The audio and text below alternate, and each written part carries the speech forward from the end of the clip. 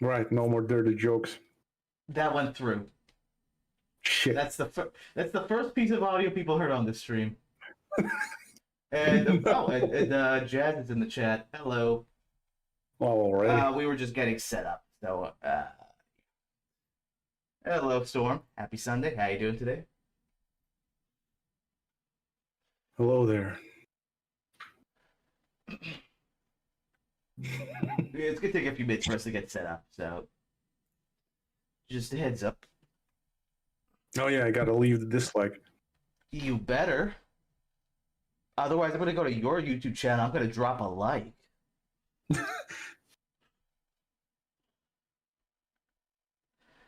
Please no, there's nothing there. I beg to differ. It's like you just literally liked a video that doesn't exist. Have you guys been affected by YouTube's new AI and policy changes? I don't think so. What AI changes? What? I've heard about some of like people getting less views on big channels, but you know, we're not really a big channel, so don't think it matters. Yeah, I've seen like a lot of people, content creators, saying like there was like a big issue of everyone's just being basically shadow banned. Ah, I see. Yeah, I mean, YouTube's been trying to, screw over their own content creators like for years at this point. Yeah, I don't remember the last time YouTube did something that people actually liked in the past decade. I mean, I know, right? hello, Capitan Peru. How you doing today?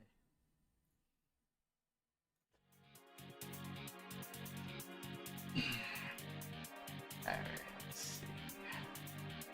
Why?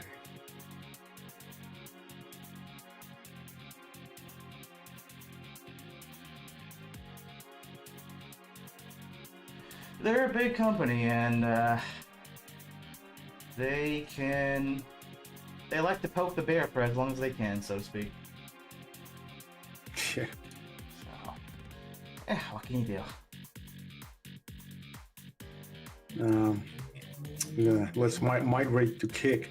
I'd rather not. Or no. If anything, we're gonna migrate to Vimeo. Thank you very much. Vimeo. Oh my. I haven't heard that one in a while. I haven't used that one in a very long time. I think I used it when I was like still in uni. Mm-hmm. But then you actually need to pay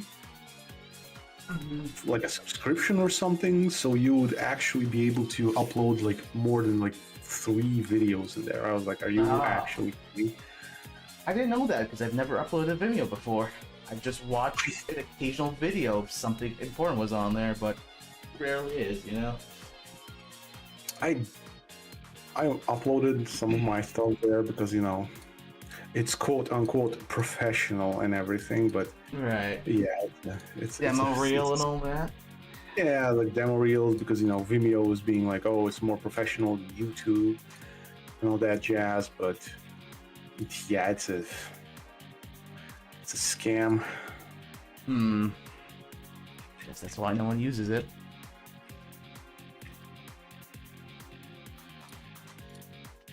Usually animators put their stuff because some of the animations were, let's call it like risque. But yeah, they're also like censoring a lot of stuff, so a lot of videos got deleted, so people were like, well, I'm not using this again. So yeah, so Vimeo is kind of like a barren at this point.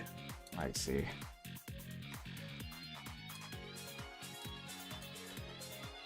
Well, I'm not moving to Twitch if that's where this conversation's going.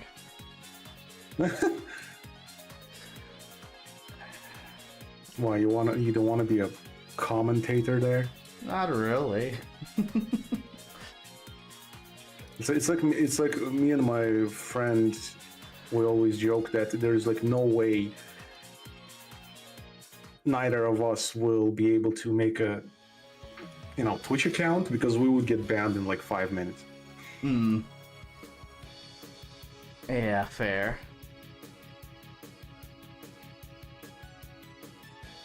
It would be like, speed run of how fast can you get banned? 10%, yes. Yes. Yeah. Oh, man.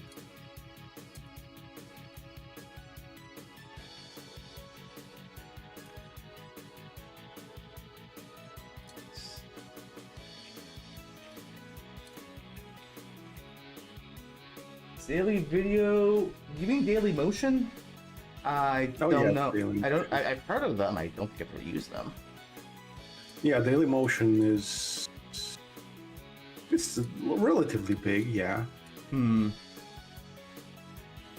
there's a lot of videos that's being uploaded. I mostly watch like boxing stuff there because like a lot of like pay-per-view stuff is being uploaded there. Oh, that's cool.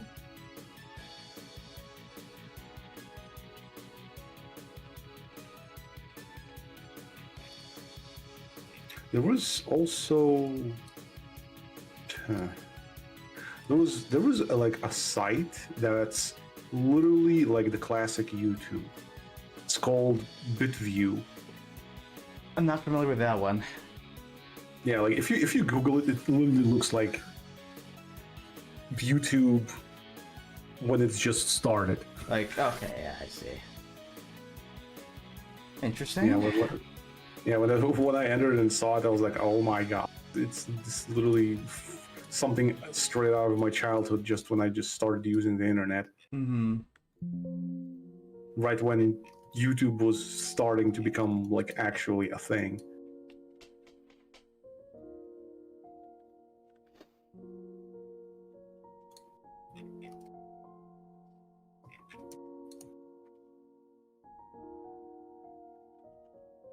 I think I have a Twitch account myself. I don't think I ever streamed off of it.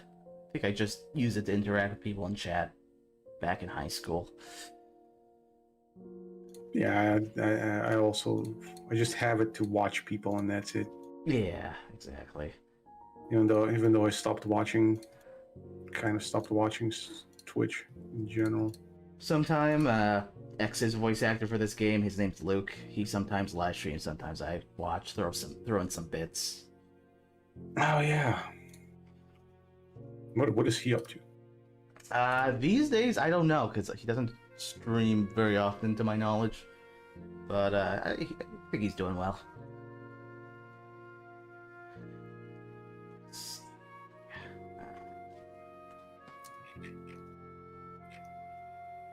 I'm gonna switch back to the PC because I need to keep putting out this part.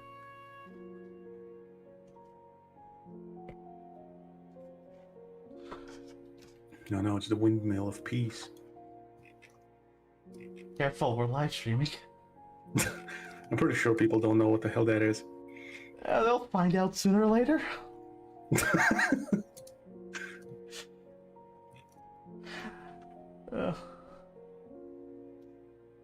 It is a beautiful background. It is my wallpaper for a reason, you know? Yeah.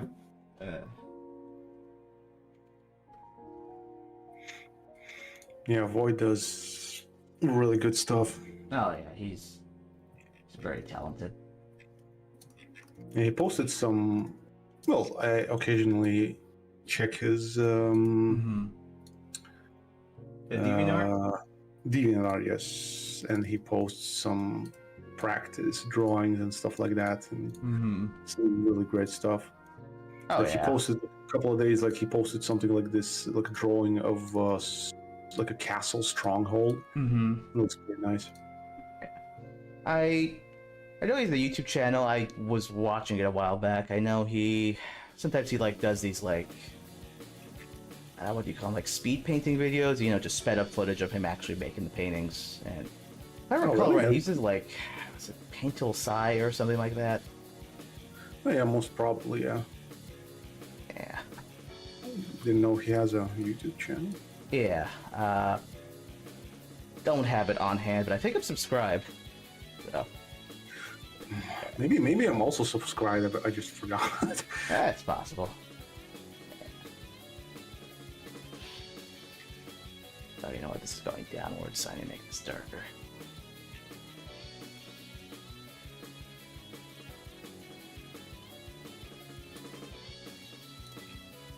Hello, Black Geo. How you doing today?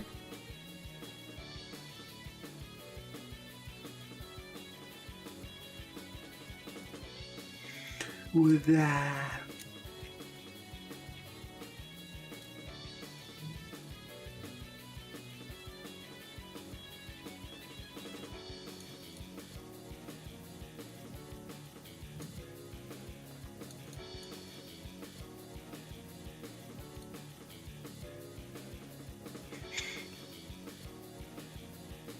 It is indeed 3 hours early, yes. We are doing things a bit differently this time. But it does mean that a new person can join today. Many of you know this man. He has been responsible for many of our sprites, for our bosses, and for Zero and for X. Ladies and gentlemen, I present to you. That's me. Yep. That's literally my legal name. Just. Yep. That's what my parents named after they heard me crying. They were just like, "Sss." I guess they named me that way.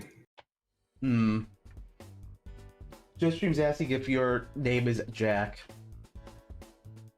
Well, naturally. I mean, We're all Jacks Jack. here. Yeah. Yeah.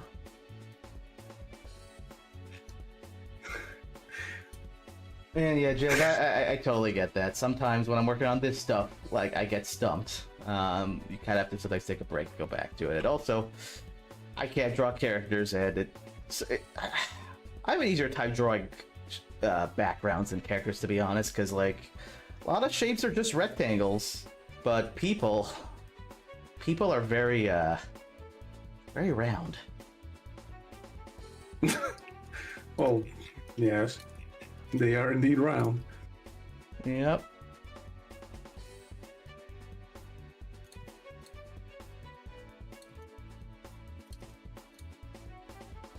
Someone's asking about Gunbolt, so I'm pretty sure you can answer that. What about Gunvolt? Hold on. Have you checked out the Gunvolt Enhanced Trilogy? I mean, I've seen footage of it when they announced it, but is it out?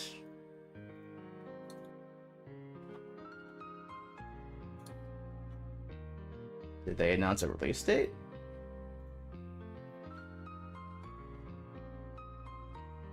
Oh wait, this is the wrong folder.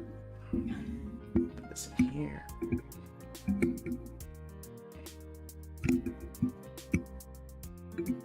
Oh, it is out. Okay. Yeah, it came out a month ago. Jeez, apparently I've been in a cave. I can't speak if it's good or not.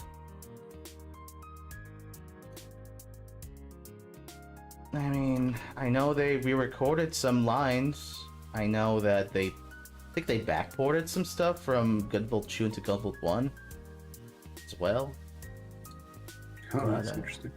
Yeah. Gunbolt. Oh, that's interesting, Jazz.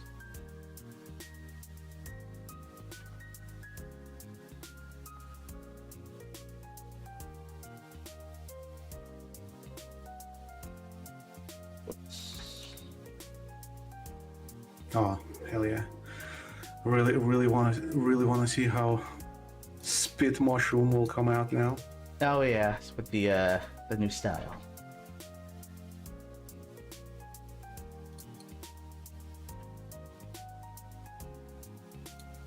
I don't know if they added in the dub. I know that they recorded new lines for the Japanese, like they changed some dialogue, for whatever reason. I don't know if it's a continuity thing. I don't know if just Aizu was a bit revisionist with the game. Who? Aizu? The producer. He worked on the Zero games as well.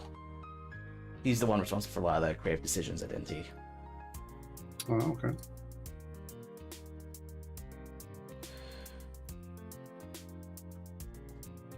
Hello, Capitan Peru. We are number one. That's, I haven't heard that meme in like a decade.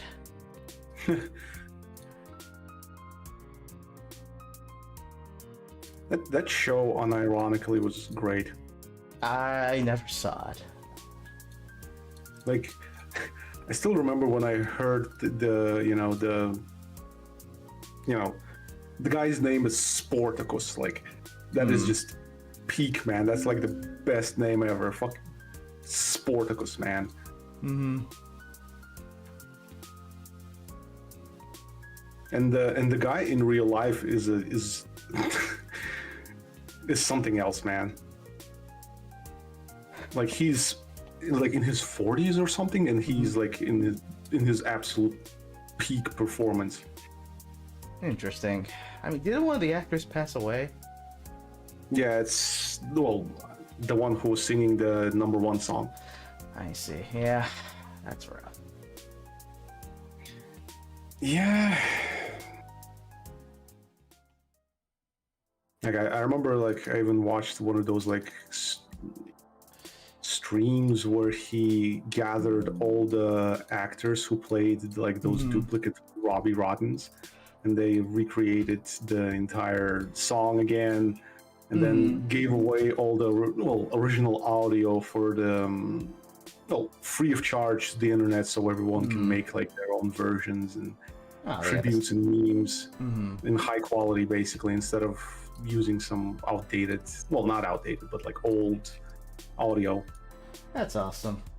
And Storm, to answer your question, like, Mushroom isn't getting like a full-on redesign. It's more so like his boss art, just trying a different style for that. I don't remember if you've seen it, but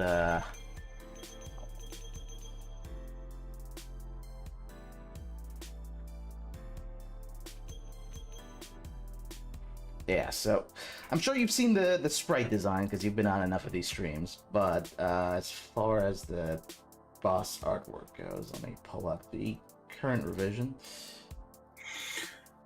Yeah, with sprites, I didn't change his design. I just improved design, like made his arms not as dinky, made him fatter.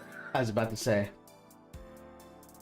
And then Jazz suggested her own designs with the cap, like giving it eyes and like more of like as a second face, and it was a fantastic idea, and I just implemented that into the sprites. Oh yeah, I think it turned out pretty well.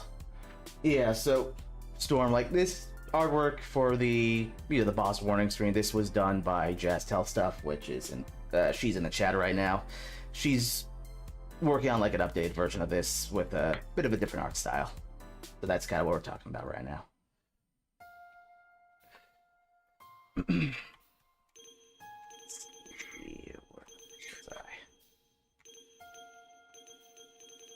Yeah.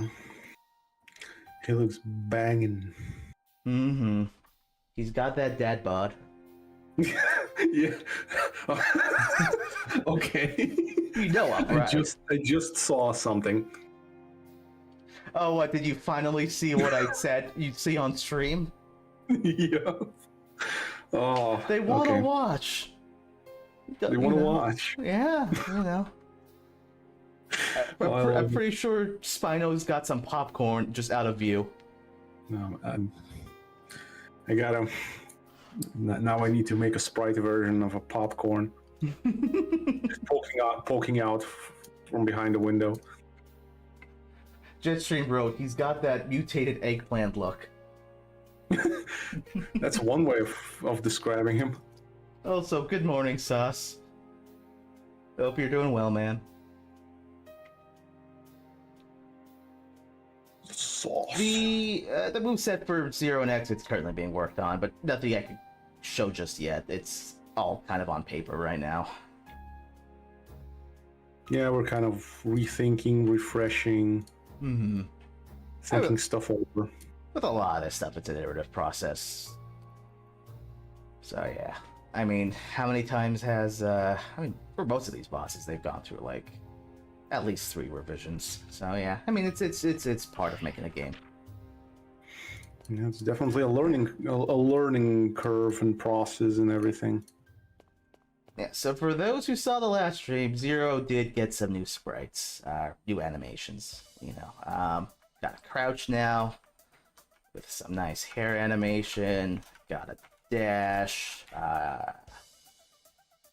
talking animation as well. What else? Am I missing anything?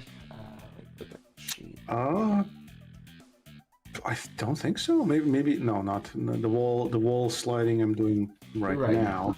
Yeah. So, yeah, people can see Skelton's screen, or sorry, that's his screen, but he is working on sprites right now. We just can't stream it. Like, won't stream it. Maybe not. Maybe we'll set up on the next stream.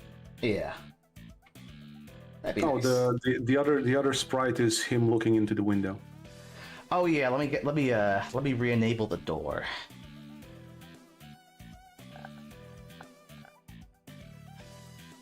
Yep. Just spawns the door in the middle of the room. Yep. Yep. So we got a little door animation. I think that covers like. Oh yeah, you also did a jump. There wasn't a jump last time. Oh yeah, the jump. Right, so there's that too. Yeah, there it is. Is that a kaiju sitting in the background? I mean, if Spino constitutes a kaiju, I suppose. I mean, it's not that big. Well, I mean, I think the scale is a bit wrong because, like, it's a bit far back. It should be scaled down. Mm-hmm. So it does look like a kaiju, and I love it. Yeah.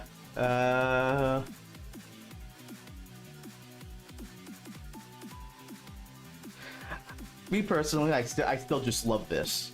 Just X and Zero staring into the abyss. Yeah, I love this.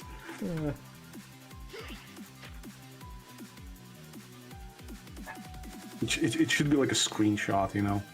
Oh yeah. Just, I should get a poster of it on my wall.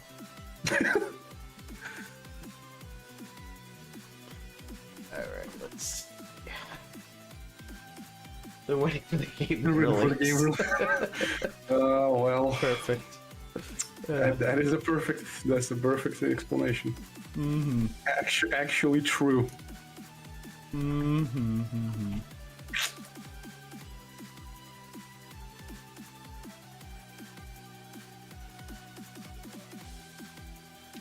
As they say, right in the jugular.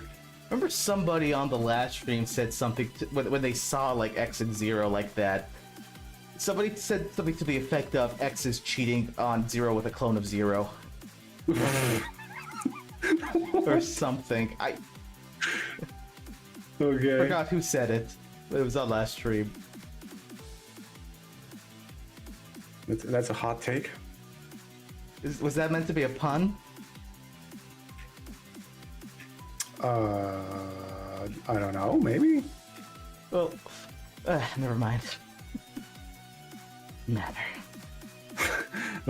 I guess the joke flew over my head. Sorry. Oh, it was Storm. Okay. Oh, okay.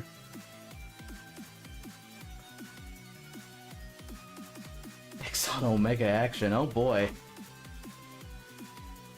That would be. I mean, I don't know. Maybe X prefers the original body. I won't judge. Dang.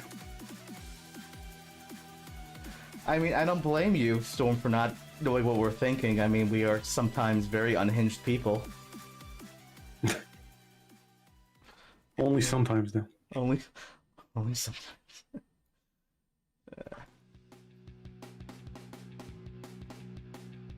Usually, we're just high on life. Depleted uranium monster. Well, you are. I'm high on life. Okay, that is fair. Fair. For the record, I quit caffeine pretty much entirely. So, no monster for me. Dang. I mean, to be fair, I don't drink coffee. I don't at all. Or energy drinks. Well, energy drinks, like sometimes when I'm like really, really bored, I'm like, you know what? I'm kind of just craving for some depleted uranium. So I just sometimes just buy them. Yeah, fair. They're occasionally useful, but for me, like a lot of times, just it gets me kind of jittery. Just brings up the anxiety. I got Speckle. I would say, honestly, the least fun part of making backgrounds is rotoscoping all the layers. This takes forever. Oh, yeah. Probably not fun to watch either, to be honest. Then let's play a game together. What game is that? I don't know. Just some co-op game, or we can just like go co-op, just X and 0.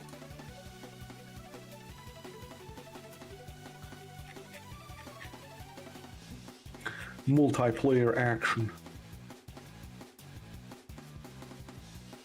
I mean, you know, like, Although there is no multiplayer action. whoops. Where's that door? You know, I mean, technically, the door's a playable character. I can control the door.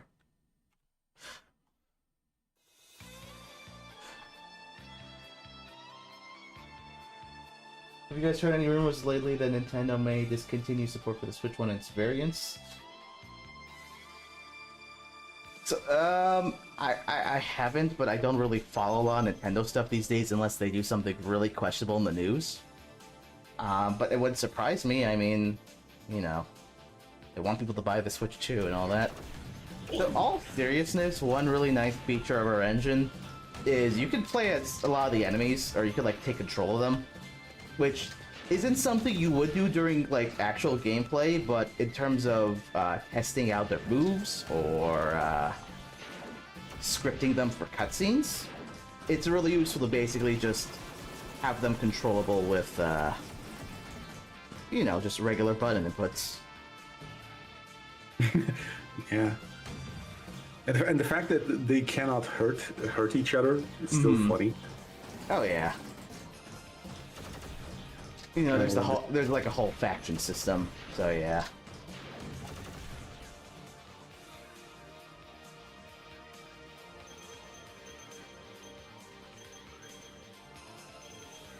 Okay.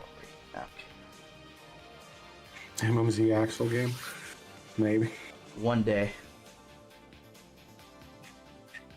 You play the whole game as Zero, and then the plot twist at the end is it's actually Axel, but he A-transit to Zero and then lost his memories. Damn.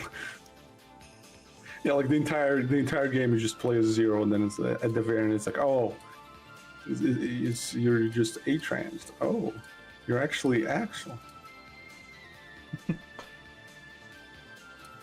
And then you go to the final boss fight, and you just...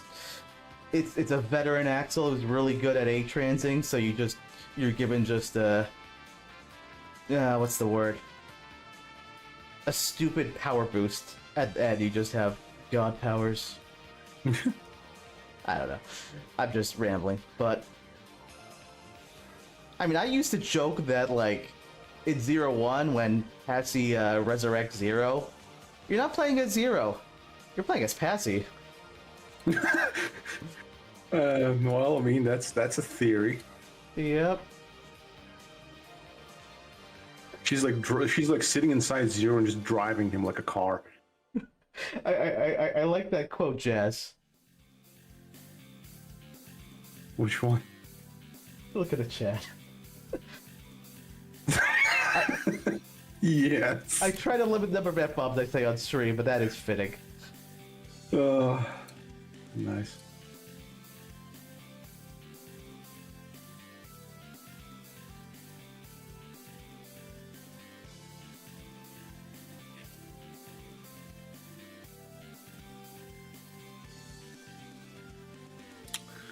If that's the case, then who's the real Axel?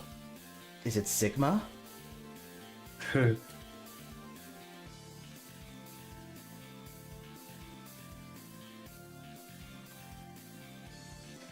Oh yeah, I don't really got anything against them.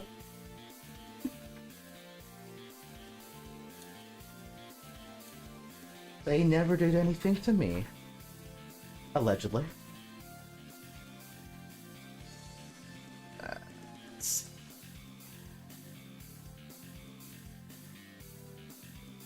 Did you hear that the Star Wars Legacy collection is being made? I did. I mean, I knew they were eventually going to do it. I do think they're slightly inflating the number of games that they have on there when they say there's 6 games, but it's just 3 games with 2 versions, essentially. 7 games, I think they even said. Did they? I saw 6 in their advertising.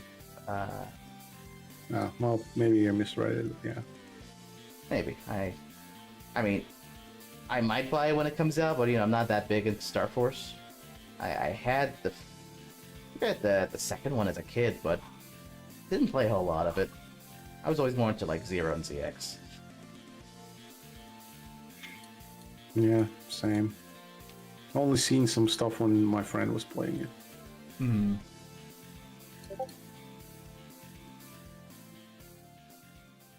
Oh, wait, hold on. There we go.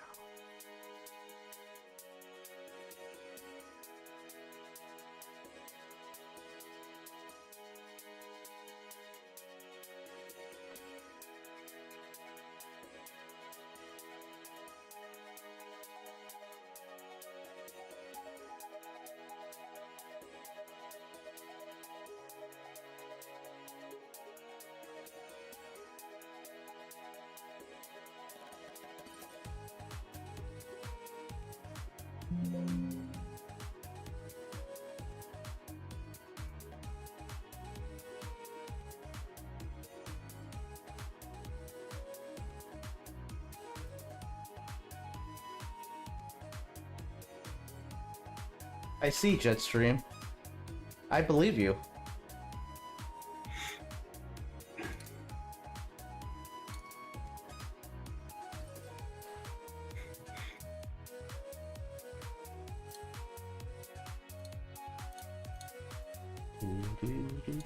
Now, funny thing with Axel is that I always just assumed that after he was whacked by Lumine? by Lumine's tentacles, he seemingly, like, I don't know, corrupted him or something like that. That eventually Axel would like become, a bad guy or something, and X and Zero would have to, put him down, let's say. I mean, I think that's the fan theory in a lot of cases. I mean, they were definitely, if not putting him down, definitely he was going to be, I think he was going to become some kind of like sleeper agent, and then they reveal later, like either I'm evil or Lumine, it's still Lumine just possessing Axel, like living on through him. Yeah, something like that. Capcom was weirdly attached to Axel, so I don't know if they'd actually kill him off. But, I would, it's... We'll never know, because, we never got an X9. So... Yeah. I mean, it would have created a cool drama, Oh, for sure. It's like, this guy that's been, like, corrupted and everything, not, like, by Sigma, but Lumine and his weird tentacle brain. That's definitely a sentence. It's something like, Axel for some time acts like normal, all fine, but then, there's some weird stuff started going on with him, and then it's like completely goes Oh yeah, no, I mean sideways. I think what you're saying makes sense. I'm just like, weird tentacle brain is a sentence to me. I mean, why did Lumine even had tentacles? Ask whoever designed them, I guess. Oh boy.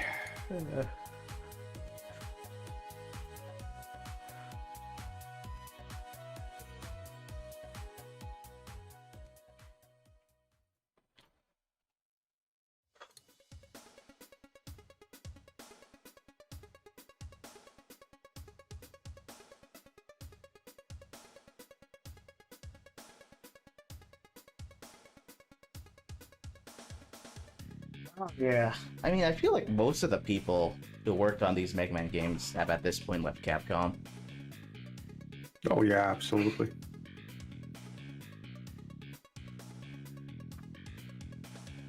I mean, hell, for all that people like to poke fun at, Keiji Inafune, he was responsible for a lot of the creative decisions with the Mega Man games, so... Yeah, I think that's kind of like the issue why games, for the most part, feel very disconnected. Hmm. Because too many chefs in the kitchen. Yeah. Without anyone like guiding. Well, Inafune kind of guided, let's say, but there wasn't anyone, let's say, like George Lucas, who held everyone with like the general idea, and like he approved stuff. It's like, okay, this goes there, like I approve of that or this. Yeah, and it's like... That's why it just feels like very kind of all over the place sometimes. It does, and I think like in the case of the X series, or rather like X7, X8, Inafune was busy working on the Zero series. He actually did play a role in kind of grounding some of Inti Creates' crazier ideas. But, he wasn't there to really advise on the X series, to my understanding. Yeah, he was doing the leash for the Kojima. That's definitely one way to put it, yeah. He was the leash in the Kojima Unleashed. Yep.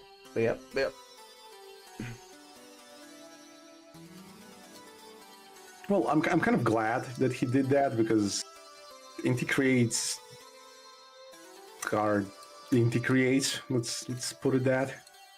Yeah, no, I mean, modern Inti Creates is...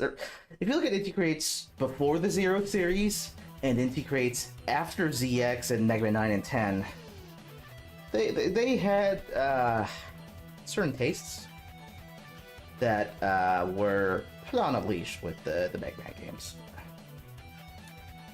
No, yeah, definitely. That's the best way I can put it. And yeah, I heard something about Inafune like being involved a bit with like axle design. I wasn't sure like the full extent.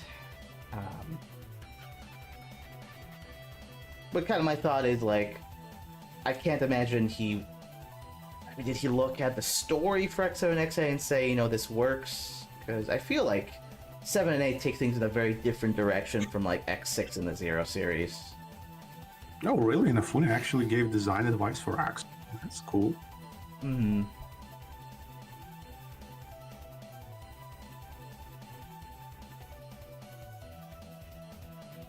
I have seen bits and pieces of that, yeah. It does look pretty neat. Like, it looks fun to play. Oh, the new Axel game? Yeah. Yeah, it was like Red Alert, I think it was called. Might have been. I don't remember the name. Yeah, it looks super fun. Like, especially the premise that he's like fighting with the Red Alert. Like, you can see like bosses and stuff like that, and like and yeah. I mean, my biggest problem with Axel is that he was introduced very, very badly. Oh, no disagreement there. Like, my ideal kind of like a headcanon of how he was introduced in X7 is that he was actually a boss fight there with or like right before Red. Yeah, them locking off X so that they could, force you to play as Axel, I think was a bad move. Because that just, I think for players, it's gonna feel hostile to take X away. Yeah, it was a bit weird. You gotta ease people into it, Yeah, and like seeing like, oh, okay, there's this interesting character like Red and Axel as the bad guys, like, and then at the very end, when you defeat Red, it would be like Axel kind of like talking into him to like finally lay down his arms and be like, yo, can you not? My assumption is that, yeah, like the dev team was really excited for Axel, and so they wanted people to be forced to play as him because they thought like people would like grow to love him. If that makes sense. Yeah, it's understandable, but again, like he should have been eased in a lot better than Yeah, how no, he I was. mean, absolutely, absolutely. Like in the X7, he's the boss, and then in X8, when he like tries to redeem himself, he's actually playable in X8, and it Oh, yeah. continues the story. Yeah, and Jez, there's nothing wrong with loving Axel. I just think like the execution could have been handled better as far as the developers went. Yeah, like no problem there. I mean, geez, we all love our characters. Hmm. I mean, Hell, I love El Paizo. Sometimes irrationally. Oh, El Paizo's amazing. Oh yeah. And I unironically like Flame. Yeah. Oh, okay, yeah. That one's a little sadistic or masochistic, I should say. Yeah. No, I mean, I think if they made Axel a boss in X7, like, you could have him, like, playable either, like, New Game Plus or also, like, in the final boss fight. But at the same time, if it was in the final boss fight, you'd have to learn his whole, like, moveset and everything at the last minute. Maybe that would be inaccessible to players. I also imagine, in terms of, from Capcom's perspective, they treated Axel like a selling point, you know. Look at this, a whole new character. So, from that standpoint, they probably wouldn't want to, like, just leave him until the end. Oh yeah, the Guardians are featured in the... Well, it's not IDW, it's Udon, MMZ comic, which I ordered, and it should come, like, next week, I hope. Nice. I actually ordered that one that has Guardians in that, about to drop the hottest mixtape poses. Oh yeah, El Paizo. El Paizo. El Pizzeria. El Pizzeria. My friend, his entire life was calling Paizo Elf Piss. That's one way to go about it. Well, in the Japanese, his name is Elpis. Okay, I see. Well, but in the I can American see why version, they changed it. They changed them to El Paizo, which I love El Paizo a lot more than Elpis. Yeah. Which is fine too, but yeah, it kind of doesn't sound kind of grand. I think the term Maverick rolls better on the tongue than irregular. So yeah. Oh yeah, definitely. Well, some American versions is way better than some of the Japanese kind of originals, like, you know, like you said, irregular stuff like that. Yeah. Photoshop, what are you doing? Did I not select this? Oh. You know, probably the best name changes for bosses were in X5 when they were all named after like the Guns N' Roses band members. Oh yeah. And because then like there's like no way in any shape or form what was that? Tidal Wave is a better name than Duff McWhalen. Like you just cannot convince me otherwise. Oh yeah, no. Largely, I think the American names were catchier. It's unfortunate they changed them in the Legacy Collection back to the Japanese ones. I mean, I get it, but the name changes were unauthorized. It was just one of the translators doing it to, like, I think she was trying to impress her husband or something, if I recall right. Who was like a Guns N' Roses fan. Yeah.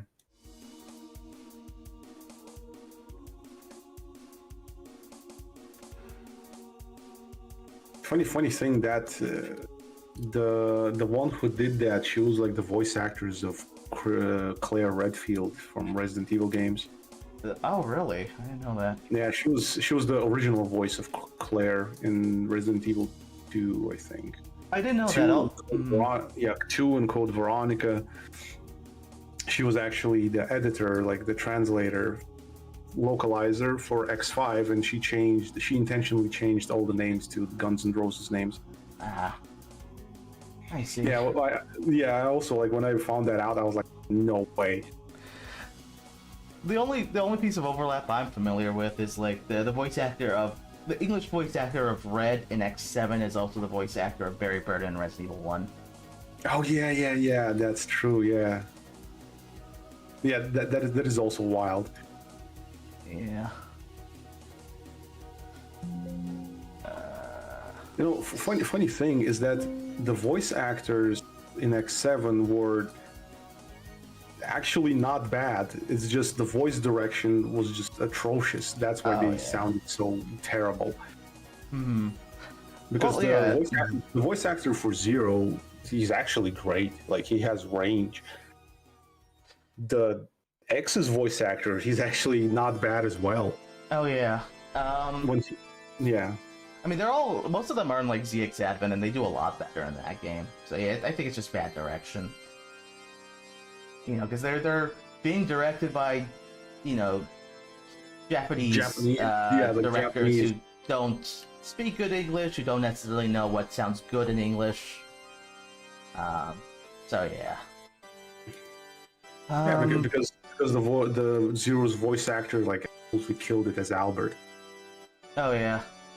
The voice actor of X and the voice actor of Gray in Advent, Peter Von Gom, he has a YouTube channel that he's active on. He's still in Japan. I don't know if he's still doing voice acting, but he has a kid now, and I'm subscribed to him. Yeah, same. I watch him occasionally. And yeah, Allison Court. That was the original Claire. Welcome, Claire.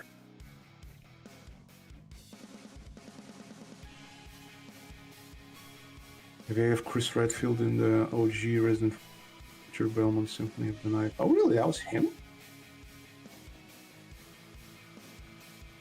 I know that the announcer for Tekken, he was the voice of Alucard, I remember. I didn't know about that one. Didn't Richter Belmont's voice actor pass away?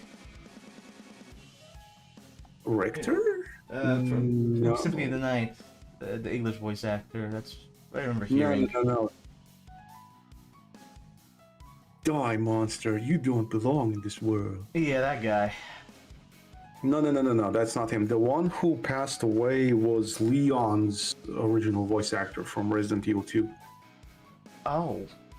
He passed away. That sucks. And yeah, Jazz, I agree as far as the all cut off thing. Because I remember, ZX Advent, sometimes just the text box couldn't fit in the whole dialogue. The guy who played Chris Redfield, at least in the live action stuff, they're actually doing like a fan project of Resident Evil. Basically, like there's this channel like Residents of Evil or something. Yeah, Residents of Evil, and they reunited all the cast members that did the opening, that live action opening of Resident Evil. So, Chris, Wesker, Barry, Rebecca, they got all the actors, and they did a Kickstarter, and they got the funds, and they're going to make a Resident Evil film again with the original actors. Oh, that's cool. Also, Storm, Paul Mercies is the voice actor of Leon in Resident Evil 4, not you. No, that's not Paul. He was Mercer. Okay, I gotta Google this. No, it was Matt Mercer. There we go. Sir, that's the guy's voice. From Resident Evil 4. If I Google it, it says it was Paul Mercier who voiced Leon in 4. Nick Apostolides did it in the remake. Yeah, in the remake, he was in the remake, completely different guy. Really? Or maybe I'm wrong. Maybe it was. No, it was a different voice actor for the remake. But like I think. Yeah, no, I know for the remake, but the original one. I didn't know Paul was in. Yeah, Paul Haddad. Yes, Paul Haddad. That's the guy. Paul Haddad. That was the OG that passed away, sadly. he did an interview with the Residence of Evil's guys, and like I think it was like a year later or something, like a couple of years later, he passed away, unfortunately. But 2020, it says. Like, yeah, like he seems like such a super chill dude. Like, it's a shame he passed away. Oh yeah.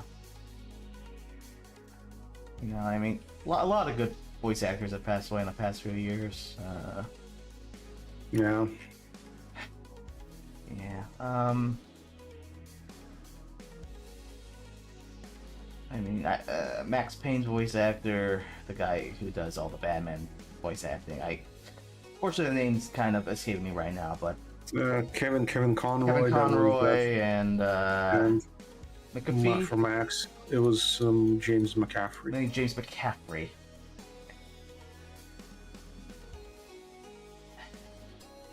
It's a shame.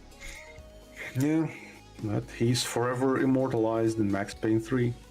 Yeah, I think the Kevin Conroy news I heard on my birthday too. Oh yeah. Yeah. Yeah, that's he played Batman until the very end, I think. Yeah, I think so. Yeah, guy is a legend. Yeah, let me.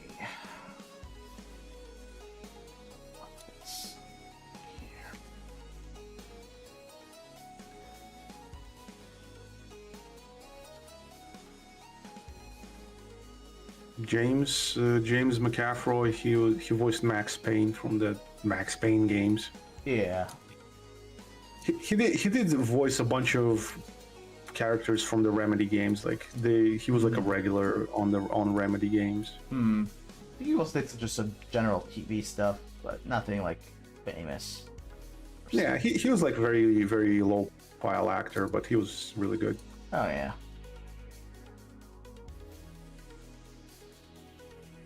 Max Payne, I envy your name. But I guess that's good when people hire unknowns. Yeah. Because it's something different. Because I don't want to hear Steve Blum for 10,000 times. Yeah, that's true. It's the same thing with like Ned Luke in GTA 5. The guy who voices Michael. Michael. Yeah. I mean, he's not bad. No, I'm not saying he's bad. I'm just saying he wasn't like known for much until GTA 5. In that regard, yes. Him and Stephen Ogg, I think. Stephen Ogg, he was kind of. I mean, he had like a role on like Walking Dead and stuff like that. I think he was kind of known. Well, was that before GTA 5 or after? So I know he got typecast in a lot of stuff after GTA 5 because of his character Trevor.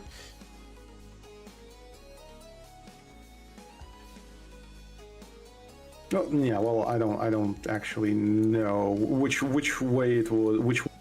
It doesn't matter. He became, yeah, like either he was kind of well known by then or after.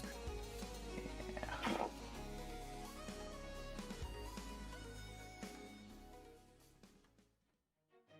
Who did this James Guy voice? Who? I don't know, just like Stormrow in the chat.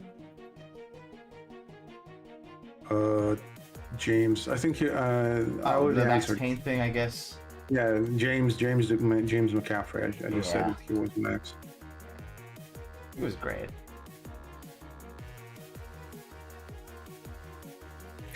No.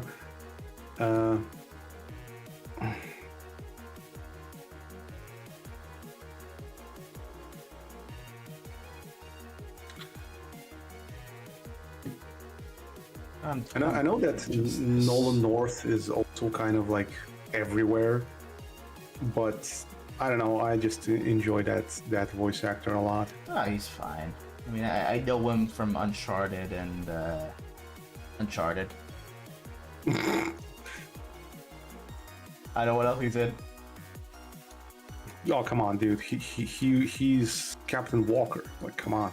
Is he actually? Yeah, dude. That's him. That's I didn't know Nolan. that. Okay, my bad. The heck, man. I'm sorry. That's actually the first place I've heard him. And yeah, like I was like, wow, this guy's amazing. Like I always wanted to like ask him like a whole bunch of questions about that game, because I'm pretty sure literally everyone is talking only about like Uncharted and other stuff, but I highly doubt that anyone ever talks with him about the line. I just remembered, he also voiced Deadpool. Yeah, he voiced Deadpool, and he also voiced Rocket Raccoon in a lot of places as well. Oh, okay. Yeah. Which he voiced Rocket in the Telltales, and he did such an amazing job.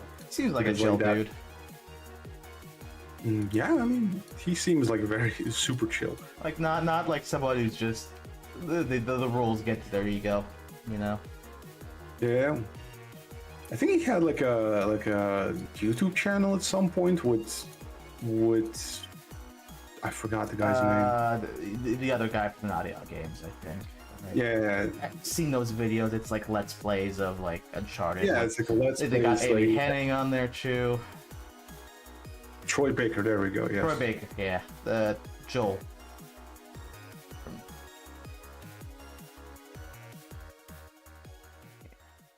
Yeah, they voiced Magni and Modi in God of War games.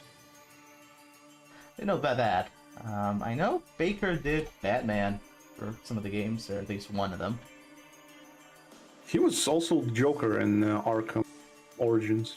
That I was not familiar with, but that makes sense.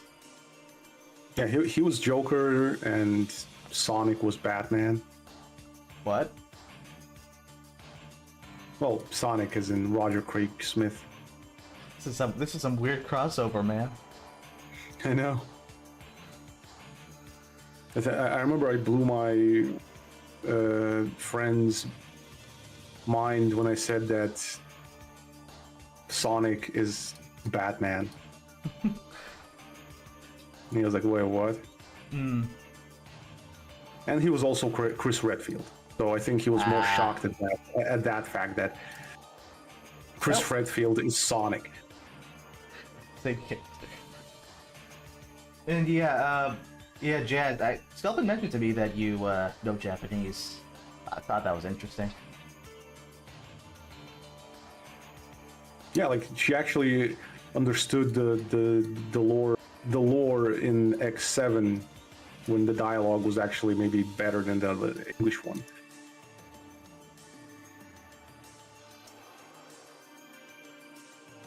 Mm-hmm. Just out of curiosity, is like translating your line of work, or is that more just something you learn the languages for fun?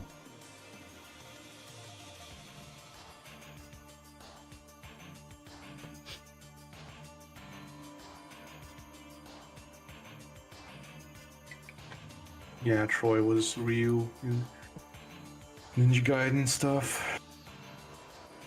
Evidently, these voice actors are in a lot more than I'm familiar with. I mean, they're the actors who actual range. It's sometimes hard to realize that it's them. It's like, oh, it's actually that guy. I think that's part of the problem when they bring in Hollywood actors to do these voice acting roles, because a lot of them just have no range. Oh yeah, it's like hiring freaking Aaron Paul. Really sounds the same in absolutely everywhere. Yep. The same boring, droning stoner voice everywhere. Oh, that's cool, Jazz.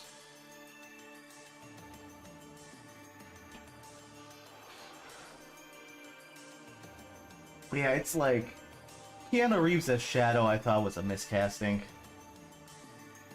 It just sounds like John Wick, and John Wick is not Shadow.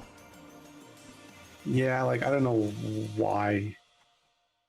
Because it's a big name, and it's gonna just it's pleases some execs and all that jazz. Yeah, because most of the time, to get people's attentions to get to movies, because some people go to see movies purely because of the actor.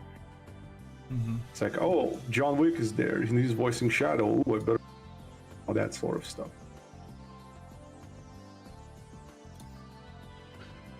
Well, for what it's worth, Jazz, like as far as your like written English goes, I could not tell like it's not your first language. Oh yeah. It's very good.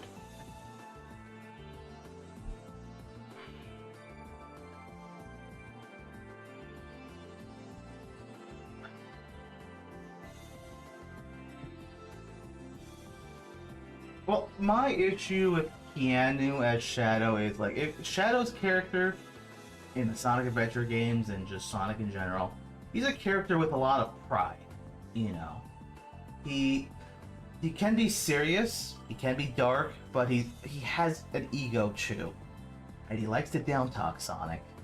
You know, like he's the superior hedgehog, and Keanu's take on Shadow doesn't have that aspect. It's mostly just kind of broody.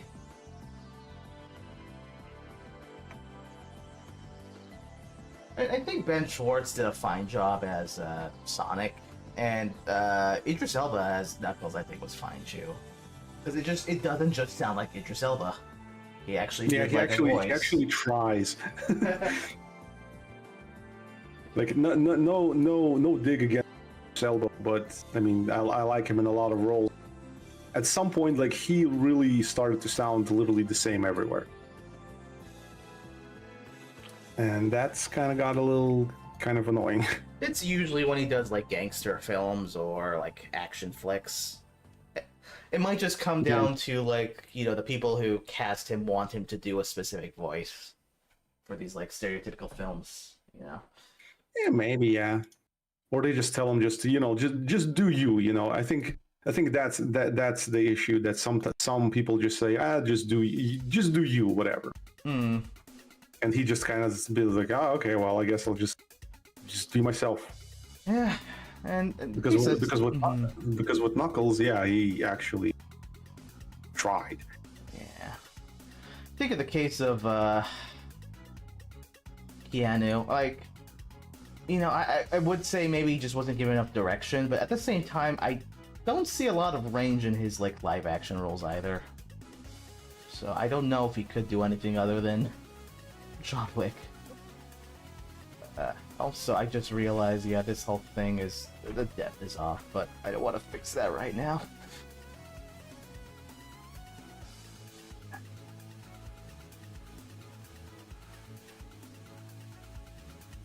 It's always funny in Sonic Adventure 2, like the English dub, when just, you know, sometimes the characters talk over each other or just interrupt because they did really time it against the Japanese dialogue. I've heard from like the voice actors at Metal Gear Solid, like the English cast, that, you know, they would have to look at like the waveforms of the Japanese dialogue and try to match it as close as possible. I know it's especially a problem with just like anime dubs because they have to match the lip flaps. Yeah.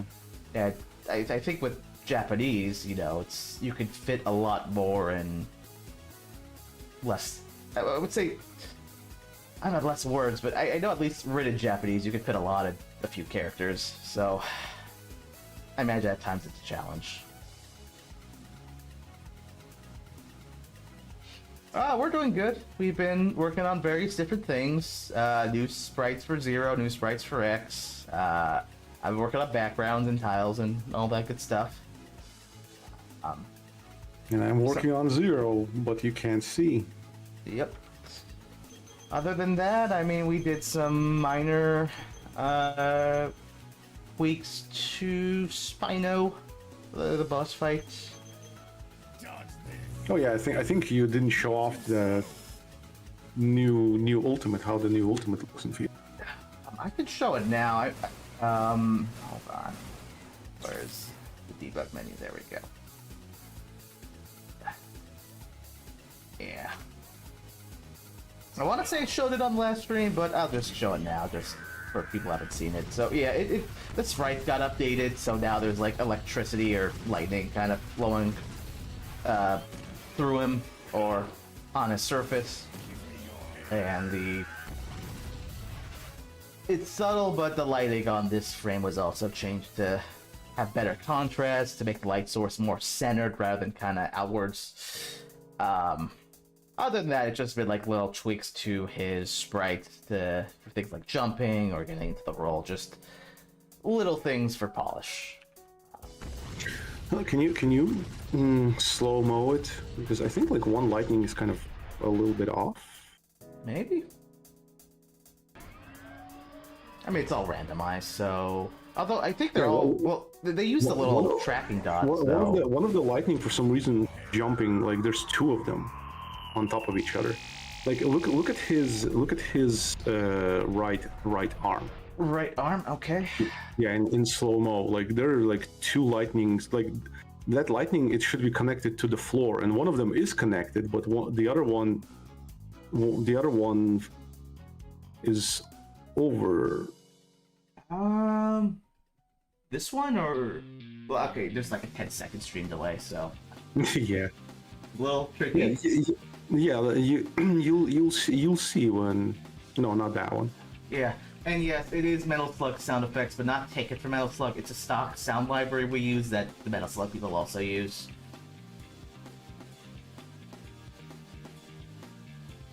Also, that one also looks out of place. It should be like on his eye as well. Let me check something real quick, because you know you had the little tracking dot, so we could just line things up, and I think it should be lined up. No, it seems like it doesn't, because some of them are like very off the body. Where's that sprite? Okay, yeah.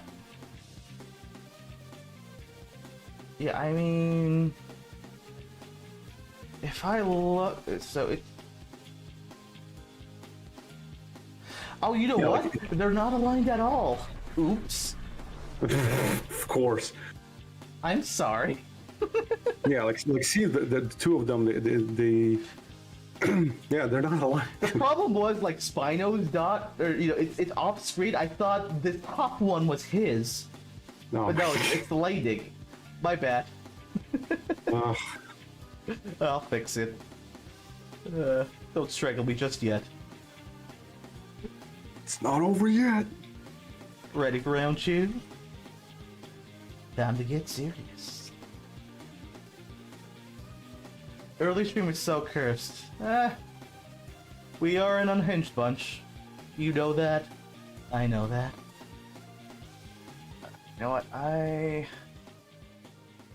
just gonna put some blue pixels here so I could make out the binos from the lightning. Actually, I'll just do the corners. That'll give me a proper reference point. What you did there, Jazz? Nice. Do you want me to fix your name?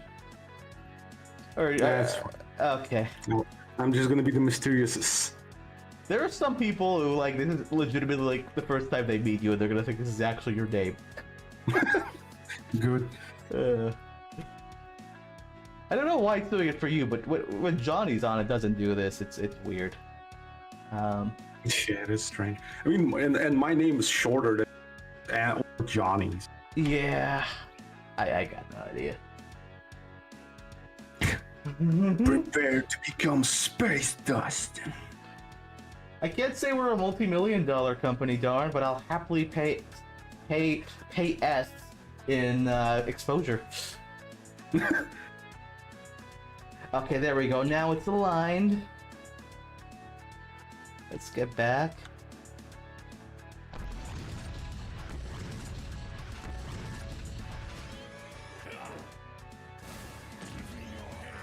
Streamer mode. No, but see, there are two lightnings jumping. Like, why is that? Well, if you recall, it's not just one lightning sprite anymore. It's like basically spawning multiple of them over time, so that you can see multiple at once, and they kind of like. Well, I get that, but one of them spawns in the wrong place. I mean. Like look at his right arm. Okay. Like sometimes there are two lightning that spawn almost at the same time, and one of them is like now it's like in the ground. Yeah, I'm seeing it right now. Let me find that frame in your right. I mean, you did put one in the corner here. No, it's the same one, but it spawns in a different location. Like it seems like some of them spawn twice, but there's like another layer and it spawns in a different place. Like there's something weird going on here. Hold on. Was it 6? Give me a second. 5D. These. Yeah, like okay, so if I just in the editor line them up, right? So it's going from the bottom of his hand to like touching his knee and then his toe in the ground. Is that intentional? Yes, that is intentional. Okay. But one of them spawns in the wrong spot sometimes. So are you saying that? Okay, it's the one on the left that's in the wrong spot, or it's this one on the right? In the right, look at it. You'll notice that the same one spawns sometimes, and it's in a completely wrong place. I'm just saying, like, as far as what I have on screen right this moment, and again, I know there's a delay, but like, is this in the right place or is this wrong? Well, the one that you are showing right now, it's in the right place. Okay, cool. Just gonna keep on frame advancing till I see that issue. It shouldn't be randomizing their position. It's just, you know, it feels like that it is, because sometimes it's. Well, okay, let's try to capture it. Yeah. Or I am just tripping. That's also a possibility. It's fine. It's fine. The problem is once you spot it, you know, it's a delay. It's already gonna be gone. So we'll just see what happens. But it shouldn't randomize position, I think, unless there's something in my code. But if there was, we'd see like the little tracking dot shift, and it's not. Well, because you're kind of looking. Like you said, like there it was. It was it was spawning under his knee, and right now it spawns in another place again. Under his knee. Okay, hold on. And a couple of other lightnings are also spawning in places.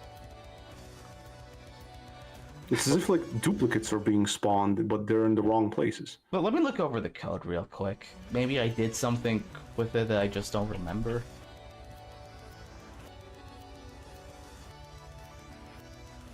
THSP3. Oh.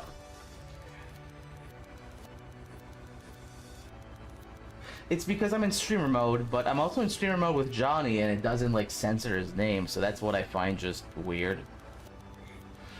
Well, maybe I need to put on streamer mode so my name would be visible. So that's streamer mode is when it censors stuff on your Discord, so if you're screen sharing or streaming, it doesn't like, you know, dox yourself. But maybe there's a setting on your end to say, hey, you don't gotta censor my name. Maybe Johnny said that. Yeah, I guess, yeah.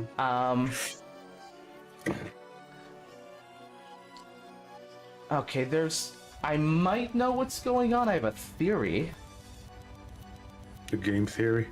No. I don't watch Mad Pat. Yeah, me neither. Okay, yeah, I see the problem. So, we replaced this little, like, illuminated frame, like, the other day. And we have the little, like, tag on it, which says where to put the lightning. And when I replaced the frame, it reset the tag. So, depending on, like, when the lightning spawns, when he's illuminated or when he's not, it's spawning in a different place. Okay. Easy fix. Easy fix. There we go.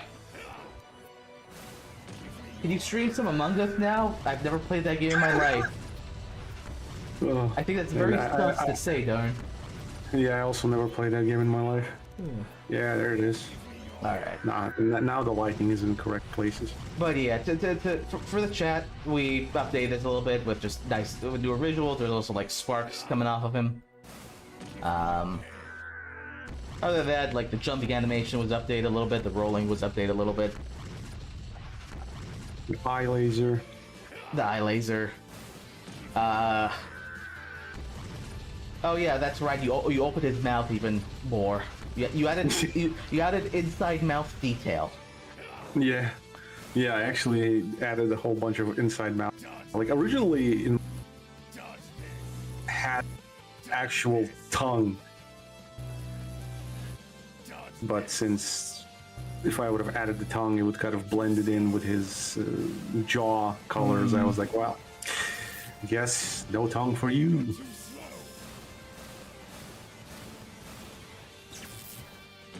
Hogging. Kinda. He is, yeah.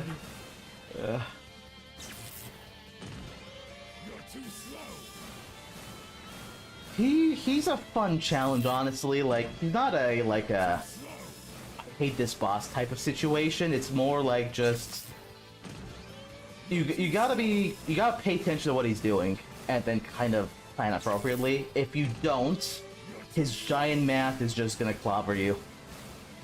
That's how I think of it. Bro is zooming. He's having the zoomies, yeah. Well, I might as well just actually showcase the boss fight proper now. Although I gotta What's up? I said, like, come on, Jack, show him what you got. I just gotta restart the game because I plugged in the controller. Hold on. Split musher weapons can be so better than the other one. Soul body, just pathetic. Yeah, I mean, his weapons are kind of meh. Also, Zero's in the wrong place. Hold on. This is an unfair start to the fight.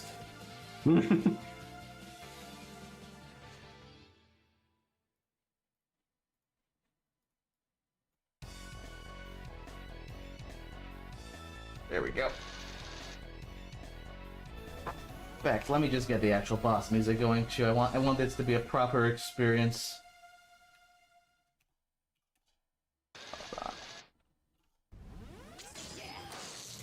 Hold on.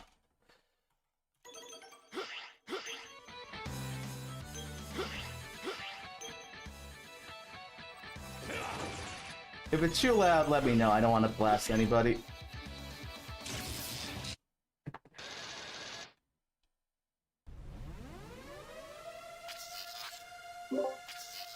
Oh man, I'll have to mute myself so I can hear the boss fight. I wish there was a better way, but I can't screen share with you without just my internet dying.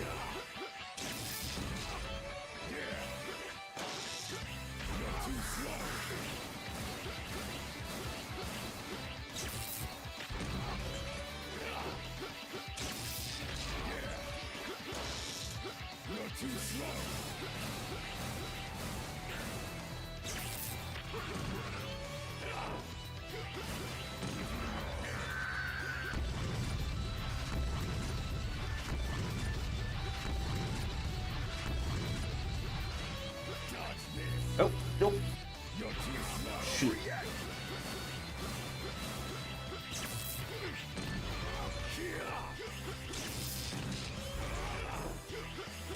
My God, he's really jumpy.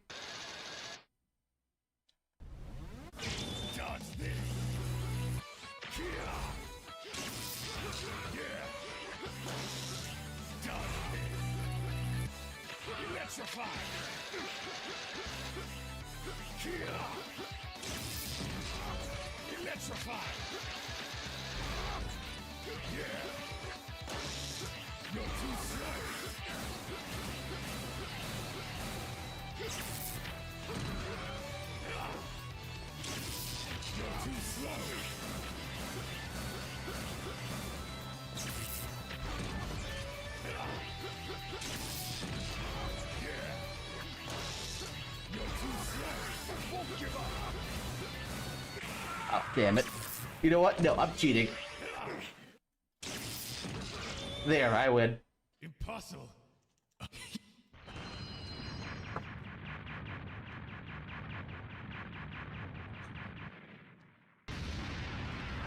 I think you can dodge it. You should have busted him because I don't think you showed him being blasted. Oh, I always thought like the Saber one looked more like cooler, but yeah, I could do that just real quick. Well, I mean, yeah, it does look more brutal, but I don't think you showed him getting gut blasted. Yep. So one unique feature of this game with the bosses, we have 3 different death animations. if you shoot an enemy with a boss with a lemon, it's just kind of a death animation where there's no physical damage to him. If you do it with a charge shot, it's a different animation. If you do it with a slash, it's a third animation.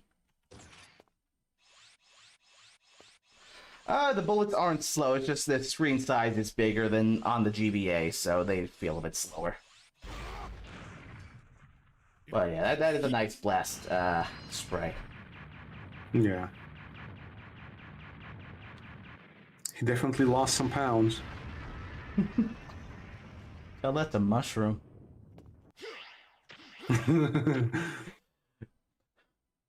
Yeah, and also, like, if you kind of pay close attention, those little, like, mechanical guts that falling out of the bosses, all of them have, like, unique guts to them. Oh yeah. A lot of little details. Speaking of, if this is the first time people are seeing the new Zero design, one little extra detail Sculpin put in is that when you shoot the Buster, he holsters it. There's a little holstering animation. And the charge shot is inspired from SNK v Capcom Chaos. So. Good stuff. Yeah, and his little Buster effect blast, that's actually his X5. But no, X6 Buster shot, only recolored. Oh yeah. And if anyone asks why the Buster looks a little different, Sculpin took some creative liberties. He went more so with like the concept art for the Buster. How long did it take to make Magma Dragoon? Well, the old one, the very first one that I did, I think I made him in like a month, maybe? Yeah, I think it was like a month. Yeah. I think when you know what you want... It took some time for him to design. Yeah. I think when you know what you want to do, you're very fast. Like, very efficient. Yeah. Yeah, definitely. I think the important thing is to have a strong concept for the boss before you start making sprites. Spino was like a big case of that because he went through a lot of sketches before any sprites were made. But I think Spino himself even took like a month as well, I want to say. Yeah, like surprisingly Spino, like I whipped him out in like a month, maybe even less. But I worked on him like literally every day. Oh yeah. I think like the hardest part was making like him first, because later I just moved around pieces, like like separate legs, separate arms, separate legs, head, and I just kind of just moved around everything to create motion and animation. Because Inti Creates did that a lot with their bosses, where their entire animation, they didn't animate, they just made them like move around their pieces, and that's it, and it looks good. Yeah, with the old, Go ahead. No, I'll just finish. Like with the old, like 8 frames or like 10 frames of animation just for his idle stance. He had like his like knees moving every frame. But it's like it was not the greatest ways of doing it because it's super time consuming. Oh yeah, I have it on screen, by the way, just for comparison. We can show the old one versus the new one. Or at least this is a version of him. I know there was like, I might have several here in the files, but like this is one of them. I think I have others in another folder, but this pose is literally Akuma's pose. Yeah, and there was this one here as well, which I think also was Street Fighter influenced. The new one, yeah, this one was pretty much just the standard like Ryu can poses. And then the new idol is this one. Or actually, wait, this was for his, This is for his new look, yeah. I think this was slightly old. So this one's slightly, yeah, this one's like this is what I have I mean, imported to the engine right now. yeah, like, but it's the new one is similar, just like the arms are just in a slightly better position, but yeah, it's the same thing. But yeah, it's like I just took a lot more studies of how Inti Creates did it, and I just scaled down my ambition, let's say. Yeah. I still do my absolute best of them looking like very good, but I'm not like going to like make every single frame of animation like drawn from scratch, you know, if it's necessary.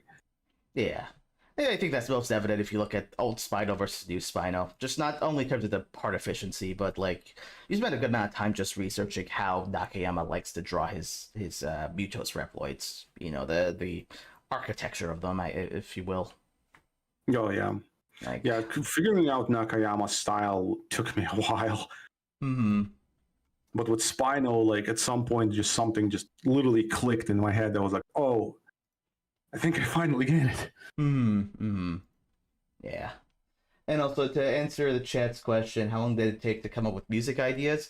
Usually, like Hito's very fast. If you just give him a concept, he has literally just made music on the spot.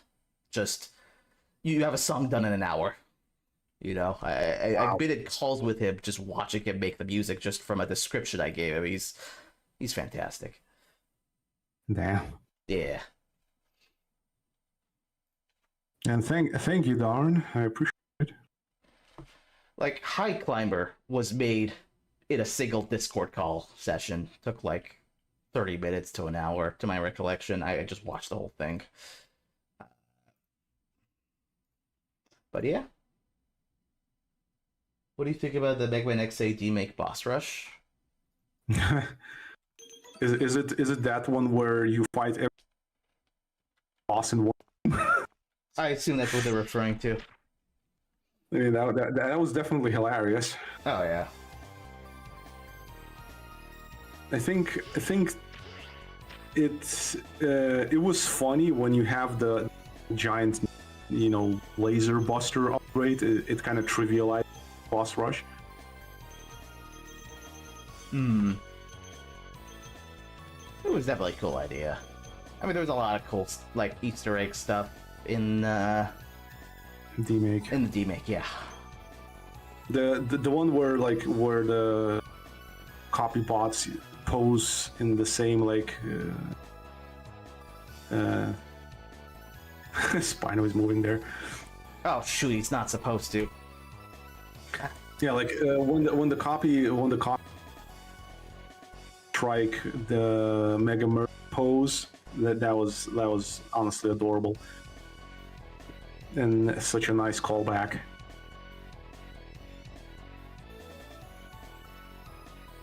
I mean, I like the boss rush, but I think those secret bosses were a bit much. Blondie, you are 3 days late on rent. Oh no. Hey, Sparkster, how you doing today? That scared me. What was that? Happy Sunday, man. Happy Sunday. Yeah, happy Sunday. An unhappy Monday. It is hello, Darn. It is me, the person. I have no idea how we got in here. Jack just found me on the street. He asked me to voice an Aussie. Totally. 10 out of 10. 10 out of 10 would get stabbed in the back with a beam knife. Anyway, Mega Man. It's just like 8 out of 10. Service is great, but now I'm dead. Nah. So, Darn, Sparkster here is the voice actor of one of our characters, Dero. He's a very reputable seller of goods in a trench coat. I am single-handedly responsible for the increase in price on video games. Oh no! I was half expecting you to say eggs, but that works too. Yeah. Eggs, okay. The prices of eggs are increasing where I live.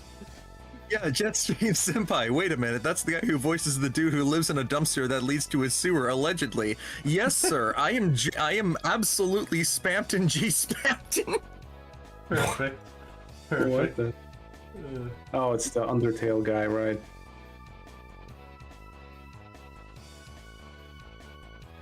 Oh, seriously, hope you're doing good, man.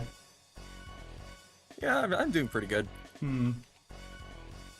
Just thought I'd pop my head in, see what's going on. Oh yeah, we're just working on, well, Sculpin's working on sprites, I'm working on a background. Yep. Yeah, but no. Shinwag with the skull pen, allegedly, possibly.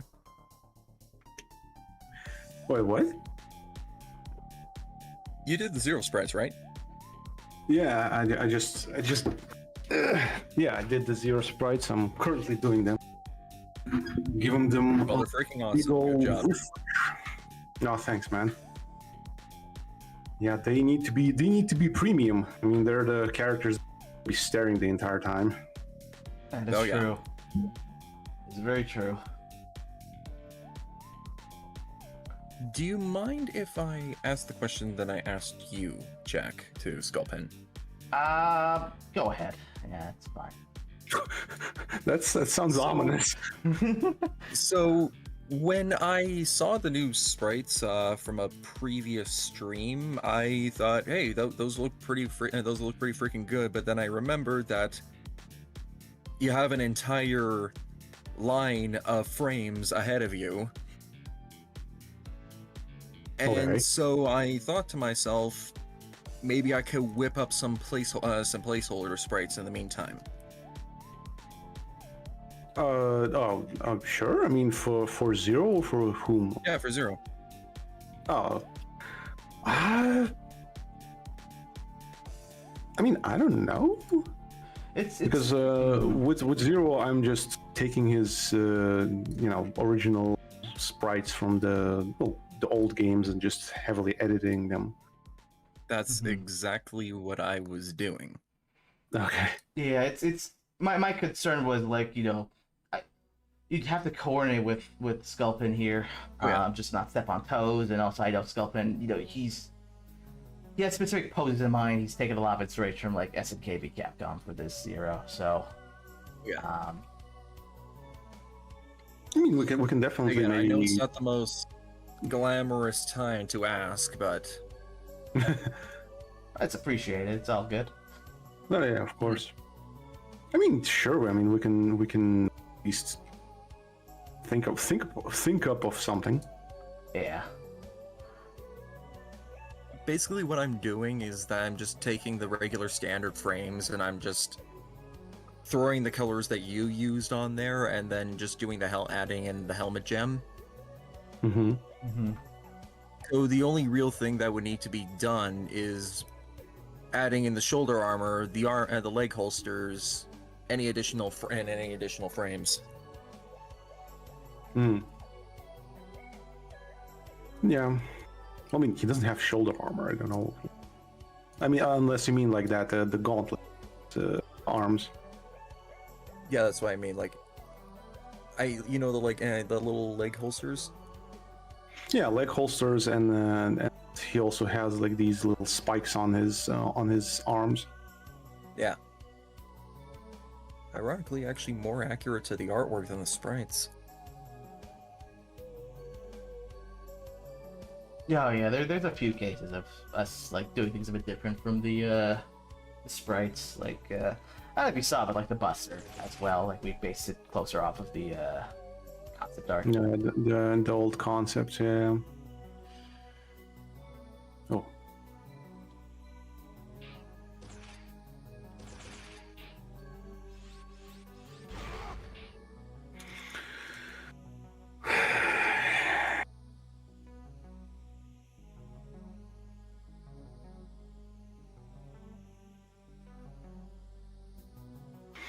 Almost done with this wall climbing.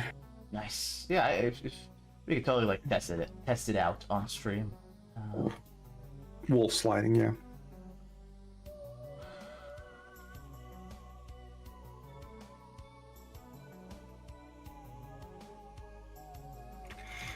Because sometimes you just think like, oh, just changing the colors and yada. Then you kind of just also need to adjust like his kneecap, knee guards, and a bunch of other stuff. So it still takes a while. Yeah, I did notice one thing with his when he. It's possible maybe I just didn't import an update sprite, but like if you look at my screen, when he shoots, if you look at his right leg, the it changes design a bit, going to the idle. Wait, what? Oh, that one. No, no. Oh, I see it. No. Yeah, it's not. I see it. It's not wide enough. My idea was more like he turns like the knee kind of twists forward a little bit, and the back. Well, a calf, I guess that's it. Calf. Calf. Calf. No, Yeah. Calf. There we go. Yeah, the calf. It sort of just rotates to the other side. That's why it kind of shrinks a little bit, I and think the lighting changes. well, I think the Like thing for that this for it's I think because the foot stays static, it doesn't create the impression of rotation. You know. Yeah, I concur with Jack on that. The foot isn't changing, therefore it looks like that the calf is just shrinking. I guess yeah. Then there is a fair point. Oh, nice jazz.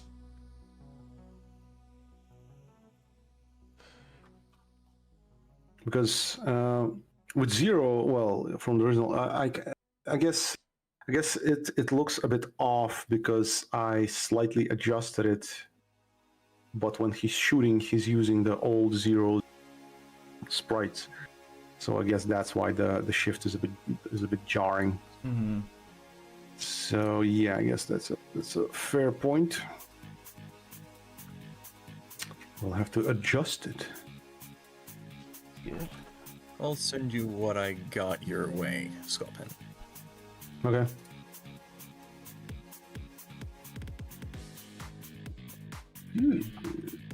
Wait, what? Oh, okay.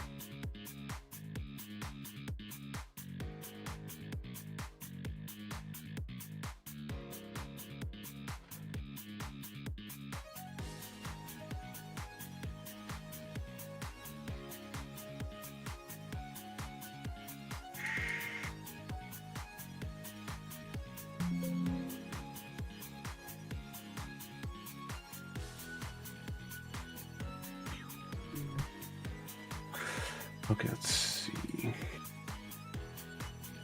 My God, I have so many layers. It's like 100 layers Story here. of our life. Jeez. Okay. So you just took the colors from the have it replaced them. Replace them and added in the helmet gem. I tried to approximate the head turn on my own. It's just hard to see because they're small.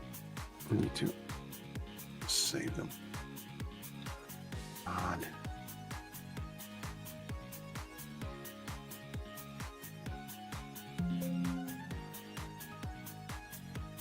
Yeah, like the running animation is just a pain. I still haven't done for the X running animation. Saving the worst for last, I suppose. Yeah, saving for the worst for last. But I mean, if you want, you can also do X's running animation. Okay, well, yeah, I see it. You just change the colors to the colors that I use. I'll just have to add the knee guards, adjust the chest, Holster and yeah, the leg chest holsters. redesign. Yeah, the chest redesign. I mean, yeah, I mean, this Basically, is I'm already- just giving you the baseline to add off of. Oh yeah. It definitely speeds up the process. So, thank you for this. It's greatly appreciated. I mean, yeah, if you want, you can try the same thing for X and running animation.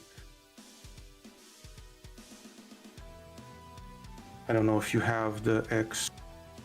We don't have the sprite sheet, but I could send that to him unless you want to do it.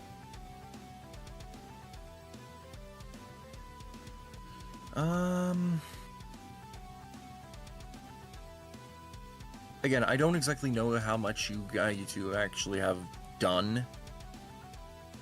Yeah. Well, Would it- I would it- will.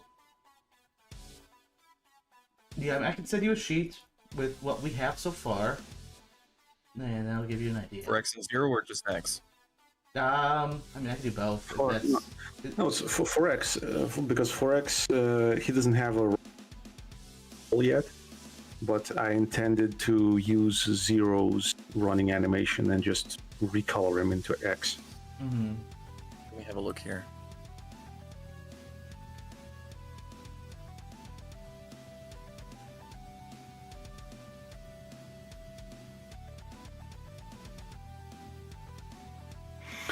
Okay, 000, you bastard. No.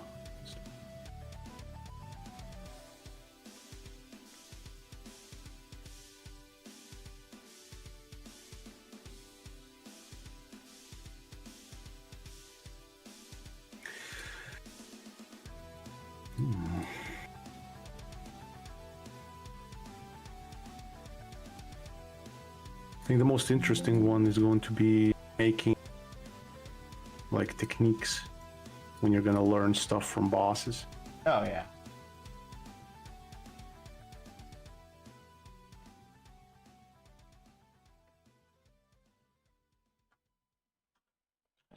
For sure. Because I remember like the old sprite that I've seen like a long time ago. Like there was some really weird stuff, like Zero having like a scythe for a weapon or something. Yeah, I mean, at one point we were like debating whether or not Zero should have more weapons than just the Z-Saber. That's probably what you saw on the sheet. Yeah. I mean, I think Zero just having the Z-Saber is a better choice. Hmm. Well, I don't mind the idea of like having upgradables and stuff like that, but yeah, it doesn't need to be like a mainline Zero game where every game has a new weapon and you with a unique design and it affects platforming and all that. Yeah, we don't need to. Yeah. Keeping it simple sometimes is a better choice. Oh, hi Nick. What's up, gamers? How you You're doing? on live stream, just to be clear. Yeah, I can Just, tell. Be careful Hello what you there. say, sir. All right, time for the leaks. Okay. Nah. Oh, how you guys doing? Ah, we're doing all right. We're Yeah. doing great, yeah. Oh, hey, Sculpin, we never get to talk. How are you doing? I'm doing great. I mean, the stream is finally earlier a bit, so I can chill for a couple of hours before going to sleep. Yeah, Nice. for him, the old stream time, it would be 1 a.m. where he lives, so it's just not practical. Oof, I gotcha. Yeah. I only had the opportunity to come in on the stream and leave a dislike, and that's it. Yeah, that's I'll fair. be honest, I'm more interested in doing Blondie. Blondie. Oh, wait. Blondie. Hold up. Sparkster. Okay. Sorry, no, for some reason my brain autofilled and I thought you were Johnny, so also hello, it's No, very nice no. to meet you too. Bloody Stop. hell is Johnny? Johnny's asleep. Yeah, you're right. It's like the middle of the night for Johnny. No, it's no. Not quite. No, that's what time is it for him? It's like Oh, no, 3:30, 3:40. Yeah, I know. Like I said, it's the middle of the night for him. I'm saying so weird. Yeah, his sleep schedule's all over the place, but it's fine. It is what it is. It Yeah, makes sense. He's with us Yeah, in time's- spirit. Bastard. Oh yeah, Can't really make a good deal for sleep. it's definitely like interesting from a development standpoint because we're with with Sculpin for example. You're 7 hours ahead of me, so it's it's tricky finding time to just sit down and like work on stuff together. Yeah. Unfortunately. Wait, so I mean, it's pretty obvious what Sparkster does, but what do you do, Sculpin? And I'm doing sprites for Zero. I'm not sharing my screen. So Nick, Sculpin's our lead He's working spriter. on Blondie. Sculpin's our lead spriter. He worked on like most of our bosses. He took over my old job. Good one. Nice. I'm glad you got it, because God knows I didn't want it. Nice. That was it. Ladies and gentlemen. What's up? Oh, my back. Oh, sorry. Did you say something, Sparkster? Maybe he said he'll be right back. I haven't been speaking for the past few minutes. I'm just... Oh. What was it? Who do you voice? I'm curious. Me? Yeah. Why, I'm the ultimate deal master, mate. I'm the man that you pay Sunny to. I'm the man that will stab you in the back so as much as you double cross me. Alright, fixing good. Which character? He's a highly reputable businessman in a trench coat in a dark alley who sells you highly reputable goods. You still owe me that saber, Blondie. Oof. Nice. Are you sleepy, Mr. Nitro? I literally just opened my eyes like 5 minutes ago. Okay. Good morning, I guess. As you can obviously tell, I really enjoy voicing my character. Oh yes. You know, it's times like these when I come in here and I get to meet new people that like makes me reflect on like all my bad choices like 10 years ago. And how they turned into something entirely different. Yeah, the game's changed a lot since those Flash animations back in 2014. Oh, yeah, God, I feel like I'm like still like what is it? God, what was I gonna say? Sorry, I'm still gathering my thoughts and my brain's still take your turning time. on. You're waking up. I'm just kind of like, man, I like kind of miss those days, but I kind of don't at the same time because I remember it just being drama. I mean, not in here, but I'm talking about like in my friend group and with other developers. It was other developers I knew. I understand. Dude, do you guys want to hear? You guys want to hear a fun story? Chat, do you want to hear a fun story? I think you guys might like this. So before I got into MMZR, I was doing some kind of like fan game or something. This is like when I first got into the scene, and I remember there was this guy. He started up a dev team, and I joined to do the sprites, right? And I was like, okay, I get to do the sprites, blah, blah, blah, blah. This is kind of where I got my first experience before we went in, when I started going in and kind of vaguely doing the first steps in MMZR. And what had happened was there was this girl in there, and me and her were getting along. And that was all it was. It was just, we were getting along, we were becoming friends and stuff, you know, and we were just having good laughs. And the lead developer was like upset that we were getting along so well because he had a huge crush on her. And what was it? He was getting more progressively like angry at me. Oh no, you know, like passive aggressive at me, rather I should say. And it like eventually he crashed out on me one time in main chat saying like, it's like you two are always talking and hanging out and I just feel like I'm not involved. I'm like, wow, dude, way to say that in front of everybody. I was just, you know, not to be mean, but I didn't say that to him, but that's what I thought. And he ended up proceeding to like just like not like me over the next while and was trying to delegate me toward positions where I wouldn't have to be in voice call. And eventually what ended up happening was that, you know, her and I, we just kept talking in DMs. We were just good friends. That was pretty much it. And one time when we were in call, we tried to tell him, it's like, dude, we just get along. We're just having a laugh. It's like, what? We're not trying to like, you know. And then finally I called it out. And I was like, do you like her? And you know, he got upset, like upset, and kicked me from the call. And then he kicked me from the server. And then like, I think like the rest of the devs like walked out. They all left the server after I got kicked, and I was like, oh my god. So, and then on the biggest ironic twist of fate, after he kicked me out, me and that girl were just like, well, that was kind of awkward. I was like, well, I'm gonna get going, so you know, it was nice meeting you, take care. And we didn't even stay in contact. So I was like, bro crashed out and lost everything over nothing, basically. It was great. Jeez, this is the first time you ever told this story. That was something. No, I actually did tell you the story before, Jack. I even showed screenshots way back in the day. Yeah, I told you when we first met, but I don't remember. I don't expect you to remember something from 10 years ago. Okay, fair. It was kind of almost the same. Also, like almost 10 years ago, where like a buddy of mine, he really wanted to work in Blizzard way back when. Oh, I actually know some people in Blizzard now, but yeah, continue.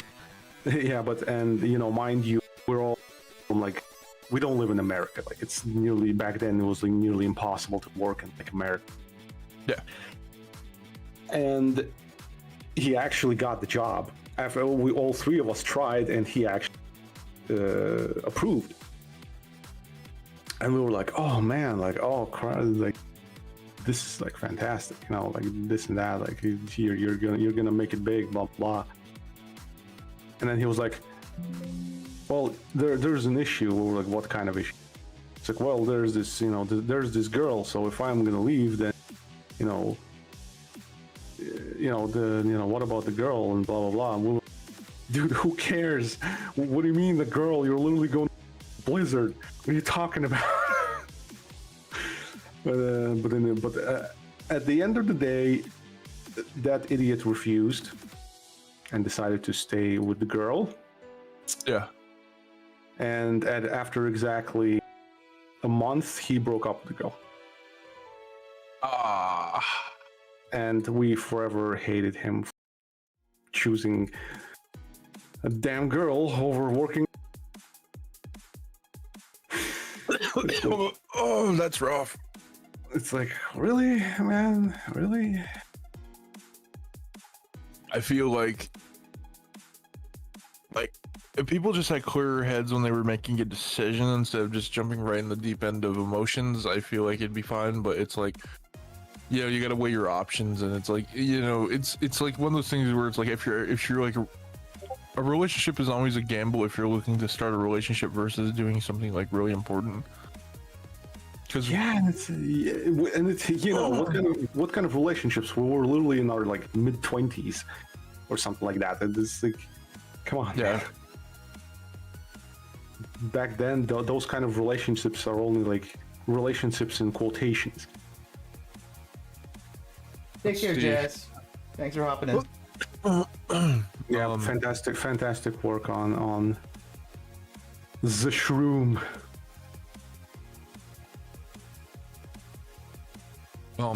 Shroom? I feel like we've hijacked the stream to tell goofy it's stories. Fine. It's a fun story. I appreciate the company. Usually it's either just me or Johnny. I've like solo these streams, so it's nice to have people on. Okay. It's appreciate you're all being here. And yeah, no, it's for context, the person in the chat, Jazz, she's doing the artwork for like The bosses. So she did one for Split Mushroom. I mean, I think you can show it off now. Incredibly big. The new one or the old one? Well, I mean, the one that she did right now. Just Sure. Yeah, let me just to download that. Yeah. give it a taste. Yeah, I'm kind of multitasking here, so I can't like give it like a proper like judgment till like, you know, after the stream. Okay. But I can still showcase it. Please hold. Where? Folder.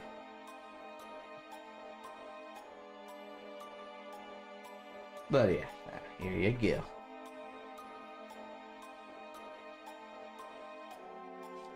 It's a bit of a, like, the initial stuff was meant to be more like Nakayama style Z1 Z2.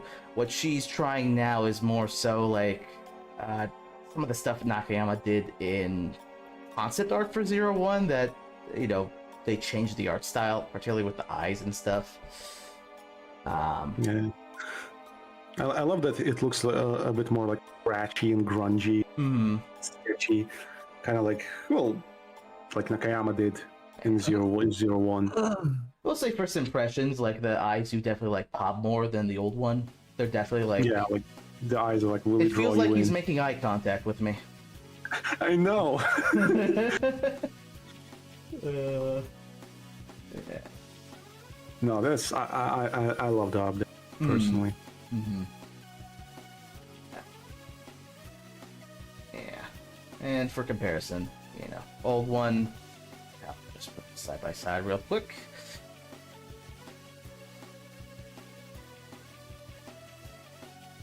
No, yeah, definitely like the shading's also gotten an upgrade because it feels a little bit more like, I don't want to use the word realistic, but there's more contrast between the bright spots and the hot spots and shade. Yeah. It gives some parts a bit more depth. Yeah, like especially like the gas canister in the back, like it feels like it's actually in the back. Oh yeah.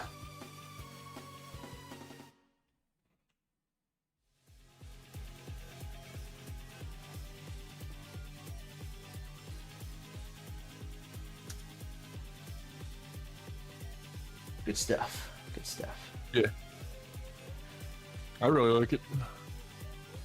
Yeah, yeah.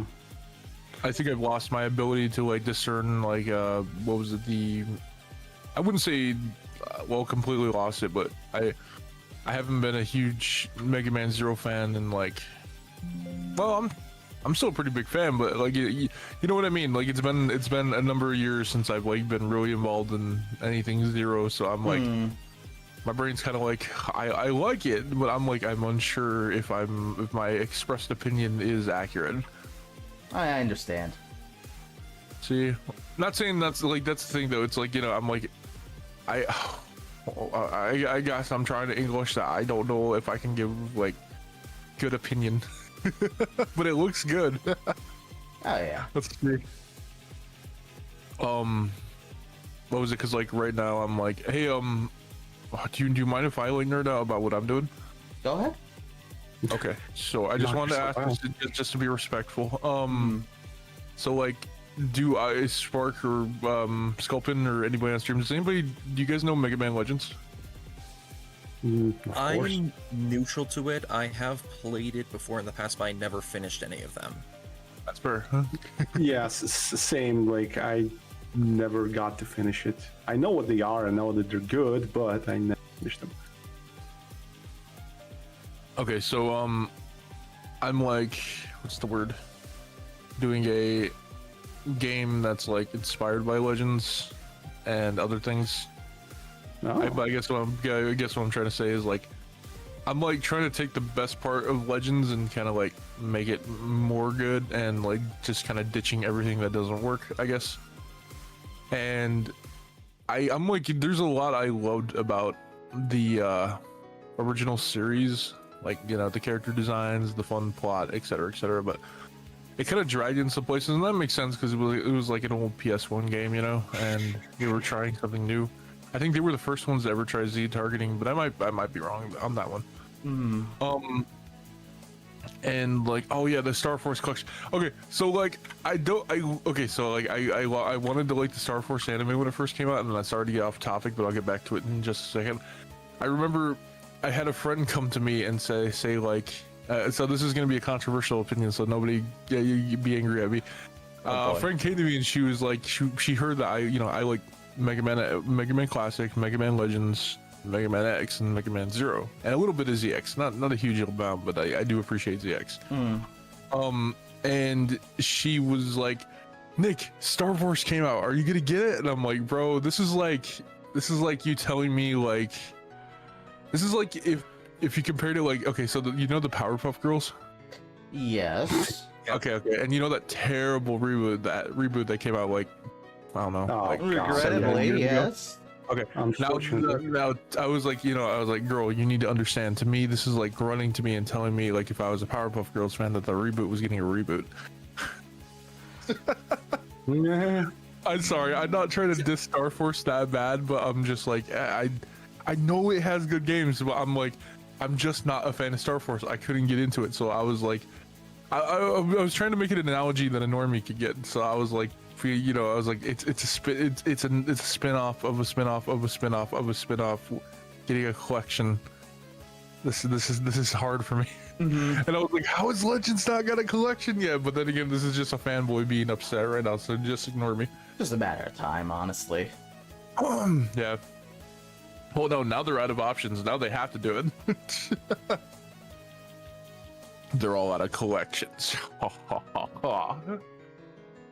Yeah, but we Somebody haven't got actually Mega Man has to make a Soccer game. yet. Oh, yeah, wait. You're right. I'm surprised they didn't add on more like Mega Man spin-off games in the like anniversary collection. Not the anniversary collection, the first Legacy collection. So what were we? Oh yeah. Getting back on my topic, I was just saying like I'm trying to make a JRPG where it feels like you're actually having anime fights in like the most casual kind of way. Because like I loved One Finger Death Punch and I love Sekiro Shadows Die Twice. So I'm taking a little bit of both and I'm making it so like you only need to really like you when you attack you can like combo your attack. Not really combo attacks, but you can like spam attacks and shit to try to do some damage. And when enemies attack you, you will be able to parry pretty much everything if you can get the timing right. So basically, the entire boss mechanics has to do with parrying attacks, and the more you parry, the more energy you build up, and then you're able to kind of like release it all back as an attack. And there's some other mechanics too, but long story short, it's just sort of like it's not meant to be a complicated RPG. It's meant to be just sort of like. The animations are going to be really big and really anime-ish, but other than that, it's like it's going to be pretty par for the course while taking a lot of Legends inspiration, but only the parts that I like, because I feel like I'm like making the game mostly tropical and stuff because I love tropical settings, and I wanted to I was like, not many games do that, and I wanted the game to be a fucking vibe, and I wanted you to be able to go into this like restaurants and buy specific items on specific days that you can't really like buy or like by the store craft yourself or whatever, so like you can get like special drinks with special effects, and eventually you'll learn how to cook those too. But I think it doesn't have to make a shit ton of sense because I'm just like I can just do things I like and I just gotta put in the minimal justification for it. It's gonna be one of those games that's gonna be made with fun in mind rather than like hard rules, I guess. It just needs to make sense to me. Yeah, it makes sense. When you're kind of like, I noticed that when you're trying to make sense out of everything, it kind of also ruins some stuff because you're just like, everything needs to make sense. Stops being fun at some point, Yeah, I'm going off the old D&D rule where it just needs 2 explanations instead of like a deep dive into every detail. You know what I mean? Oh yeah. Like if somebody asks me like, why do they not use cell phones? I'm like, because the artifacts on the planet are are interrupting any kind of like wireless devices. And they're like, okay, so that's why they use radios. I'm like, yeah. And they're like, well, why isn't it affecting the radios? I was like, they run at a different signal. And that's it. So that's how I can justify not having fucking cell phones in my game. So I can actually have fun with the artifacts and stuff. And make it so they kind of have their own like little isolated cultures on every island.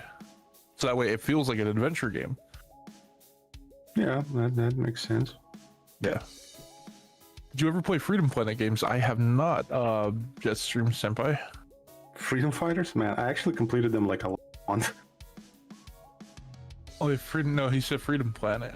Oh, Freedom Planet. The one that was like Sonic inspired with the. Oh yeah, Freedom Planet. Yeah. No, I still haven't played those. Oh, yo, it looks like DeviantArt Sonic. I fucking love it. Wait, what? It's basically, I think it did start off as a Sonic fan game, but then they just said nah. Yeah, after a while, you just kind of look at it and you're like, because that's what happened with me. Is that like I looked at MMZR and I was like, man, I can't. I wish I could put my, you know, the sad thing is like I still love MMZR, and I know it's not really my thing anymore, but it's like I really wish I got to stay and finish this up, but I just couldn't. That's fine, man. No hard feelings. Yeah. You've heard me express that to you like 8 times over the years. I'm just like, but you know, I think like I think I told you the last time we talked about it, I was like, I think I had a pretty strong justification for why I, you know, walked. Yeah. At least, like I said, at least when the game takes off, I can at least help you guys promote it. I can That at would least be do great, that, man. Yeah. That'd be great. I mean, sounds great on paper. Yeah, it's gonna be one of those games that's gonna be more about execution than it is about a concept. Because like the character designs look like legends, but they're also gonna be like, I want to like take inspiration from like my own culture, a little bit of Japanese, a little bit of Greek, and a little bit of Hawaii. So it's like it's gonna be. I'm trying to like make a unique feel because I feel like we haven't had any like new experiences in a long time. Like you know, and of course everything's always a remix of something else. But the point being is that, you know, like you can tell when something feels different. You know what I mean? And I'm like trying to make it so the game is mostly a comedy and like it's mostly like an exploration game, but at the same time I'm trying to make it to where like I want to do that classic saying where you're like you need to comfort the disturbed and disturb the comfortable. And so like in my writing, I really want to like take a dive into not just talking about mental health, because I feel like a lot of video games try to make the shot at trying to have the player understand mental health to some degree. And I think that's great, because trying to get somebody in the shoes, or at least somewhat understand a mental health condition or something else along those lines, or like a, you know, or like something that, you know, debilitates them every day. Like for me, I've, you know, not to get too personal, but it's important. I have CPTSD, and so like for me, you know, it's complex post-traumatic stress, and for me, there are days where I feel like I can't do anything, and that's not by me being lazy. It's just I kind of get, you know, wrecked. So, you know, in other days I'm like I'll go on for months being fine, and I can't really choose when, you know, like yeah, like when flashbacks or things like of those nature occur. And so like what I'm trying to do is not express my CPTSD through the characters, but rather to say that, like, you know, when you have something like such as grief, or like something a little bit more, you know, relatable that somebody can bite onto and grasp, I want to show that like the more human side of it. And I don't mean the messy side, just the messy side of it. I mean like the ache and the tiredness and the, you know, the longing, the missing, the absence. It's like there's a lot more to those emotions than just the I lost somebody and I miss them, you know. And I feel like through, you know, and the thing is, like, I'm not going to be hitting the players over the head with this. It's just going to be, you know, quietly demonstrated over little bits of character interaction. I want people to not hear the characters talk about how sad they are, but to feel and watch what happens, because I feel like you can only convey so much with words, and through character action and through, you know, not just good writing, but good, you know, how do I put this? Through good empathetic connection, through the act of showing the behavior of a character, I feel like I can try to express a little bit more. And the thing is, like, I'm not going to explicitly make the player look at it.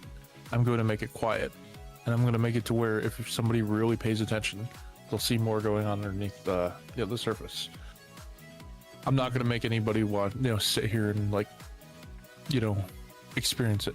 I'm going to slide it underneath, and I'm going to see if anybody catches it. Does that make sense? Yeah. I think so, because I'd say so. it's like you say you want to tell a story that's not like beating you over the head with its themes, but you just want to tell a story that's, you know, feels real. Yeah, but it's still going to be dressed up in, you know, crazy fantastical shit, so it's going to be a lot of fun. Like I said, if you just play the game on the surface level, you're going to get a good, fun game that's just comedic, adventurous, a little sexy, and, you know, a little badass. And that's because, like, I'm an adult. I can make adult legends, so let's fucking go. And I'm making the character designs, like, you know, I'm not going to shy away from making the big booba, so don't worry about it.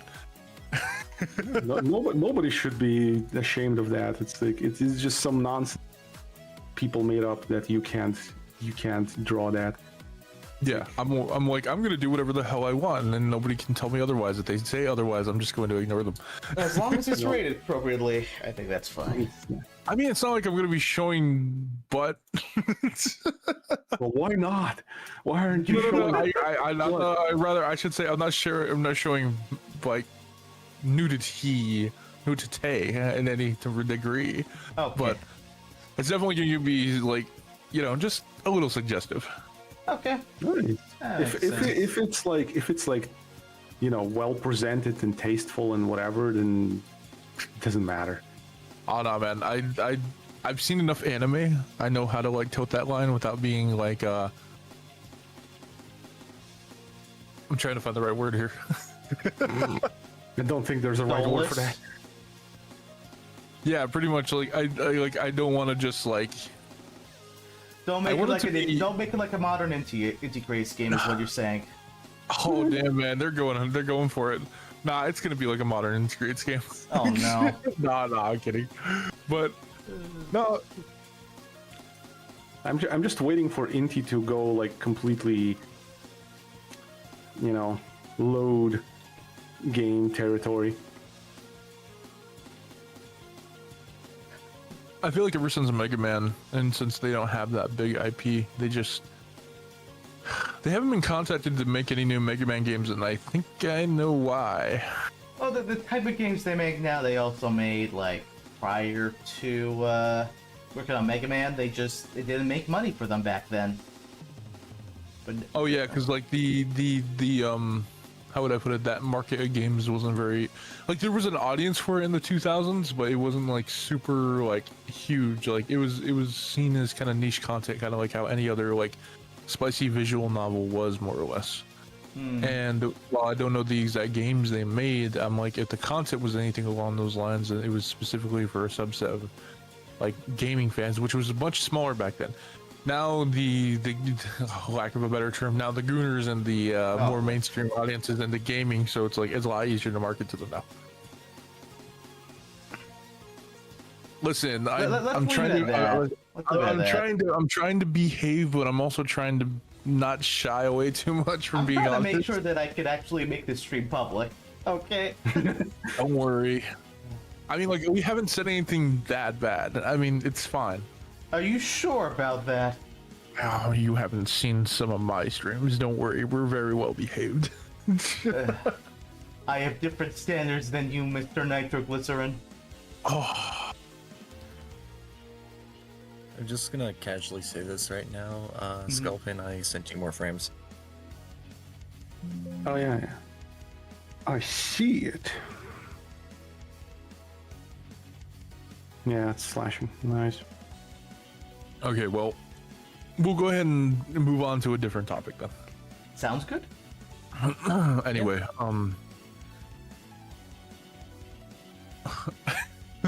dude, you're such a little. I'm gonna kick your butt. Gonna kick your butt.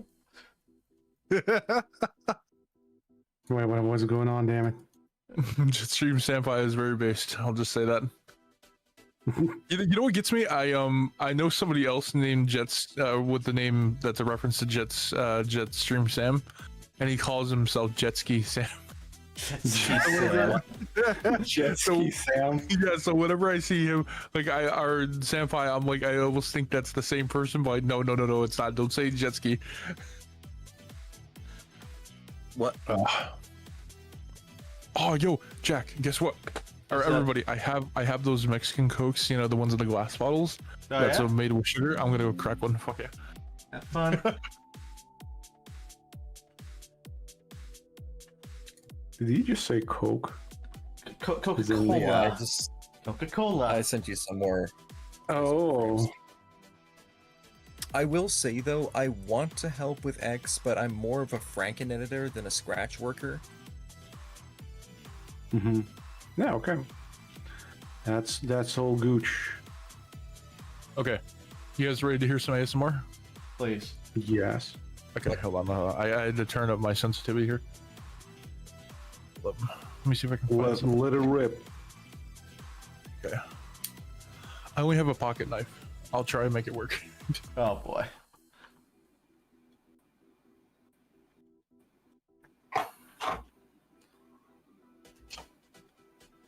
I can't tell you the G word, but I can tell you the G spell. Anyway, Nick, I didn't say anything. don't make me kick you off this VC. I didn't say a thing. Anyway, hold on. I got this. Oh, fuck. Come on. Oh, there's no satisfying pop happening today. But is it like a metal one or a bottle one? It's a bottle one. Oh, okay. Oh, there we go. Nice. And I got it on my pants. Let's see. Hold up. Okay. I have no idea if it caught that, but I tried. No, there was some fizz. Okay. Oh, that's good. This feels like Final Destination all of a sudden. What do you mean? Yeah, okay. Did you guys see the new Final Destination movie? No. No. Okay. Don't spoil it. And I'm not gonna spoil it, but I do have to ask a question that has to do with the previous movie. Okay. Okay, you know the log truck. Yes. Okay, they use that in the movie in a very horrible way. They do it when your guard's down. It's horrible. Good to know. I won't tell you where, but it's horrible, and it will literally, it will prey on the most. The moment in the movie where you think everything's okay and everything's calm, like I won't say where, and it's not the obvious one either, but they're gonna use the log truck. I just want you to know that, and it's even worse than the original movie. Understood. No, I'm curious. Okay, you heard the okay, gotcha. I wanted to do the pop, but like I didn't have a can opener, so I just had to like get it up with a pocket knife. I use wire cutters personally. You mean popping bottles? Oh, for removing the cap. Ah, okay.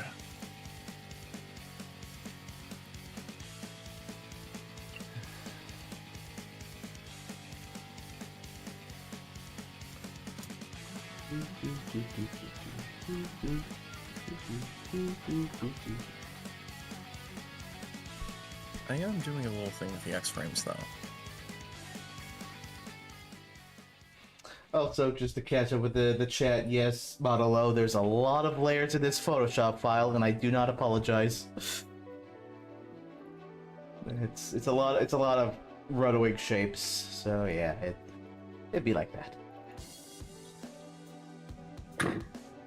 I remember I had so many layers at one point that it legitimately just crashed.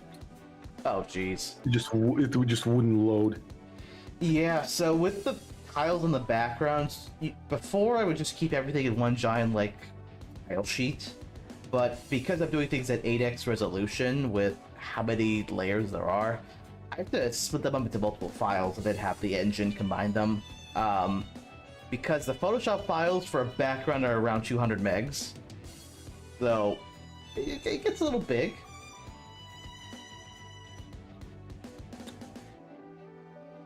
big, you say? Allegedly.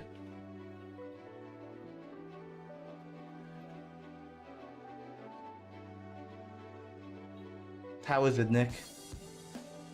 Oh yeah, it's it's very good. Nice.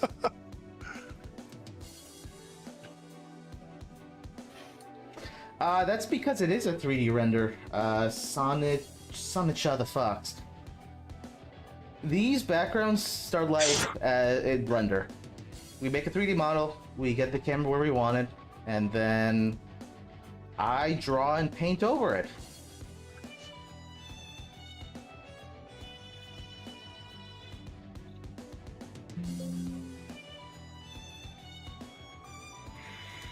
Okay, last frame.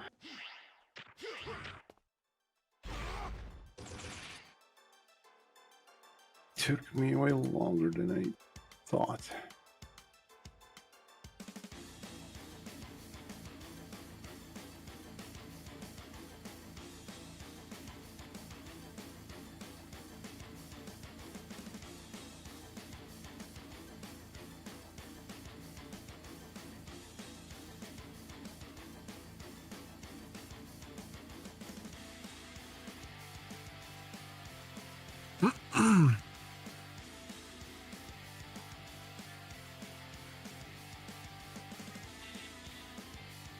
Welcome back, Ian.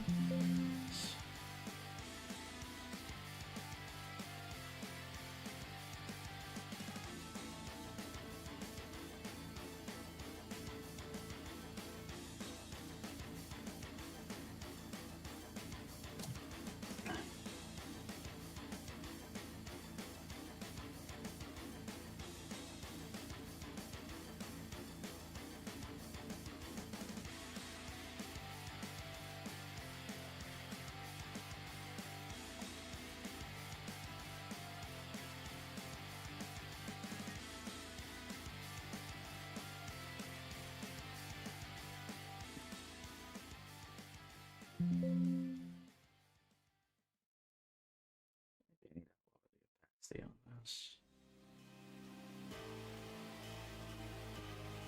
Now, something that you mentioned regarding that your interest to Zero being not there anymore, let's say. It's funny that to me, it kind of like never left. I don't know why, even though like I've been doing this for like for a while now. Mm-hmm.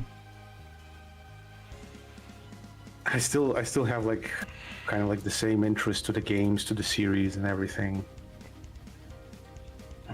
For me, Sort of like it's just fun. I mean, maybe like too many series that I liked, like maybe like my interest like a bit, but it's still there. I'm still enjoying stuff.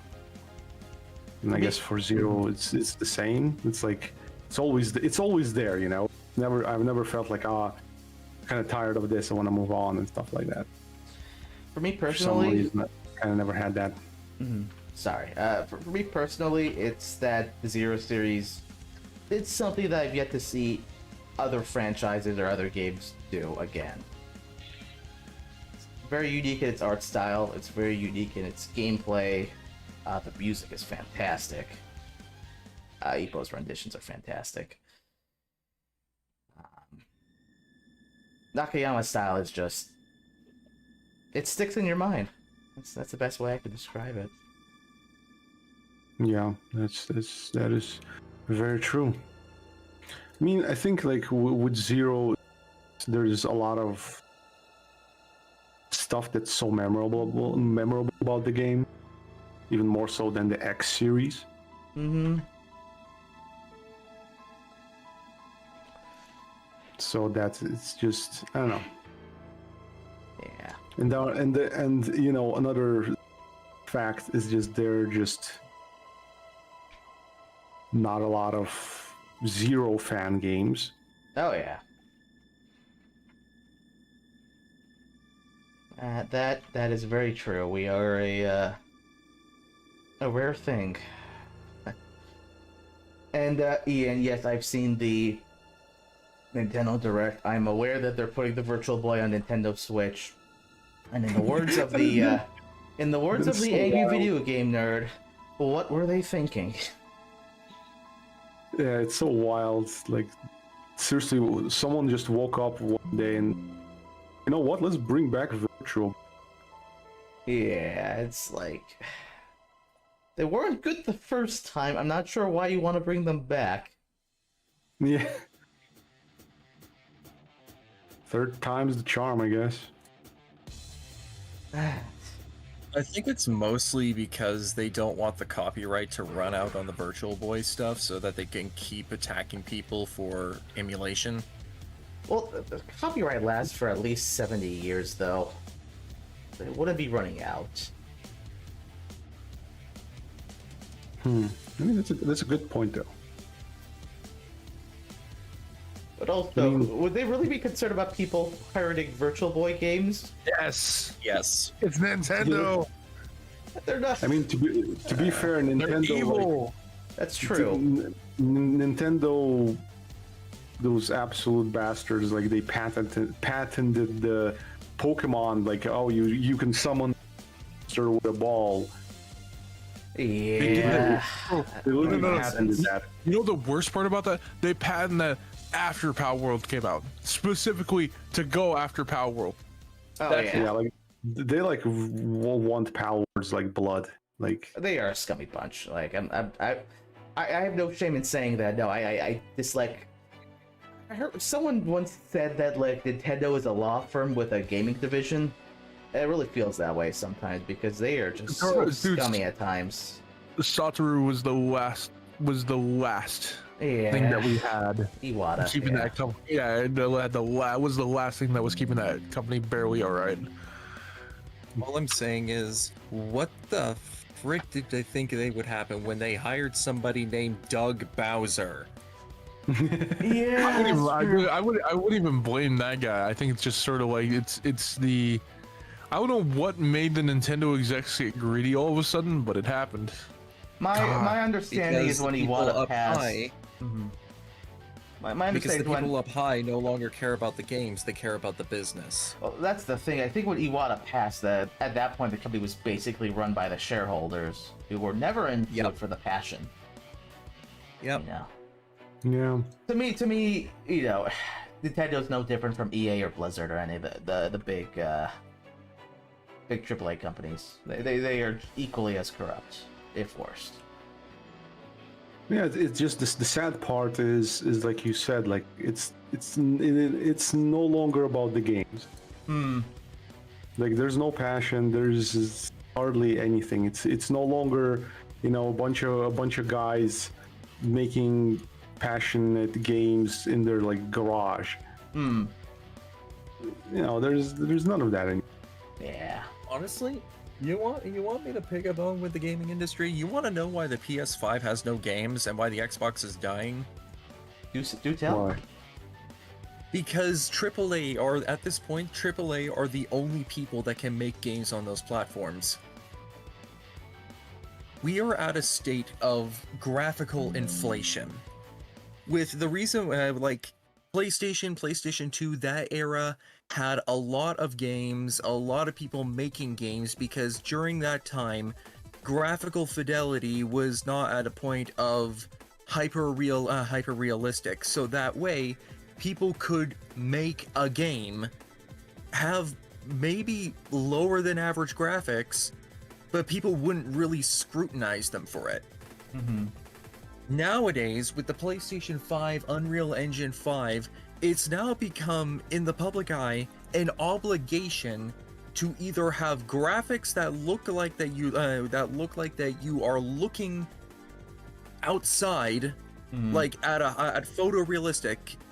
Sorry, let me find my words. You with the PlayStation 5 era and PlayStation 4 era, mostly PlayStation 5. It is now an obligation to have photorealistic graphics, because if you don't, you're either indie or you're trash. Because I'm gonna say the public eye they don't really care about games. They just want something to buy little Timmy so that he shuts up for 5 minutes. So they're gonna pick up a game, look at the back, have all that advertising and fancy pictures in their face, and they think, oh, this is gonna be a good game, and then they go ahead and buy it. So right now, the reason why there's no games for PS5 or the most recent Xbox things is because every single system is has inflated to such high graphical fidelity that it is literally impossible to make a game under a budget of at least $10 million. Yep. Yeah, the production costs are certainly high. I don't disagree with that. They have to be high, because if they aren't high, then the game doesn't look next gen now, does it? And I don't care what anybody says. People judge games by their graphics. Because that's the very thing that that everybody's been hardwired to judge a game by at first glance. Like, it's a PC master race mentality. If there is even a single pixel that I can even see, it best be on a retro indie game release. How dare you insult the PC Master Race? I am a part of that, and I will forever be a part of the problem, and I will never say sorry. Goddamn. So now, again, everybody is calling outcry if a game is less than 120 frames per second with 4K HDR. And they all forgot what it means to actually have, like, a good game. Because everybody is chasing graphical fidelity so hard that it is impossible for an average nobody to make a game on these consoles and get judged for it at first glance. So we're at a state where the gaming industry on consoles is, you're either AAA or you're indie.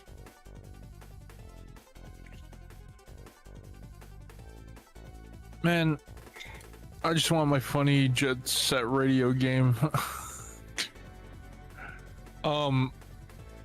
God, I can't wait to be. What was it? I can't wait to put my game out. I'm gonna change everything, baby. No, I'm kidding. I wish. What was it? I'm just sort of like, what was it? I've been losing my passion for video games, and like, my whole take on the thing is sort of like, I feel like a lot of people know, like, the video game industry years ago got extremely corporatized, much like everything. So, not to like jump off the track of video games for a second, but it is important to the conversation, is when we jump over here and look at corporate America, or not just corporate America, but the corporate everywhere, we're getting closer to post-stage capitalism. And so I don't lose your attention here and your eyes don't glaze over with politics and all kinds of other crap. Let's skip all that and get to the meaty part where, you know, they're paying employees incredibly terribly, and the CEOs are getting like bigger payouts than ever, and you know, and you know, we need infinite growth. And the reason that's important is because the enshittification of video games and the push for higher and higher, you know, is reflecting the current today of corporations just wanting more and more money. They want more and more stuff, and they've made such an impossible amount of money for anybody, a real person, to spend in a lifetime, that it's, you know, I have no doubt that in some level it's like, you know, they're just showing off to other rich people. And so it's like, and why that's important is that some video games, if you notice lately, do you remember what happened with the Stray developer team, how they walked out, and how, you know, the whole thing was owned by like a billionaire lady who was kind of doing it as like as a vanity project? It's like, what I'm saying is that a lot of video game companies are, a lot of people don't know this, but a lot of big video games are now being at the will of like really rich people, taking them on as vanity projects. In fact, they're even got their hands in some indie games too. And it's a result of this enshittification of the video game industry. It didn't come out of nowhere. Video gamers and game developers are passionate about video games. It's that we have, you know, when we play a game, we, you know, these people who made the game have to answer to corporate. They have to answer to people who don't love video games. They have to, the people who fund it. And unfortunately, you have to kind of sell your soul a little bit to get funding and, capital, and so you can get a guaranteed return on investment, because the baby boomer generation has become so afraid of loss and afraid of losing their money, despite the fact that they have more than they could ever spend in the little amount of time they have left, whether it be 10 to 20 years. It's getting ridiculous. And so I guess now that with all that preamble out of the way, going back to the video game topic now that you understand where I'm coming from, you can see why this has been happening. Like a majority of the people who are, the execs who are running Nintendo, they're all older. They're all older Japanese men. When you go over here to America and you see who's funding a lot of these AAA companies, they're older, like baby boomer era guys who are just wanting a guaranteed return investment, and a lot of them are rigging the game for themselves. And I'm not just talking about in the video game industry. I'm talking about what's going on in our government right now. And what I'm saying is that what I'm saying is this is bigger than just the video game industry.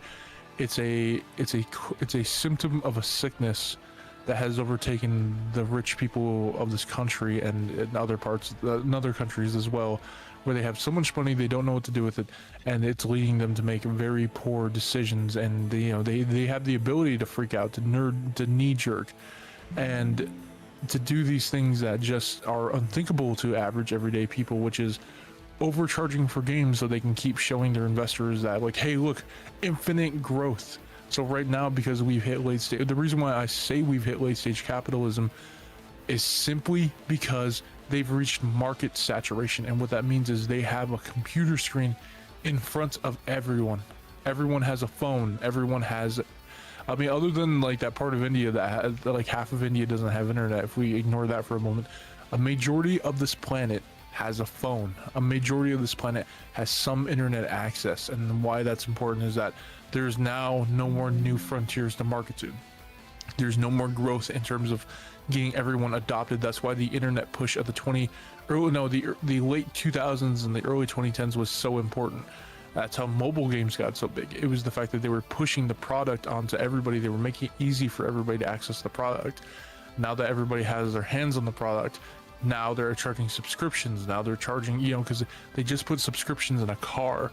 They, so you can get the heat warmers. They just put subscriptions in like an exercise bike that had already been bought and paid for and owned for a few months. They're putting subscription things in everything, so that way they can continually make money on a product rather than just the first time sell. And that's what we're seeing in video games now with the loot box. First it started with the loot boxes. Then they started testing our patience for things, and then when they realized that we had such an angry reaction to loot boxes, they jumped to cosmetics, and now there's a battle pass and everything. And there are some developers who absolutely do not follow that trend, and Steam doesn't need to. They just like Costco, Steam has found a sustainable business model that works, but it doesn't stop the fact that there are so many greedy developers like EA, Activision, and all these other ones like that are trying to stick battle passes and everything, because they're like, oh, if we just put all of our money into these cosmetics, people will pay for those because they don't want FOMO. And so they keep on doing these bigger and bigger collabs with other things. Haven't you noticed that other IPs have been getting into everything? And so and the reason why is because not because everyone's like being nice and sharing out the IPs, it's because the reason why these crossovers are happening everywhere, and that you're seeing it like Hatsune Miku and let's say Jason Voorhees and pretty much every other thing that you've been seeing, it's because we've finally reached monopoly levels. They're not separate companies anymore. If they're not the same company, they are parent owned. The thing. Anyway, all right, that's pretty much it. But what I'm saying is, like, look at the big picture, man. We're in a crazy spot, more than just the video game industry. But if you want to know why the video game industry is like that, look around. Anyway, I'm done. Sorry. Thanks for coming to my TED Talk. I didn't mean to go on that long, but I feel like I had a point there at the very least. I just realized you sent me sprites, Skull. What? I just realized you sent me sprites. Me or? No, Sculpin. Oh. That's oh yeah, speaking of which, Jack. Yep. have a cool little thing. Oh, okay.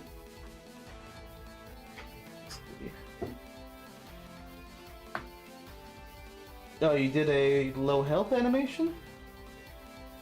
I did a few little changes. The helmet gem now pulses, and he has open and closed eye variants.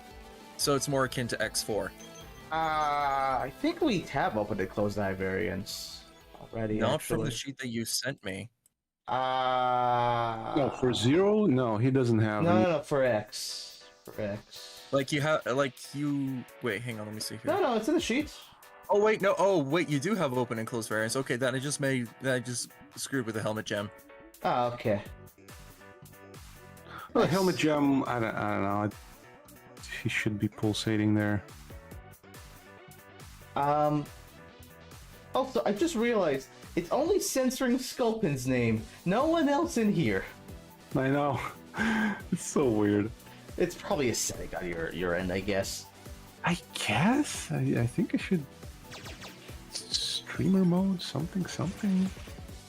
I'll figure it out later. Yeah. Well, in any case, I will test out those sprites you said, Skull. Although Actually, first, I have to use the bathroom. Yes. You're not allowed. No hole No. past you. Try to stop me. What's up? No.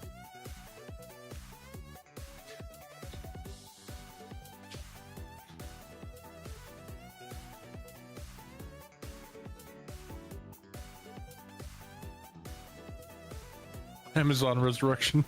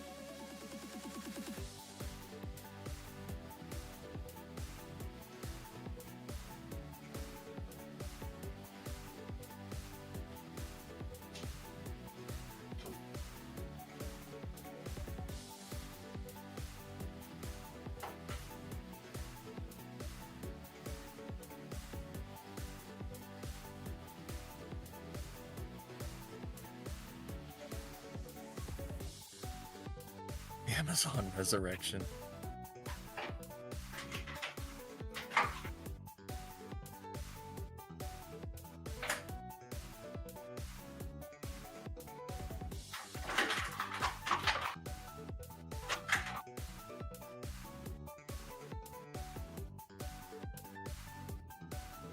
I think Sculpin's AFK just stream.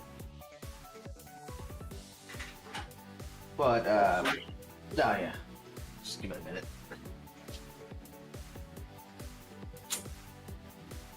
Yes. Wait, someone's asking me something? Just read the question for you in the chat. Would you be alright with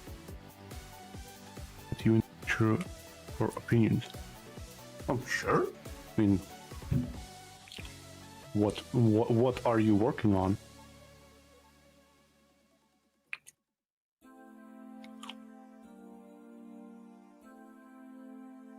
So, I have a bone to pick with you, Jack.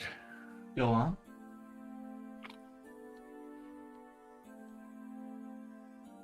Who made that? Wait, who made that Zero design? Well, the design was from Chandler made the original design, and then Sculpin made the sprites. Well, Chandler did the main design. Well, we kind of both did it. A little back and forth. And I did like the final touches, I suppose. I did like the V-neck cut and some other things. Okay, so the original idea that, or no, the original sprite that's based on was the one I made. What? Yeah, no, I made the initial draft for the. I took inspiration from the ZX sprites and I mashed them together like that, and I provided the initial draft for that design. Well, to be clear, I don't think Sculpin used any of that or had access to No, any of that. no. That's the thing. I'm not saying that. I'm saying the one that Chandler used. I came up with the initial go around on that.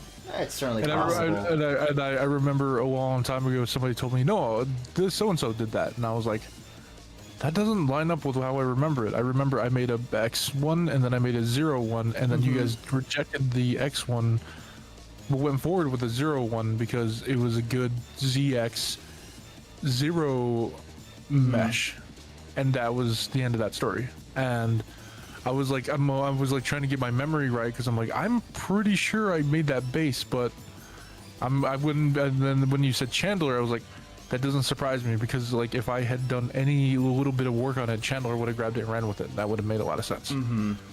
Yeah, honestly, as far as if you had done stuff back then, it's been too long. I don't remember all the details. That's the only part I remember, because anything past that, it was probably definitely Chandler. Chandler definitely. Well, I was just gonna say, like, anything past that, Chandler definitely refined the design after that. Yeah, well, just for your reference, this is the sketch he did. Just Oh, for your you're talking about that. No, I'm talking about the sprite design. Oh. Okay. I'm saying, like, I'm the one who like took the little bit of the ZX and I mashed it. Right, I remember like the sprites went through a lot of iterations, finding like that balance between ZX and Z for a while. But yeah, no, I hear you. It's certainly possible he was inspired. Jetstream working on a little mod for MMX DMake that puts Chill Penguin and Storm Eagle as playable characters. Wow, That's pretty base. Not to be confused with base. I could do this.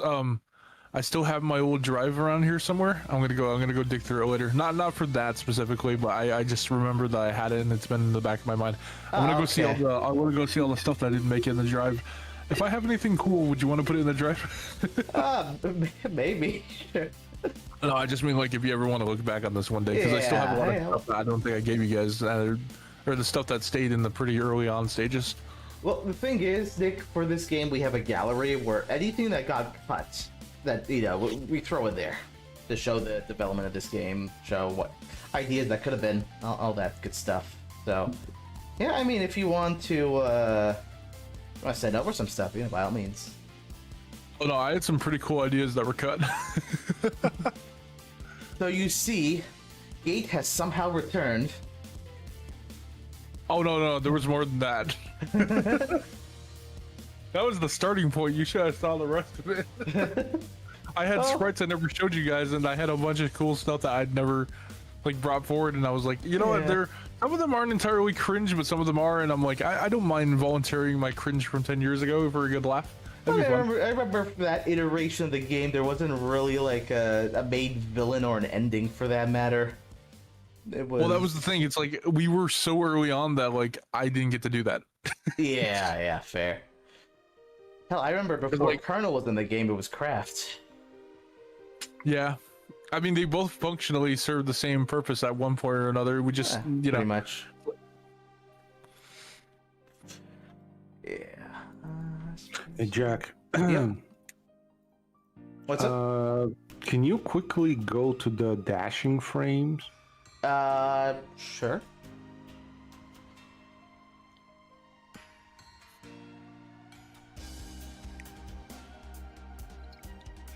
Yeah, like that frame. Yeah, this one. Can you zoom in on his knee? I'd be happy to. Is this close enough for you?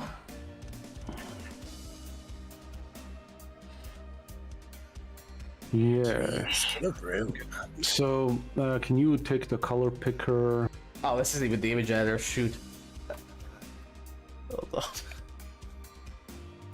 on. Okay, I guess you want me to hot patch a sprite. Yeah, just All right. just tiny fix. I have the color picker. Okay, so take that bright part on Zero's helmet.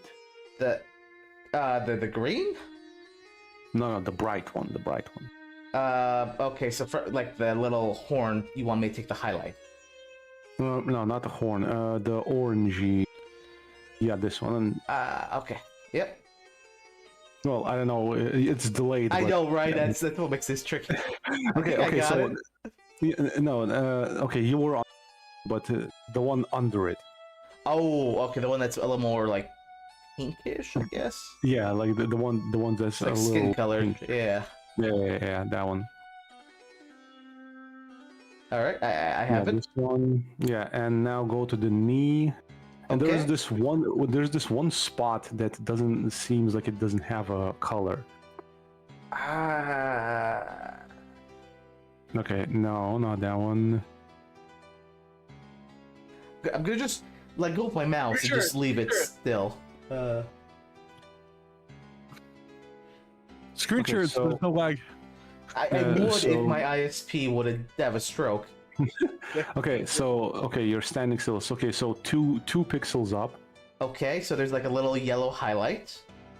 Yeah, so go one more up and to the left. Okay, so it's like a red pixel here. Mm-hmm. Do you want me to replace this? Yeah, that one. Okay. It's yeah, it's because it was supposed to be there, but I forgot to color it in. Also, Yeah, I there we did go. not mean for that to sound seductive, Ian. I just meant it to sound a little interesting, I guess. Is this close enough for you? Okay, but Well- any other sprites with this change? No, just that one. Okay, cool. All right. All right, now to do the Zewell slide.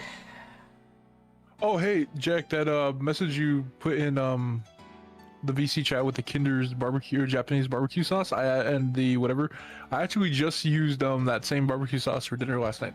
Oh, I no longer have this, but nice. Oh no, that was all the way back in. That was that picture was from 8 months Whoa. ago. Wow. Well, anyway, yeah, I used that last night. Oh, nice. How do you like it?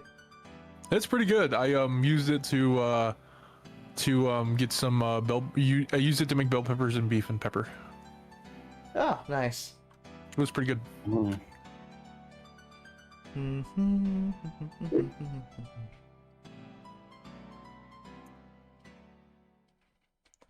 Square zero. I don't want to sound greedy, but you might have a copy of the current zero sheet.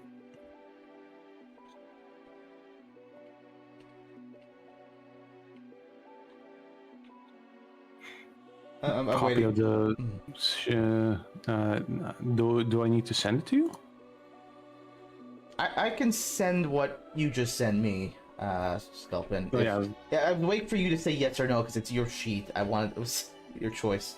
For some reason, I You know was. my reliability. You know I'm not going to share this. No. No. It's not a trust thing. It's just it's not. Out of respect for Sculpin, I want him to have the choice. No, it's fine. I was for some reason waiting for a delay on the stream, and I was like, wait a minute. Not like the screen share. Yeah, that was dumb. Yeah, sure. Just send them, of course. Okay, here you go. All right. I have to look at how the old the wall slide works. I could just use that as a reference when I import this. Yeah.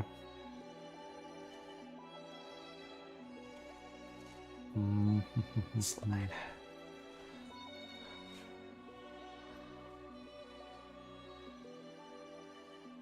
Let's see. So for okay, Huh. That's interesting. I'll just do it like this. That's actually really interesting. You don't have the muzzle flash for the buster shot. It's on a separate layer. Oh, okay. Oh yeah, we just do it as like It's the separate same. It's the effect. same as the saber. The saber should be like on a separate layer. Oh yeah, of course. And Sculpin, I assume, just use the hand as the anchor point, right? Yeah. Okay. I mean, I think if it was used like that, the same way as in Zero games, but yeah, like we checked, I think it was like that the hand was like the anchor point. Hmm. Yeah. Yeah.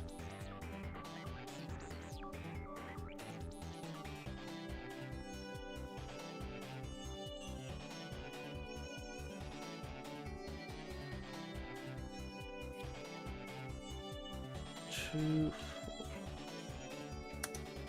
Oh wait, hold on. Is there a pause? Oh, what the hell? Oh, whoops, there we go. I put a number in the wrong box. There we go. What's in the box? I need to pull the frame timings from the GBA games real quick, just because even the stuff in MMZR, I don't even remember if we used the right, like the accurate times or if I just eyeballed it. Give me a moment. Let me pull out the Inti rip. Rip.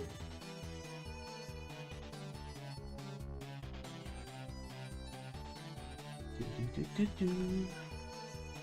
389.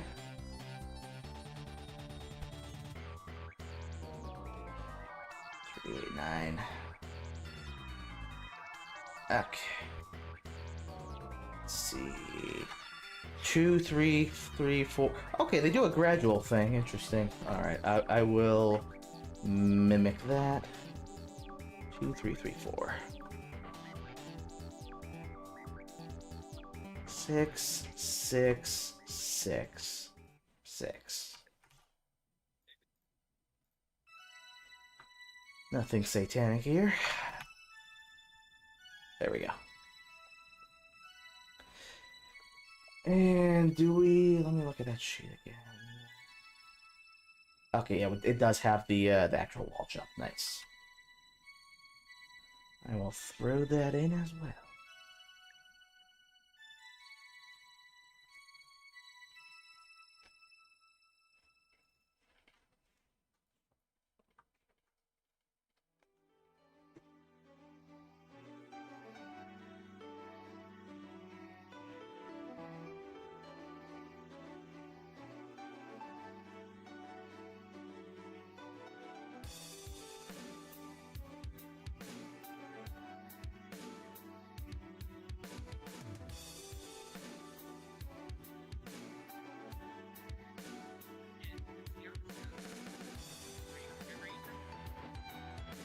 For this wall jump, what do we anchor against?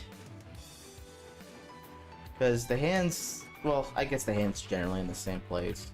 It's just it turns into a fist, I guess. So there's a bit of movement.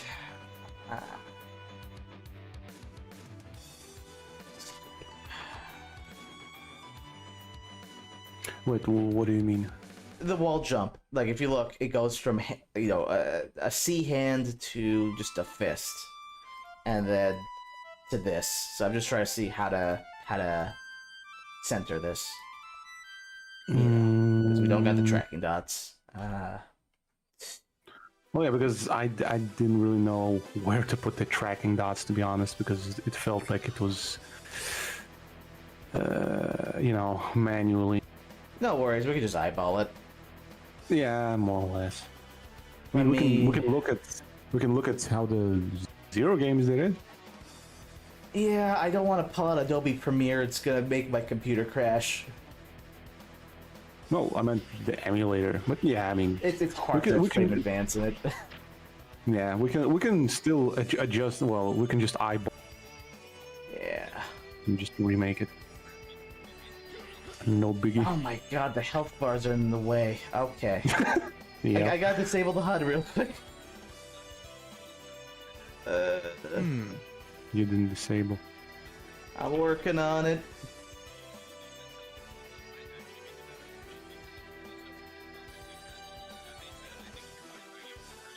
Hey Jack, could you do me a favor? What's up? Can you fire off a full stationary charge shot of 0? Sure.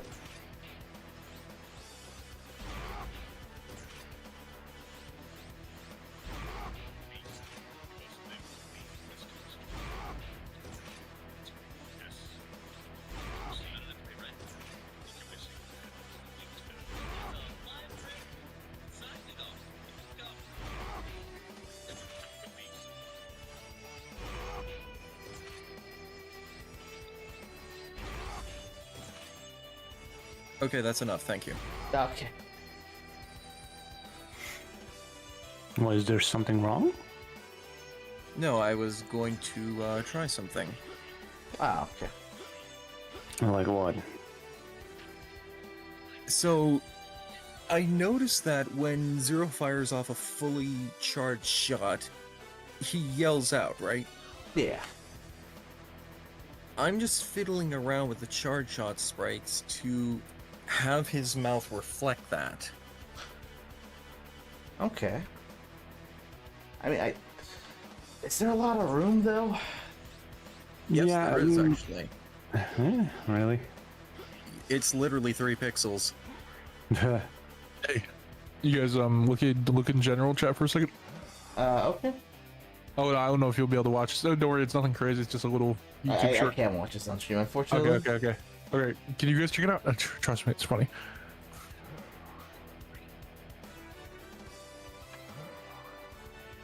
Hold my door down. Okay.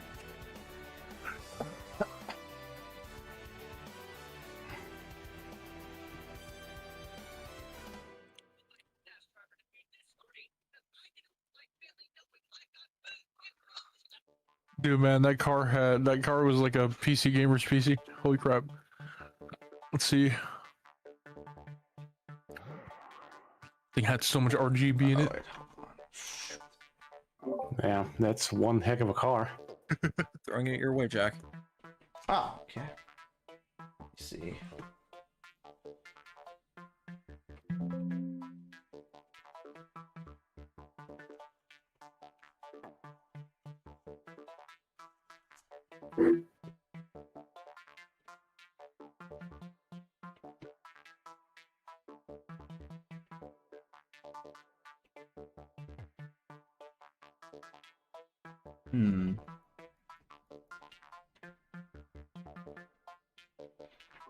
I do like how you kind of make him grit his teeth a bit with a white pixel.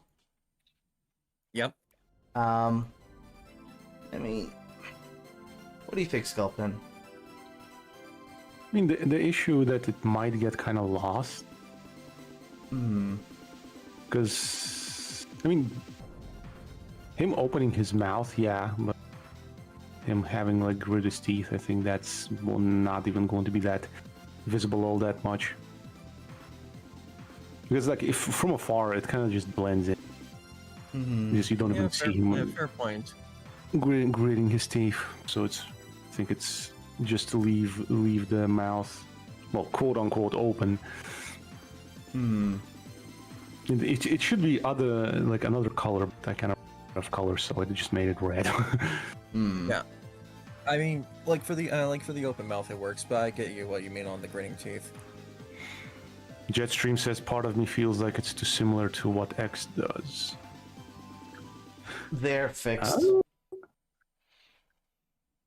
I mean, his X isn't opening his mouth. Okay. That's just a creepypasta Zero. I guess. Just a faceless, eyeless, mouthless face. Again, I don't want to overextend or anything like that. It's just tiny little things, tiny little details. Alright, no worries, man. We get it. No, that is a fair point detail. That he does. I mean, to be fair, he doesn't really yell. He kind of grunts weirdly. It's like a oh. Yeah. Andrew does do that. I mean, if you make that sound with your mouth, you kind of do open your mouth. Okay, that didn't quite come out right. Zero's an old man. I mean, he technically is. Like, Okay, yeah, he's like 200 years old. yeah. Like, yeah, I mean, he shot Vile in his kneecap and his I didn't even realize they only have 1 health. because he kept shooting him in the face like nonstop. That's true. And he took it like a champ. Yeah. Not a charge shot. Oh no.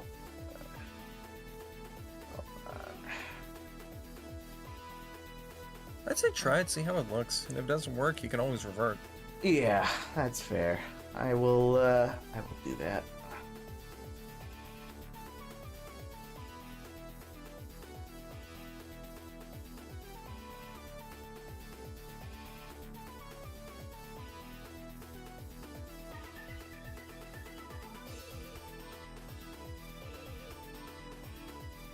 My main concern is that it desyncs with the sound effect, considering how fast the animation goes. I mean, I can just tweak how the sound effect plays. It's fine. Just. Ian, I'm not sure if I could say that on stream. I mean, I've heard worse. It's fine. Yeah, it's funny because Proto Man actually did use a charge shot in it. I remember. No, not Abe Lincoln. I think the irony is that show was made by a bunch of. I think the irony was that show was voiced by a bunch of Canadians. It was. Yeah, it was.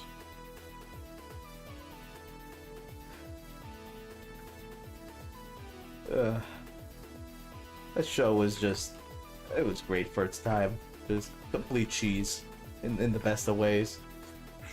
Me and my friend were actually. Sad. Sorry, go ahead. No, just me and my friend were actually planning to rewatch all of the Super Fighting Robot. Like, it's honestly kind of sad that out of all of the American animations of Mega Man, that one was the most accurate. Now I've got your power. Yeah, I mean, the last thing I remember they did was that really weird 3D show that just people hated. Oh yeah. Back in like 2018. We don't talk about Fully Charged. Probably for the best. That show deserves Damnatio Memoriae.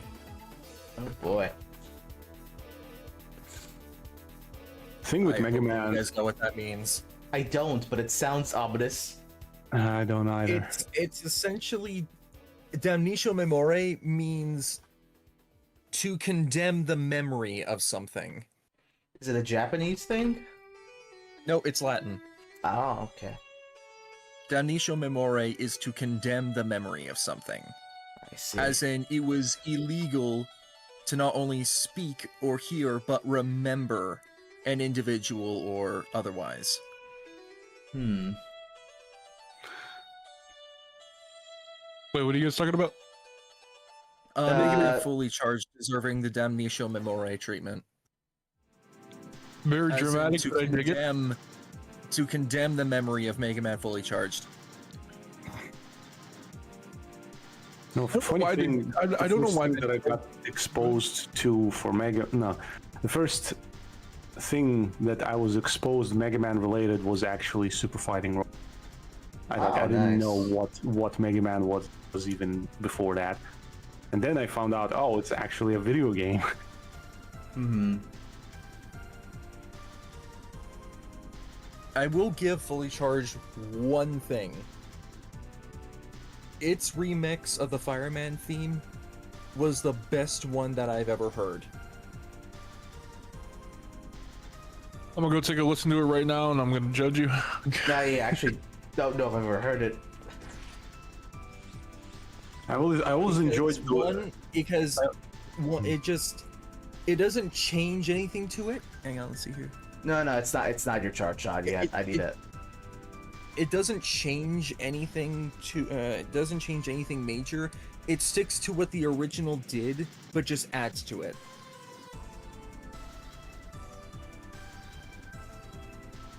I always liked the pixel art for the little segments.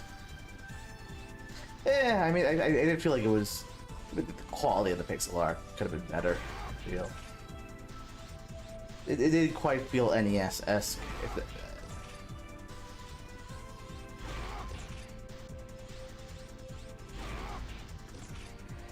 I feel like the little like angle bracket shape of Zero's mouth when it opens just feels a little weird.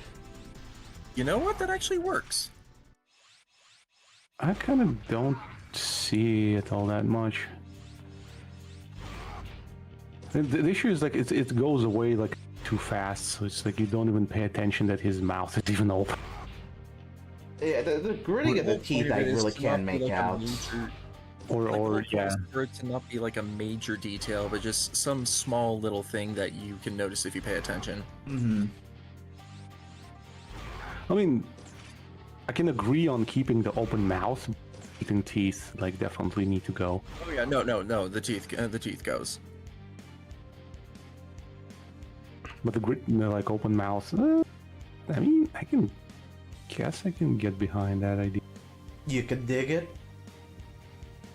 Can you dig it, sucker? That's you. Okay. Poor Vile. He's just taking charge shot after charge shot like a champ. Yeah, you also need to replace in the first few frames. What, with this charge shot? Yes, the gritting teeth. Oh, wait, is it gritting at the beginning? Yeah, I did make him grit at the beginning. I can't. Well, it's got the muzzle flash, so the whole thing's gonna be white anyways, right? Well, He did have his mouth on it though, but it's your call. He did have his mouth open, yeah. Okay, I guess in yours, yeah, they did have the little red pixel, so yeah, I could just do that. There.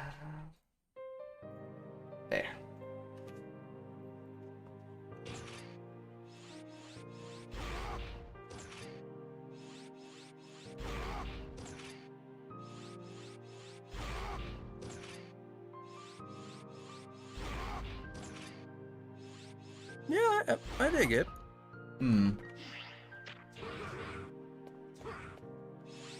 It is ultimately your call, though. Yeah, I mean, I'll definitely think about it. Mm-hmm. Like I'm not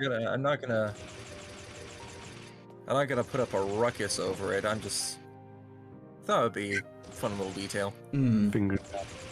It's the four kids. I'm shooting by with the four kids gun, okay? I love that. Got to get battles Lithuanian roads. Oh my god, it's the fucking it's the Mega Man X episode where Oh, yeah. Sigma sent Vile and Spark Mandrill to steal some roads because in the future they will get him a lot of money, so wars. So it's like, wow, they gave reason for that.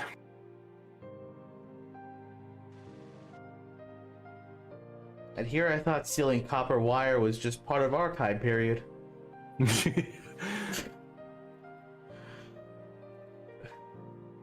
Yeah, the wall sliding. Yeah, I just gotta fix one thing, because I think for one frame he's facing the wrong direction when he jumps. Yeah.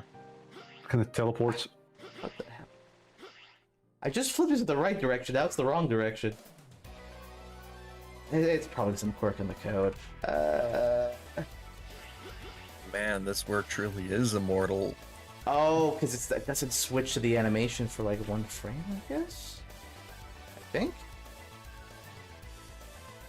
Maybe?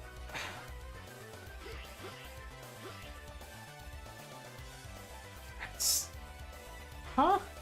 How did I write this code? That is a very good question. It's a very, only a guy named Jack knows. Why are you looking at me? I don't know. You think I knew what I was doing 10 years ago? Yes. I'll give it a look. It's fine. Oops. Update animation, wall jump. I gotta rewrite some of this code, it looks ugly.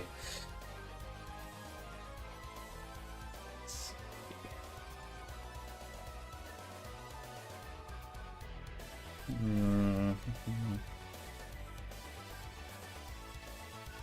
know what, maybe I gotta run this here.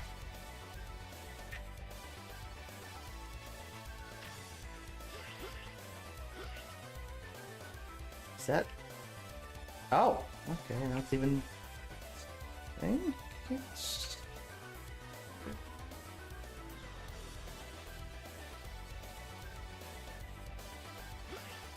we go. There we go. Good job. Thank you.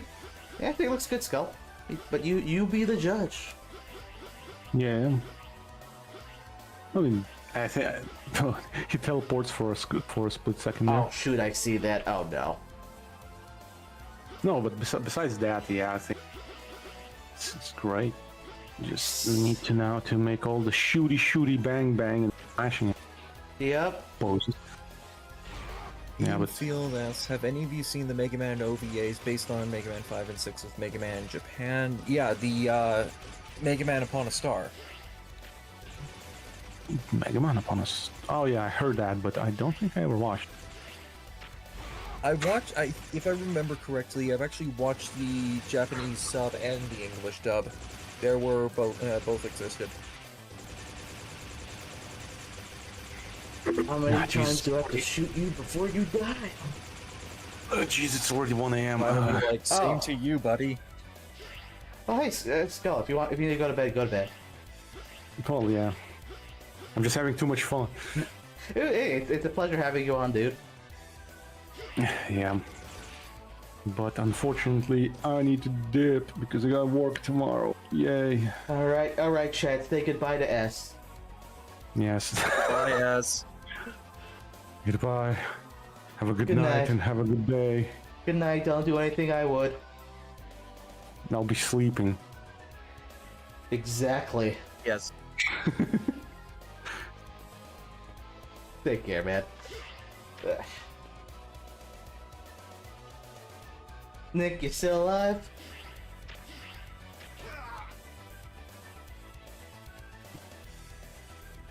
I guess not. That's alright. Guess it's just me and you now. Yes, it's just me and the man in the trench coat. Still owe me that saber, Blondie. I'd rather not. Look, Blondie. Going to, like, Neo-Arcadian Records. Don't ask me how I got them. You used... Hang on, let me check here. An arm cannon... Daggers... A fucking halberd? What the fuck is a halberd? Spear... a hammer... Fans? Let's see, what else here? Knuckles. And, hang on, let me see. Street Fighter. Look, it was just a phase, okay? What bloody hell is a Street Fighter?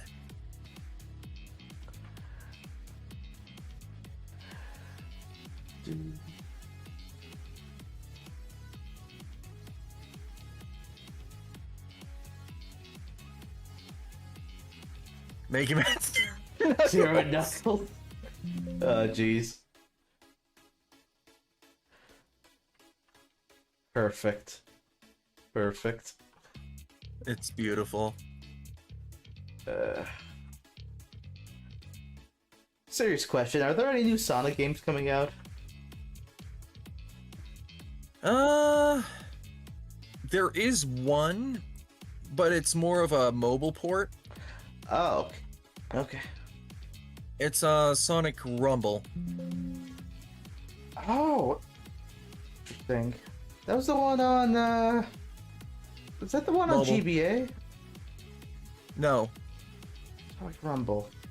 Or there was like an arena fighter Sonic game on GBA. I'm probably thinking of something else. Yeah. So, Sonic Rumble is effectively Fall Guys, but Sonic. Oh. Curious. Also, everything's chibi. To be expected, I suppose. But I don't know how it became chibi. I don't ask these questions. British Vile is my headcanon now, thanks, somebody wrote. What? I think they saw Vile on screen. Australian Vile is my head. I think they saw British Vile is my headcanon now. I think they were superimposing your voice on the Vile on screen. XXX, why does everybody bloody like that guy? God damn. Actually, do I sound more Aussie or British? I think more Aussie than British. Yeah. Like British, I think of more like posh. Or I mean, I don't think there's something. Blondie, Mhm. I am literally the opposite of posh.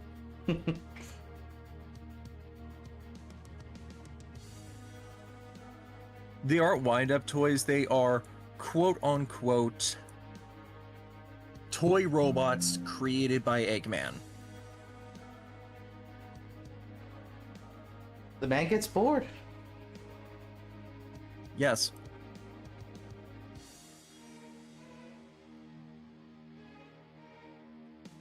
Out of curiosity, have you seen the Sonic 3 film, Sparkster?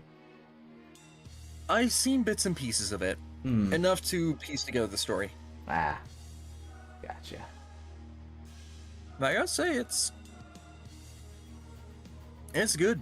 Hmm.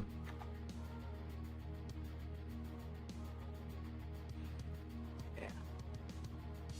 One of those things I'm not gonna talk about just because I don't want to spoil it for people, but yeah, I saw it as well. Or I saw it, yeah.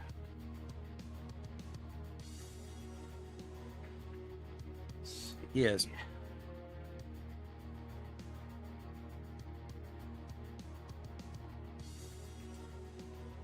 Someone DM me? Oh, it's Sculpin. Ah.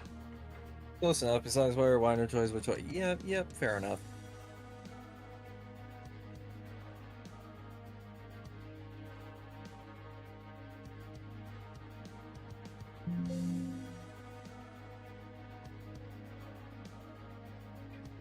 Oh.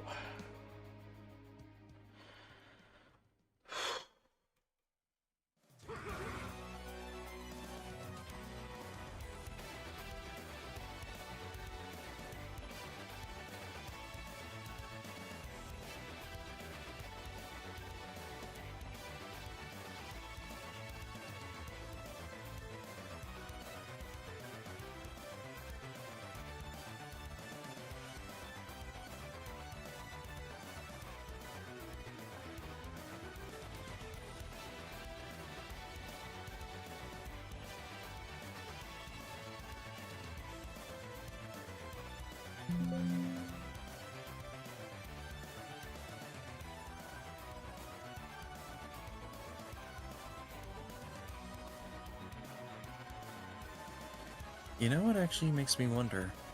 Oh yeah? How did Inti Creates create the original backgrounds? They were they were digitally drawn or painted in high res and then downscaled. We do have a few examples of the high res ones, but it's kind of hard to find them. Well, there's few. There's only a few. A few that survived. Yeah, because you know, Because preservation is not ever taken seriously until it's too late. it's less that and more a case of a lot of it came from Capcom when they released the Legacy Collection, and they were not on good terms with Integrate, so they only had access to what Integrate sent them during the development of the games. Yeah, I'm sure Integrate still has them, but Somewhere. it's tricky when trying to like mimic the art style, because you look at like the low res stuff on DS or even the GBA stuff in say 04 where they used sketches as well. It's hard to understand like what certain things were meant to be, you know, because some details when you downscale just becomes a clump of pixels. Yeah. So the way I look at backgrounds like these, we try to be in the spirit of those Zero and ZX backgrounds, but there's a certain level of let's say artistic liberties. Yes.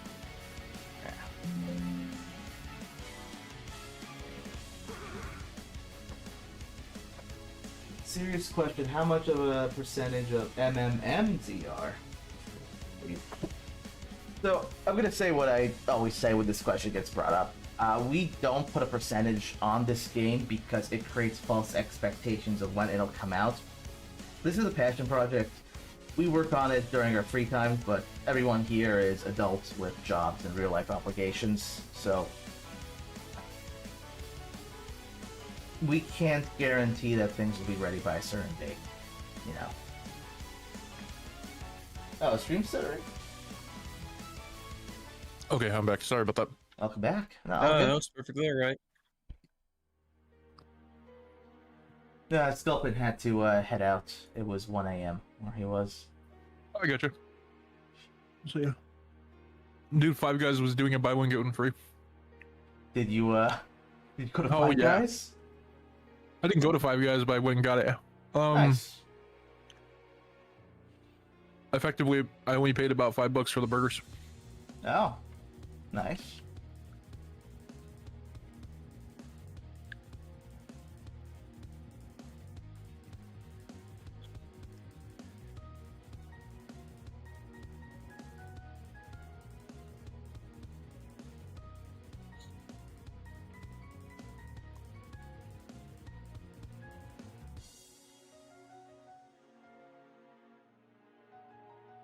Evil Dero be like, I'll give you this to you at half price. Hmm.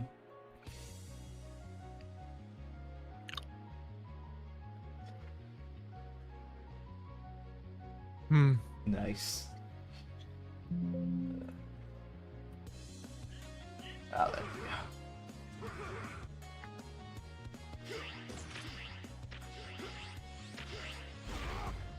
Alright. These walls, you should not be able to wall jump on them. That would make this fly too easy. Let's fix that.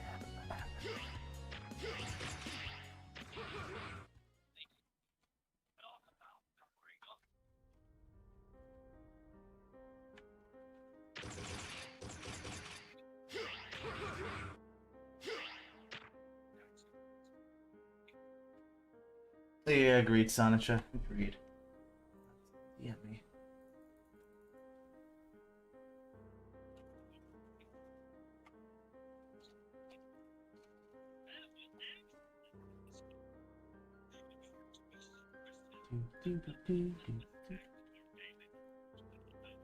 I'll give this to you at 500 E crystals instead of 1,000. Zero, are you okay? The name's Ro. Rody. Rody? Road name's the dough. Dane's donk having a strong. Called a drobulence. Wait, so could you say you rode these nuts? I'm sorry. Hey, let's go. I'm gone. I like how Zero sounds like he's intoxicated.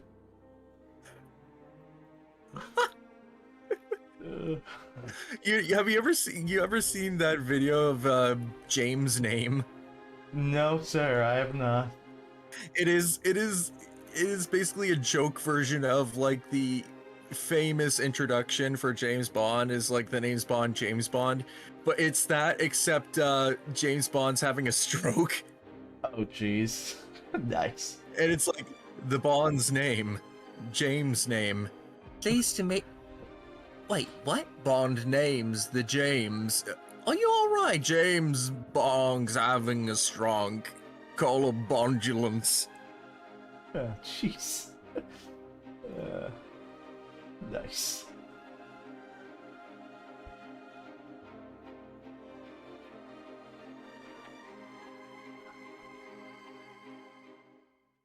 I haven't seen that one, but I've seen one by I think it was Pete Holmes or Peter Holmes, where he's filming for a James Bond film, but he keeps on flubbing the James Bond, but he takes a sip of the martini every single take, and he just gets more and more drunk.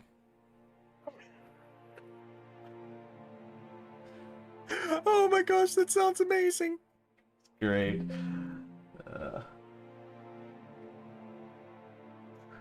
I'm actually not familiar with Silk Song. I've heard people talk about it, but like I'm not familiar with what it is. I know it's a Okay, game. you want me to sum it up? You want me to Yes. sum it up for you? Yes. Okay. Take Half-Life 3. Okay? Okay. And actually release it. Okay. Did it live up to expectations? Kind of, yeah. Nice. Well,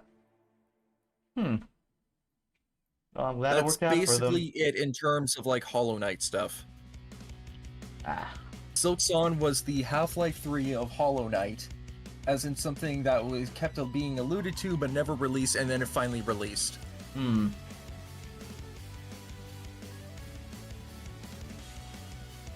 Oh, good to know. I heard that that game apparently like crashed a bunch of storefronts.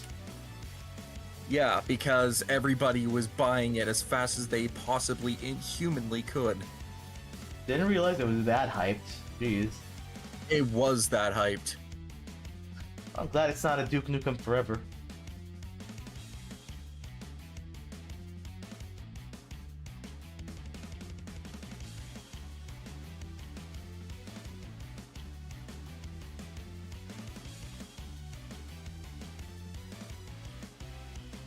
Oh, really, Storm? I didn't know that.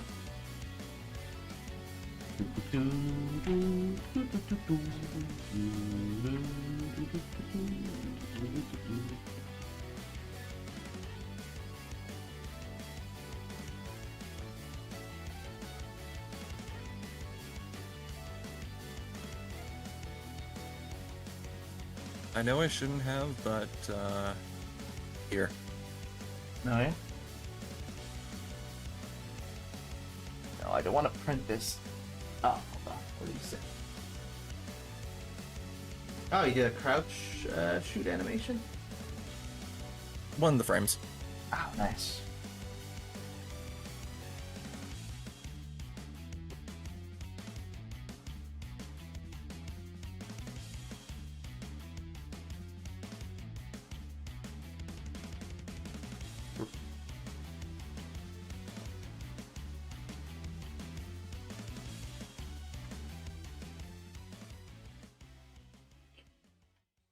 I didn't realize people cared that much, Storm.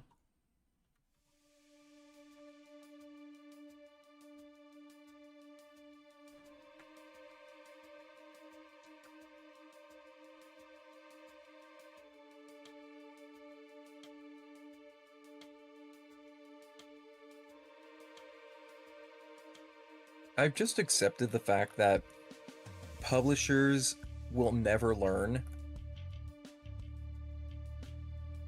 So, just don't think on it too hard, you know? Yeah, you're probably right. It is always funny when they get ticked off, though. Oh yeah, for sure. They say that if if someone doesn't like you and they're frothing at the mouth, they're doing something right. Mm-hmm.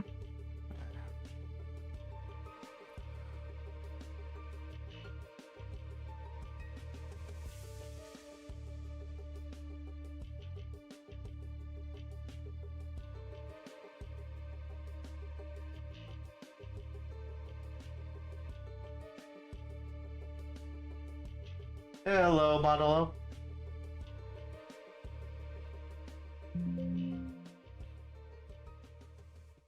How the heck did Omega give a freaking YouTube channel?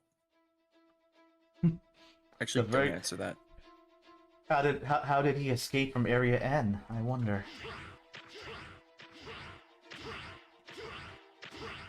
Omega Zero, but he's actually an influencer.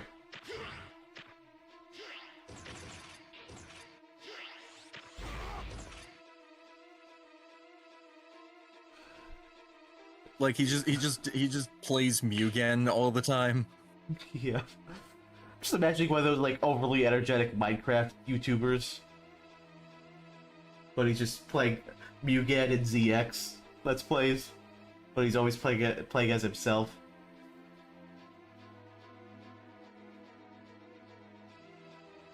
Yes, you can duck like X6 and X5.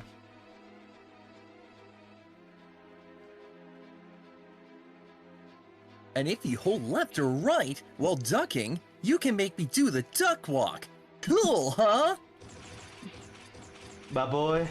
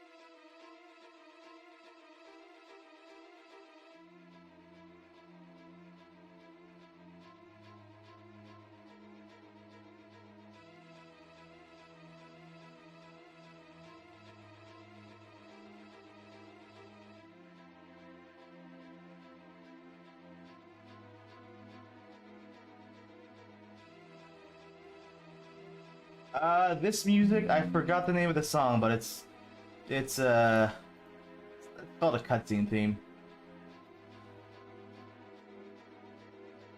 It's called the cutscene theme. I mean, it's Vile, he's gonna be purple.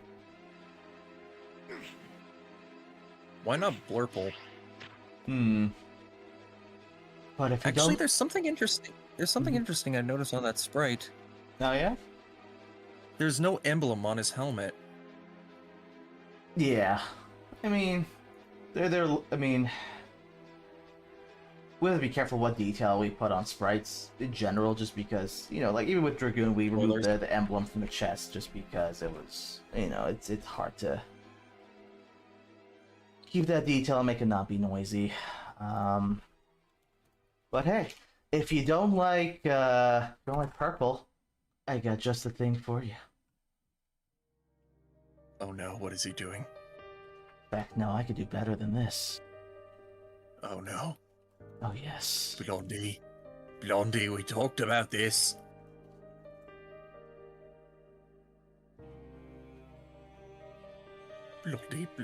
Blondie, what do you do with that Game Shark, Blondie? You ate one of the Mario stars. Oh no. Oh no. We need to make that a fun value. Oh jeez. But hey, if he's not saturated enough for you, I can fix that. Look at how purple he is now. Isn't it magnificent? Actually, it's honestly a good question. Why isn't he more purple? That's a question for Like Sculpin. he is purple, but it's more of a pale purple. To be honest, that's more of a question for Sculpin. And also, I guess Yeah, fair Chandler enough. Chu, because he did the sketch for Vile. But yeah, Rare Postmate as reach when she doesn't use her it's large for okay. But hey, you know, some days Vile's just feeling really down, really gray, almost like a statue.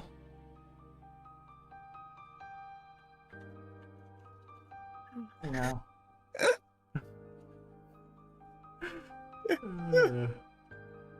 god. It's not over yet. He's just having a rough day. You know, just needs a hug. You know, just a real nice hug. Proceeds to Z-knuckle him to death. You know, technically, I could do that right now with Omega.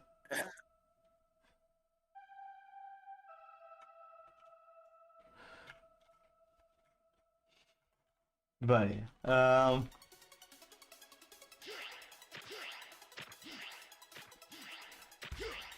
sad purple man is sad. You know what? Truth be told. Truth be told. Truth be told, where's the colors? Come on, where are you?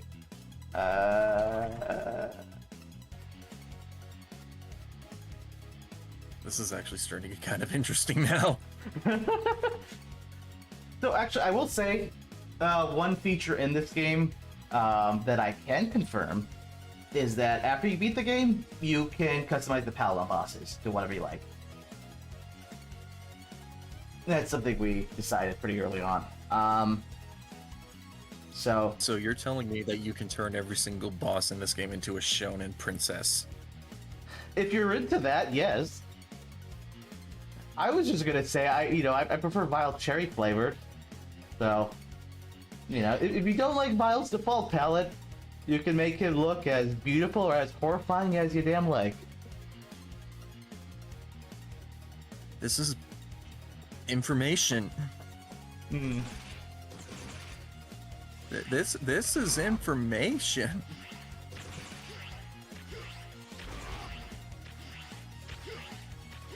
Vile the princess. He's a freaking pretty princess. Now I'm just imagining someone like modding his sprite to give him like a tiara or something. Make him a Disney princess, why don't you? Just remember, Copy X is the king. Okay. Needs a full dress. I'm not spriting that. It's a lot of work. It's just like if you speed run Mega Man Zero Resurrection or something like that, and if Copy X was in the game, you just get in there and you just find him wearing a tutu. It's like, ah! Oh god. If you speedrun this game fast enough to get to Vile's boss fight, he doesn't have enough time to put on his armor, so you just see him just half dressed. Oh no! That's a joke. That's a joke. YouTube moderators. That's a joke. Please don't. Joke. Do do do do do do do do golden.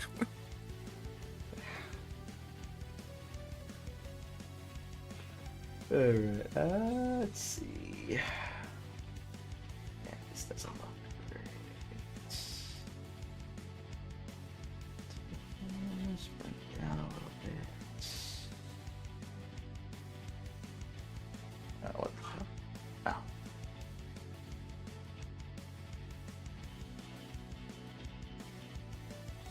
No JoJo references in this stream, I guess. Okay, fine.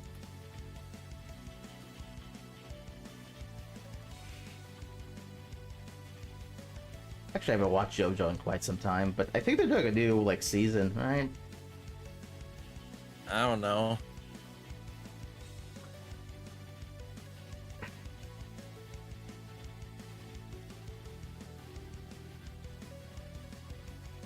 So on like I don't know what arc it is, but the one after the Italian one.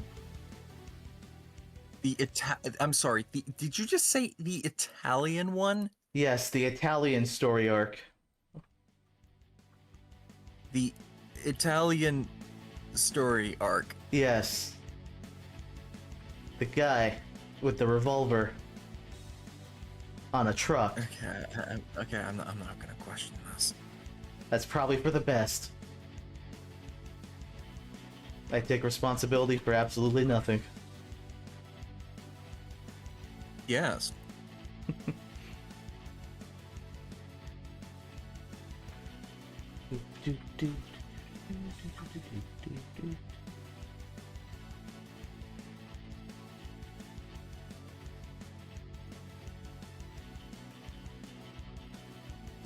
Golden Wind, huh? Okay. You're a golden wing. Your face is a golden wind.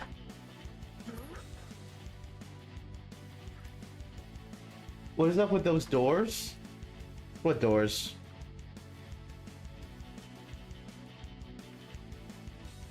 I mean, more of a door frame. There's no door here.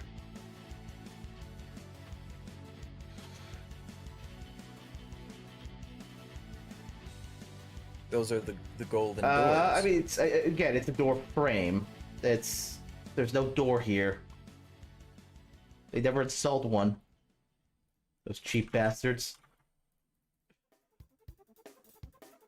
For once in my life, I ain't got nothing to do with this.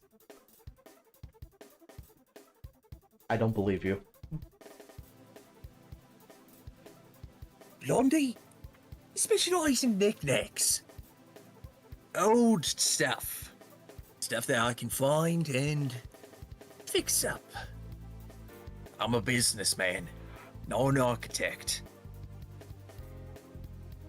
You want that lavish nonsense?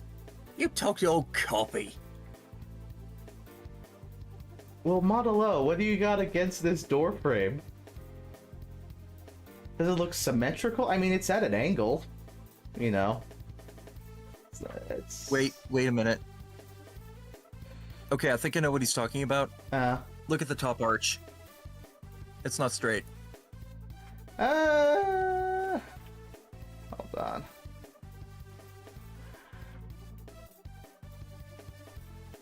Is it?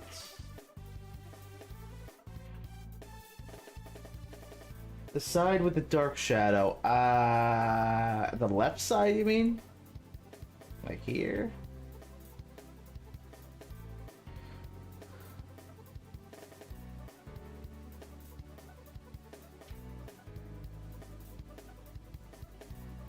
Okay. I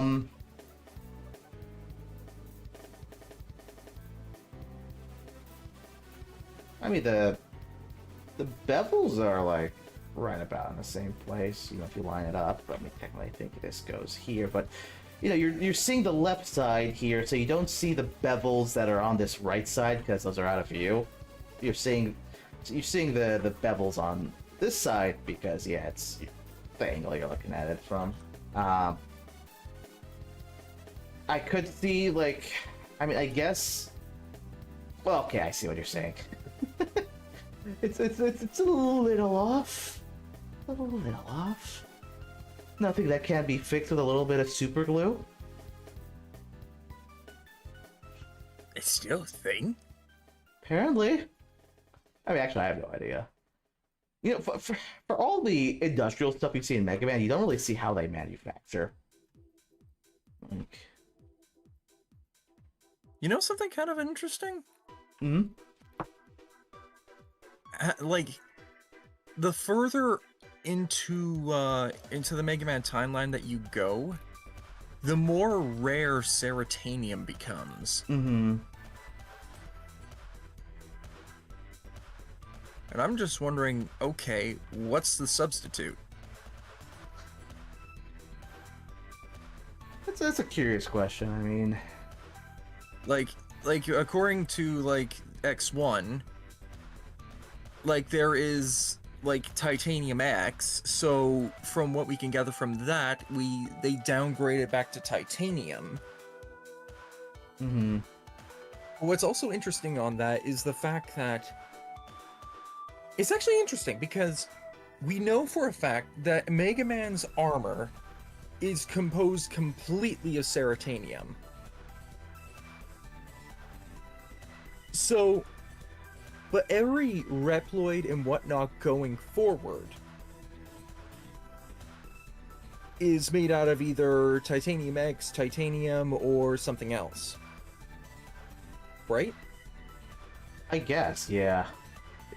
I'm not sure if they ever get And into it it. kind of makes sense because with X with like Mega Man X going forward, like the base health for Mega Man I think is 32.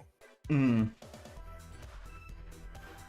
But with X and Zero, it's 16. Mm-hmm. That's an interesting at interpretation. Like it's kind of funny because at base, the original Mega Man is in some ways more sturdy than a lot of advanced Reploids. Hmm. But it's compensated at the fact that modern Reploids have better firepower.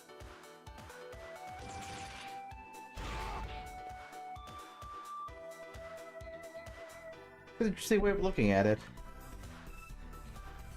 Storm Shaman saying X is all across the board an improvement to Classic, so why would his armor be weaker than Classic Mega Man? I don't know. I genuinely don't know. Because from gauging it from a lore and gameplay standpoint, X's armor is pretty freaking good. What I'm trying to say is, what is the power scaling on the armors between Classic and X? Mm-hmm.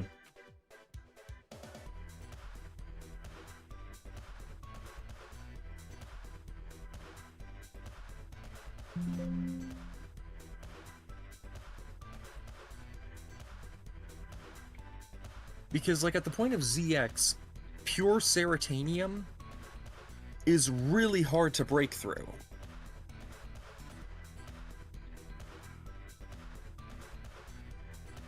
You want to see some doors? I'll show you some doors. Look, a door. Look, I can play as the door.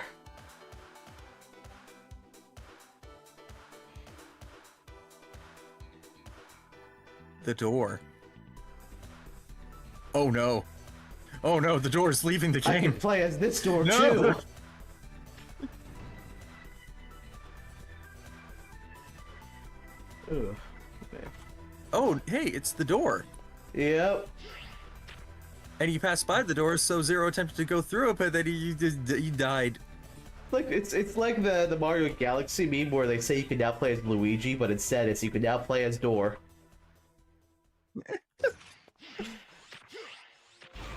You can now play as Door. Haven't you heard? Oh wait, what the? Why did Omega turn to 0? What? That's new. Okay. And it crashed. Nice.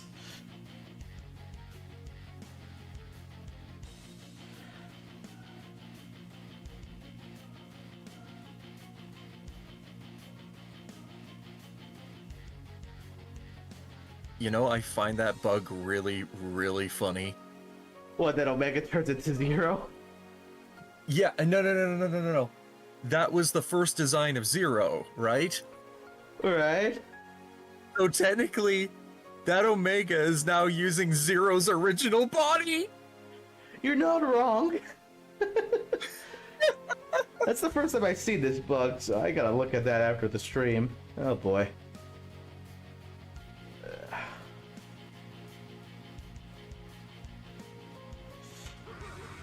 But yeah, I mean, overall, I'm happy with this background. I think it turned out pretty well. Jeez. You're gonna mirror it, right? It is mirrored. So why are the bosses just chilling out in the background? Oh, you know, I mean, they're watching the entertainment. The entertainment. Yes. The entertainment of a completely deactivated Vile and a Zero just using him for target practice.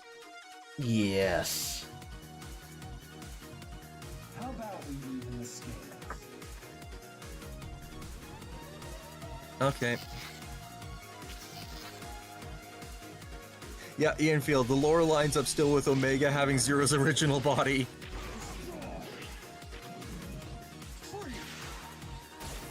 Vile, the loose cannon? Yep.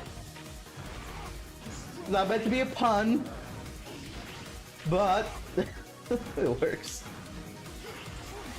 I would re-enable the HUD. Oh, I forgot I disabled it.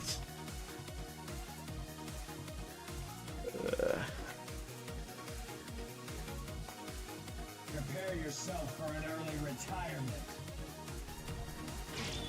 I just had a better caption come to mind. Oh yeah?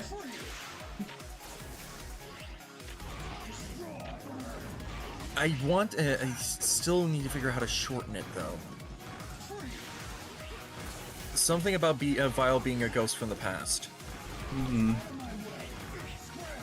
Because canonically, the last time we see Vile was in X8. Actually, hold on. Why did my charge not break? It worked 2 seconds ago. Huh? Is there a sprite limit? No. Wait a minute. Might have been from when we were doing that test earlier. Did this Maybe sprite- it is from that test. Hold on. Should have saved everything.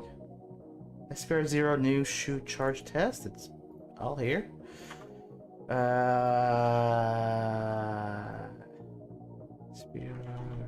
Oh, I accidentally typed in here without realizing it. So I changed the name of the sprite.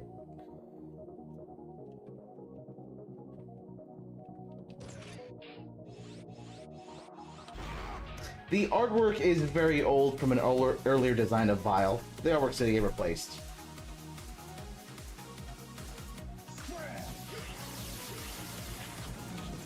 Oh, so technically this is a fight for X, not for Zero, but whatever.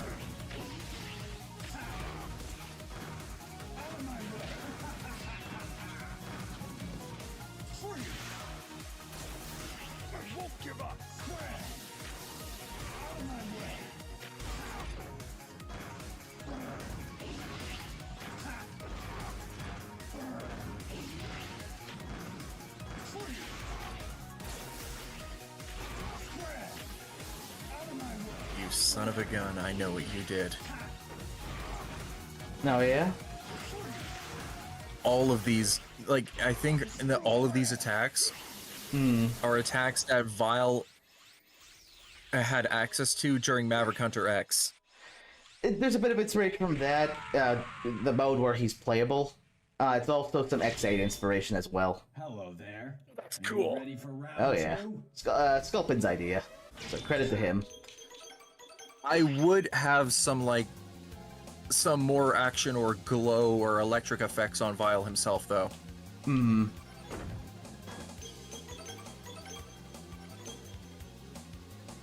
Because him just sitting there while the electric balls go around him, it feels placeholder.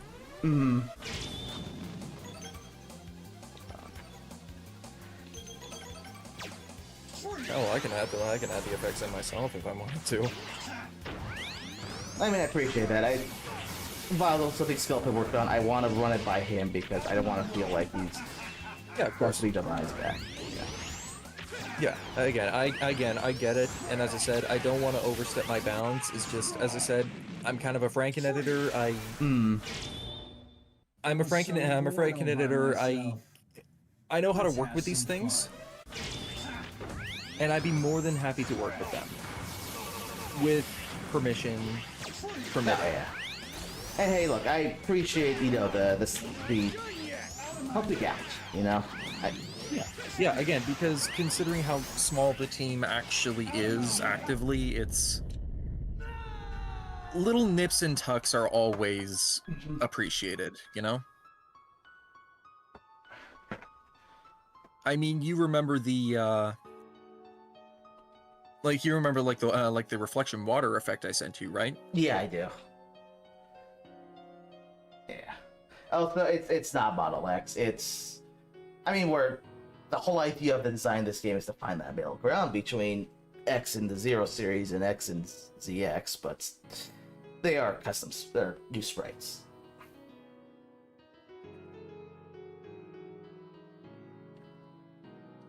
I will be right back real quick. Ditto.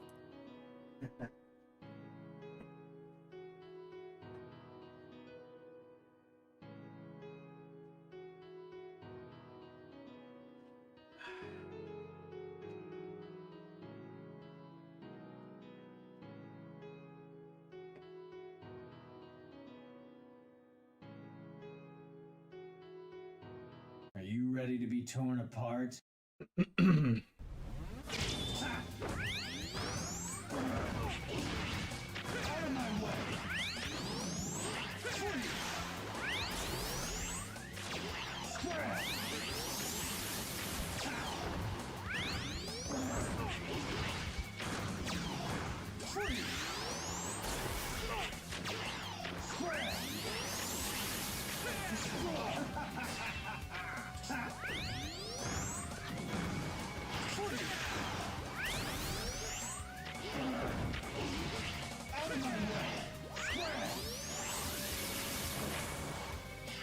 Oh god, I hate this. Are you ready to be torn apart?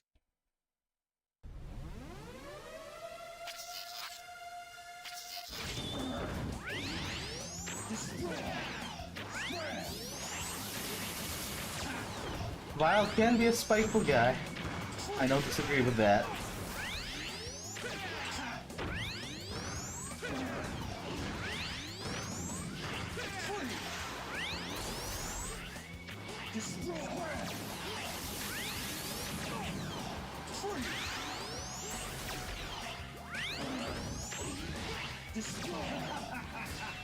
Come on.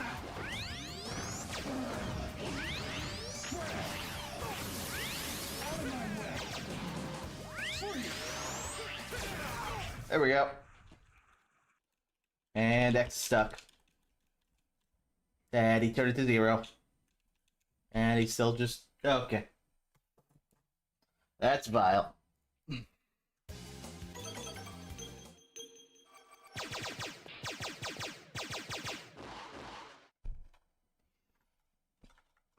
But yeah, I think this background turned out well.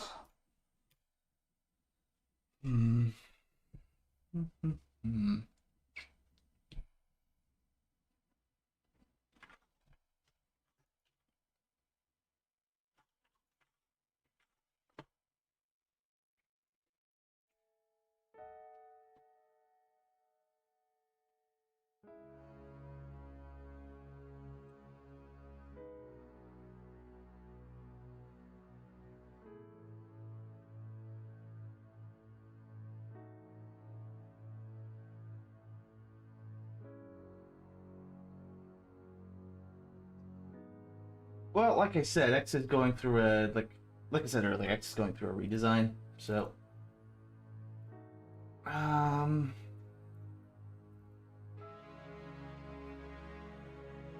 yeah, I mean it's working on new sprites. It's not done yet, but we got a decent amount here.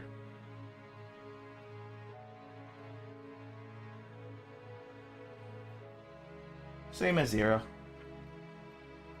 Oops.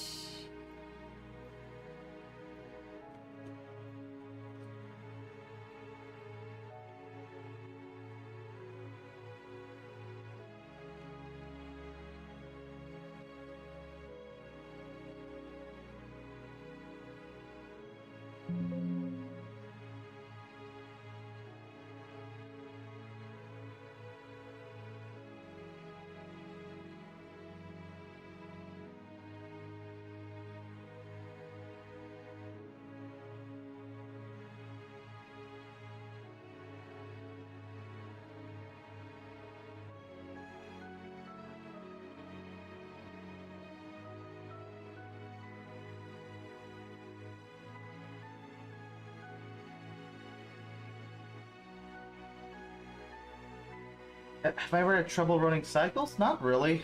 I also have a pretty beefy computer, though. I have a 3080 in this machine, so it can handle a decent amount. Although, I forgot what render I'm using for this one.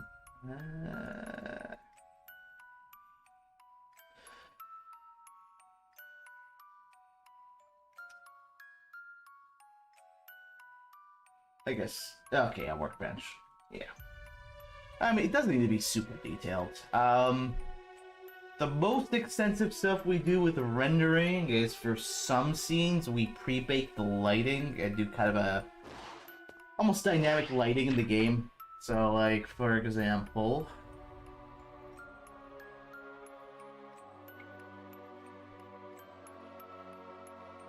Oh yeah, they can be tricky.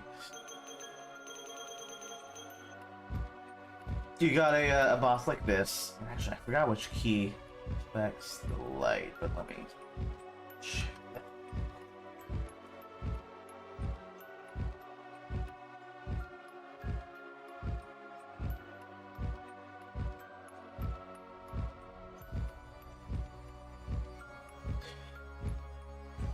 And I gotta stop it from doing that teleport animation, but we have a few different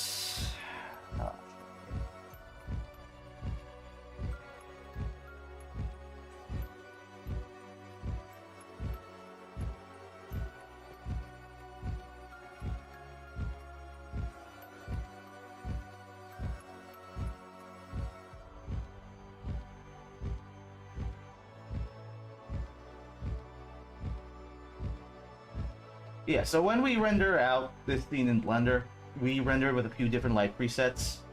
You know, one where the monitor is illuminating everything, one in complete shadow in this case. And we use that as a way to have some dynamic lighting. So, like, the idea for this area, without getting into spoilers, is that when it starts, everything's kind of pitch black, which it's bugging out a little bit because this code is a little out of date, and also because just kind of these backgrounds have been updated quite a bit over time. But you can imagine when it starts, we just leverage this. Everything's in darkness. Boss is in here. X may or may not be unconscious, and then the monitor illuminates everything. So, yeah. In the case of this area, we like to have the monitor color be determined by who you play as. So if you play as 0, it's against blue. If you play as X, it's against red. But, you know, what I like to do for fun is just make it kind of change over time. Yes, not on the sprites. That's correct. The sprites in Zero games and ZX games and Mega Man games in general, they don't make it react to lighting. You know, and we wanted to keep that. But also, in order to make the lighting accurately, say, bounce off the sprite, reflect off the sprite, it's a lot of work.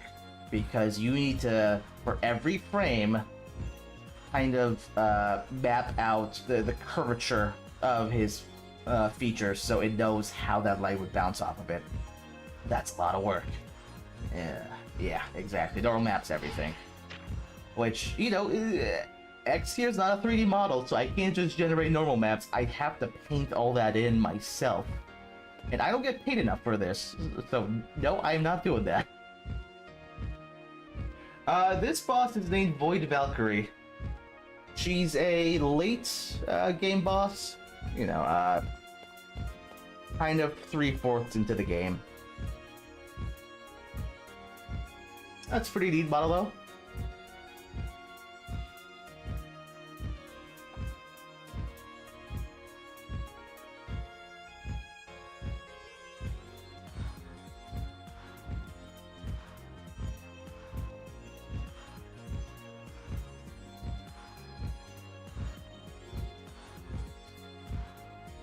Yeah, I mean, if you could, like, make the assets from the start designed around that stuff, it's great.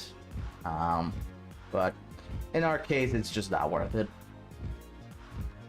I've heard about stuff like that, yeah. It still is a lot of work, just in terms of workload. You know, because you have to... And even with the automated stuff, you do have to fine-tune a lot of it. Yeah, exactly. It is a lot of work. It's for very little, like, benefit in our case. Because these type of lighting effects, we're only using in a handful of places in the game. So take care, Ian.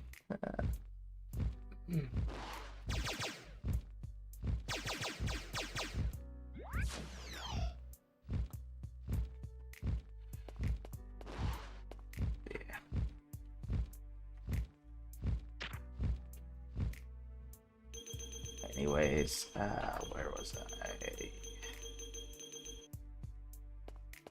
Just need to fix up this corner.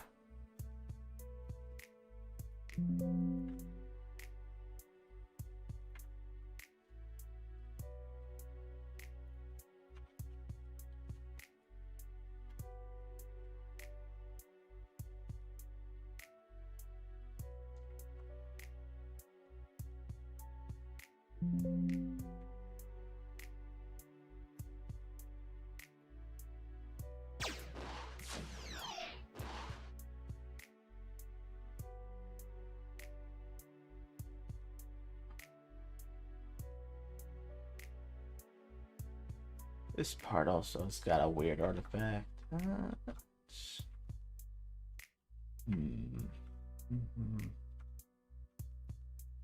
make this a little darker, see if that helps.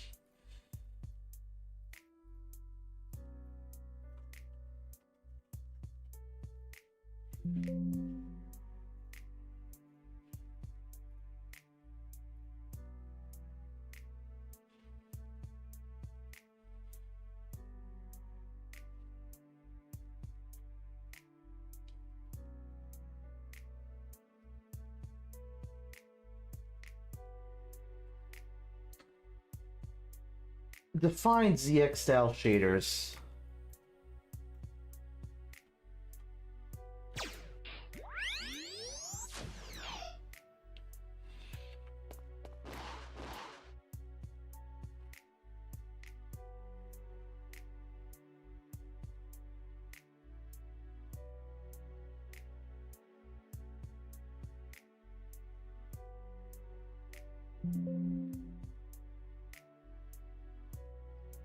ZX tiles and backwards always seem to have really shiny edges. I mean, I would argue that's just Zero and Indie Crate stuff in general. It depends on the scene. Depends on, you know, what you're trying to make. ZX, a lot of the environments were intentionally very vibrant. It's the message of the game. Whereas, like, the Zero series, you're seeing more of a dystopia. You're seeing cities and ruins and that sort of thing. So yeah, they you know, ZX, they want to make things kind of pop out a lot. But in our case, it depends on what we're trying to make. Does it make sense for the area? Because in this game, we have areas that are both very, like, beautiful and areas that are meant to be in ruin.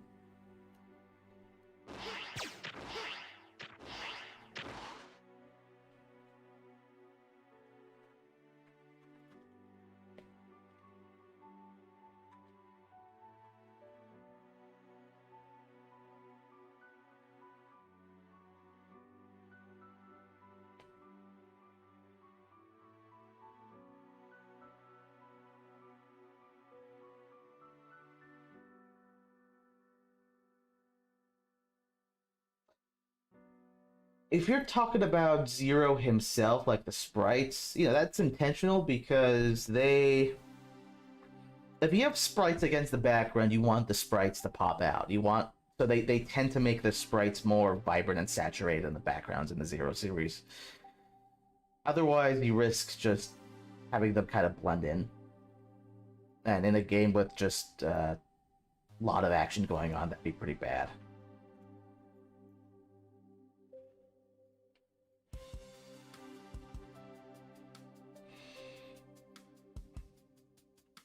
You mean the tiles in the background? It depends. 0 1 to 0 2 went with more of a undersaturated kind of gloomy look because that's kind of the atmosphere they're trying to sell. 0 3, but I think more so 0 4. 0 4 especially kind of went for vibrance. Because the whole message of that game was like just that, you know, nature is returning, things are looking good, Wild wants to destroy the beauty of nature and all that. Also, they got like a bunch of new artists for 0-4 that were outsourced from another company, so they had a lot more people to help with the art.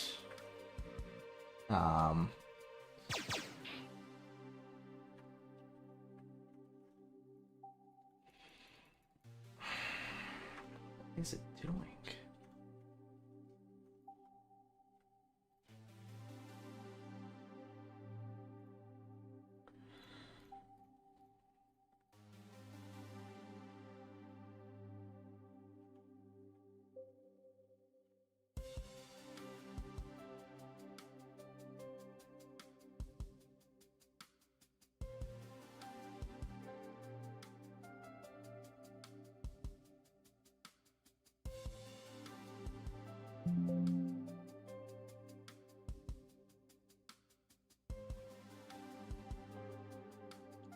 Be a little weird, but it seems like it's transparent. That's fine.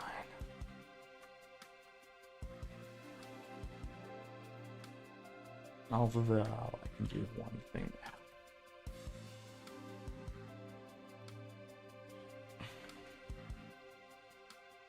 Do do do do do do.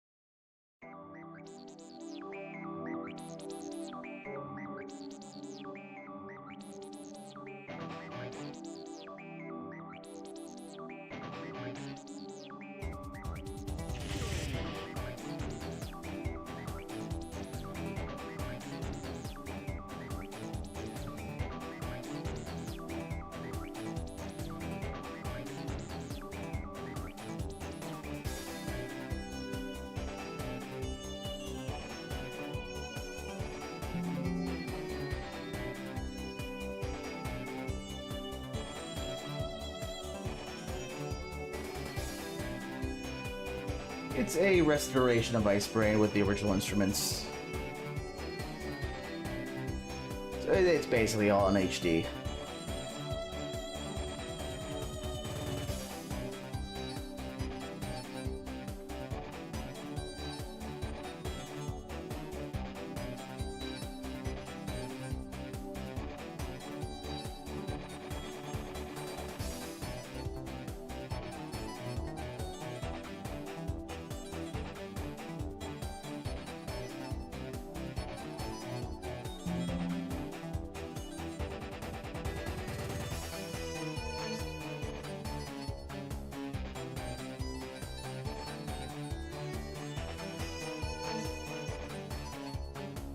Oh, just you wait till the next loop.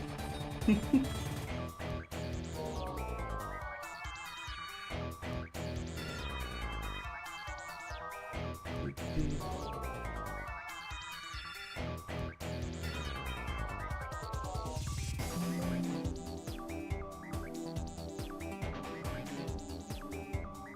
helps a little bit.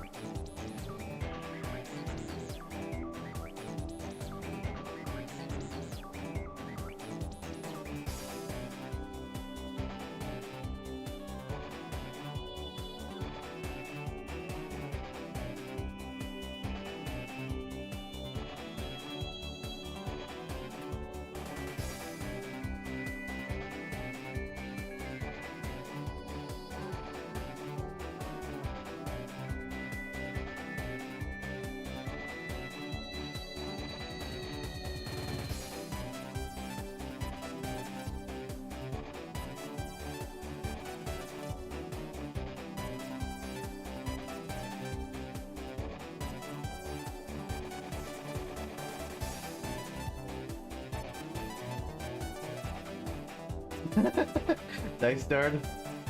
I was in an Ice Brain mood, sue me.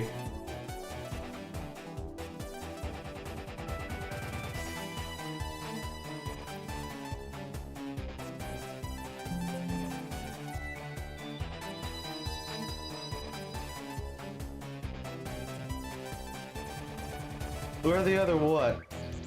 The other people? Sculpin had to go because it was 1 AM for him.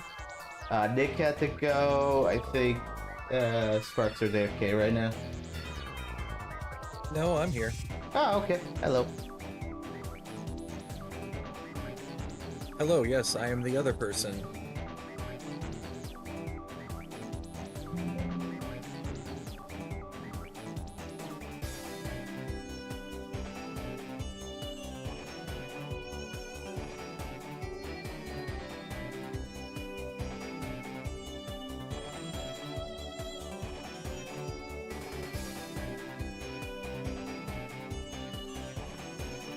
I'm just playing 0-4 and I don't know how much is going to feed through my microphone.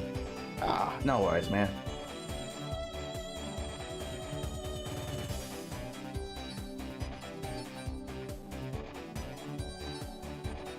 Worked on this background largely, darn.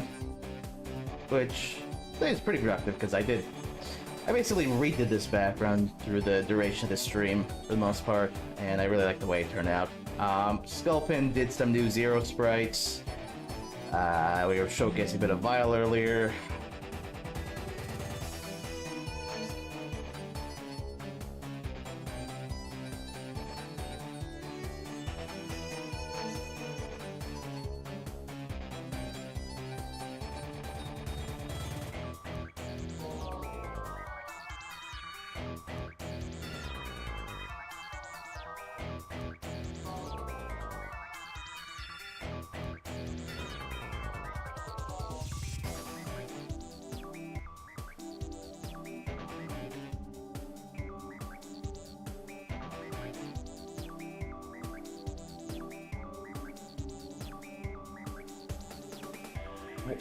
That is the weirdest comparison you've made yet. I mean, you used to call this place a gas station. What happened?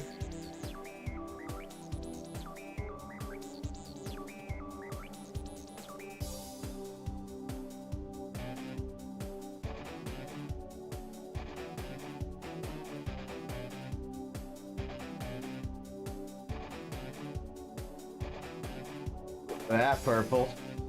Got some silverish colors.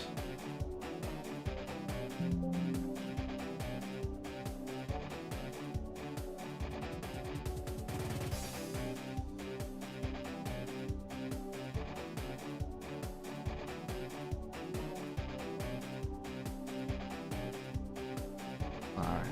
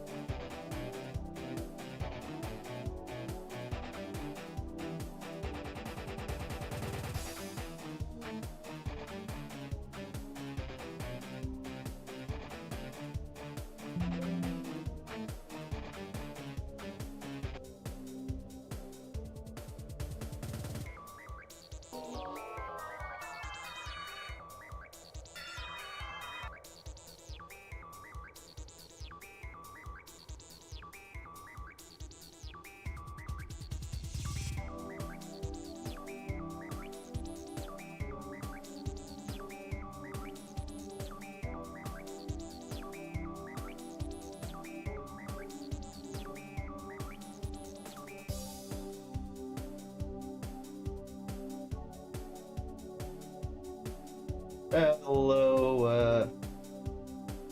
I don't know how to pronounce your name, Bogarin? Welcome to the stream.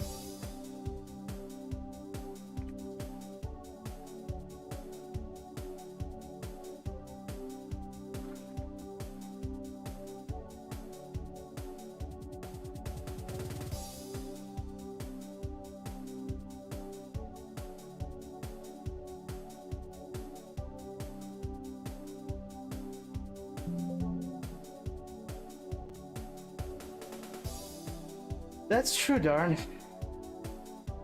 That is true.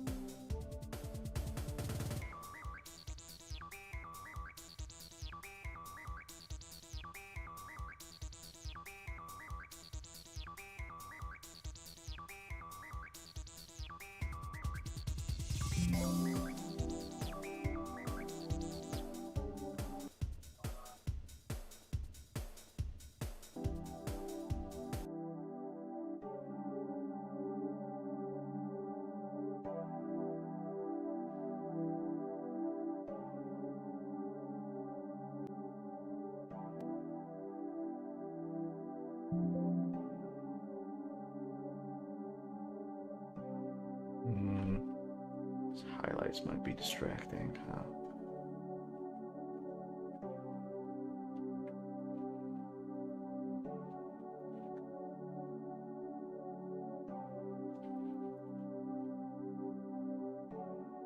Is it actually? Am I actually darn?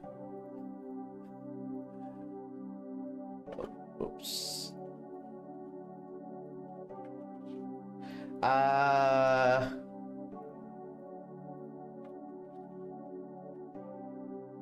X7 was an okay game.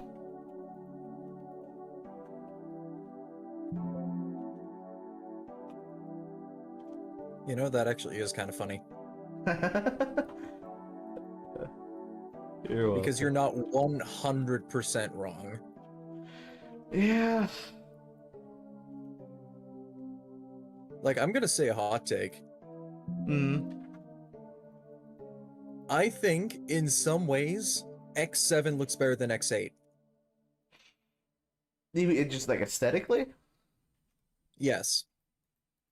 Does anything come to mind? So the thing is in terms of artistic, in terms of art accuracy, like, of course they did sort of like a modernization in X8, but in terms of artistic accuracy, the 3D models in X7 are actually pretty damn close to the artwork.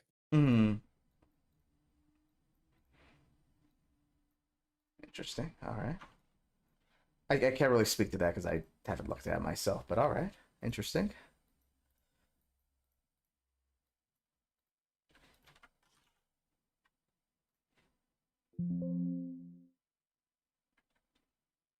Hello, Model O. Welcome back, I guess.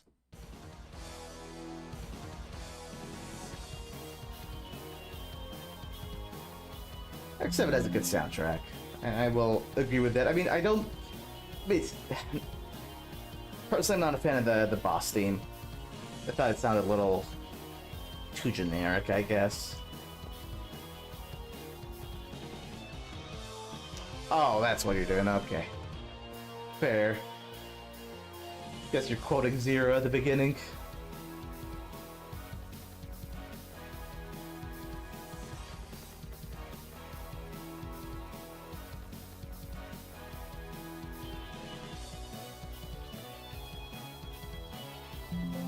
Yeah, this is a remix from Tito that I arranged. Storm.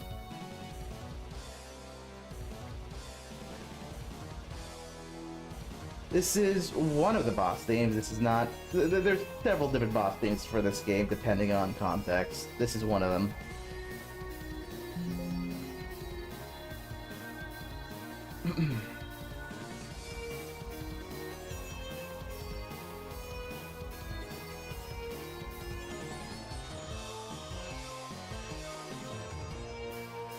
This one will be going up on the channel pretty soon. It's mostly done. Gotta do some mixing.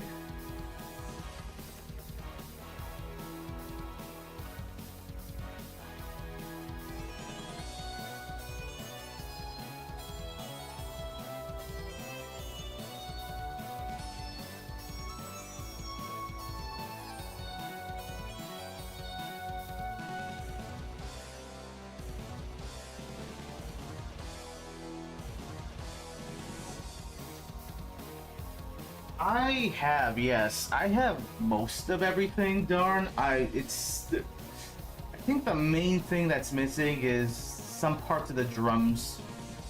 I can't find the samples they used. But it's like 90% done.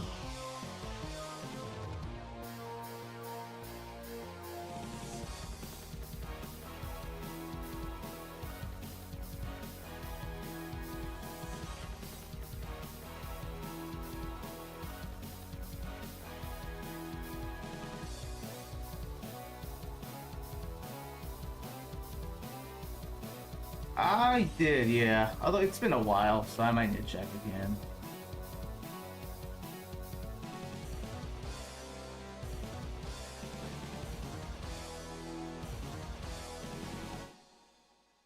It is, yeah. I do believe it is another timeline.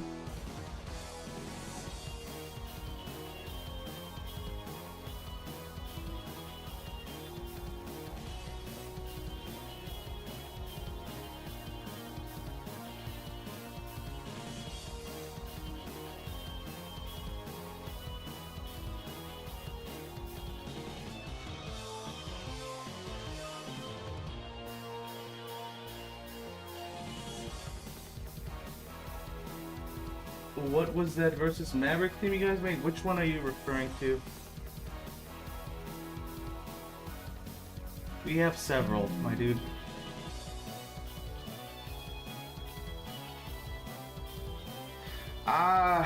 They say it's arriving next week, darn. It might take longer though, because shipping here can be quite unreliable.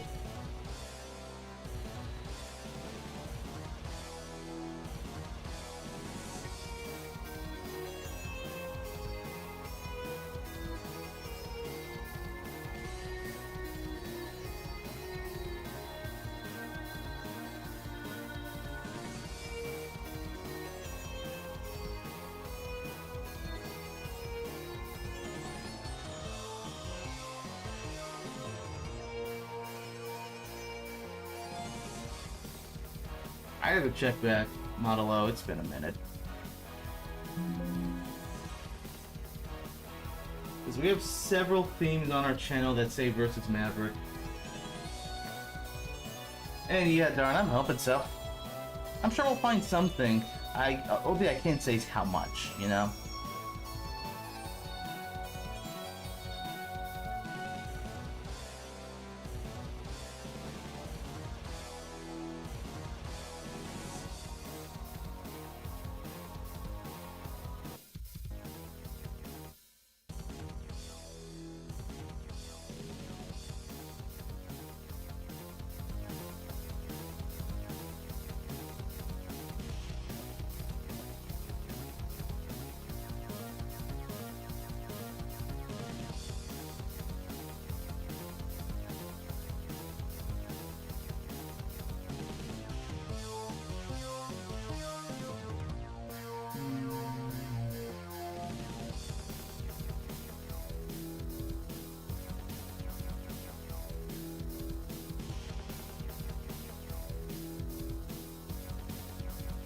Not sure what you're getting at, bud.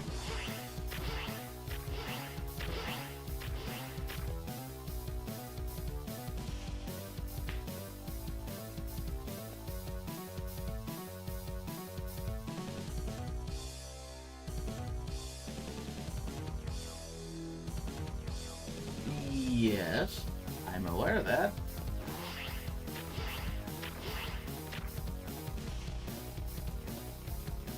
Yes, published by Capcom.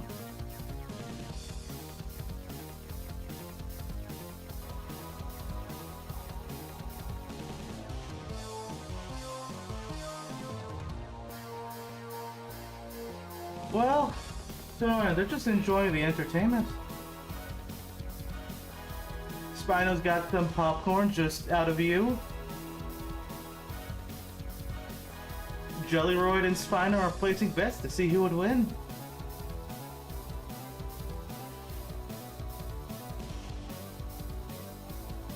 Yep, I understand one of the tracks is a remix from Network Transmission. There's actually a number of tracks that pay homage to Network Transmission.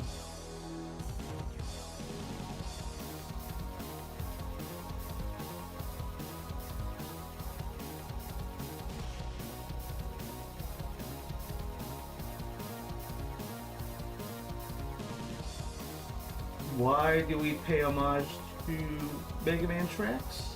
I don't quite understand the question, dude.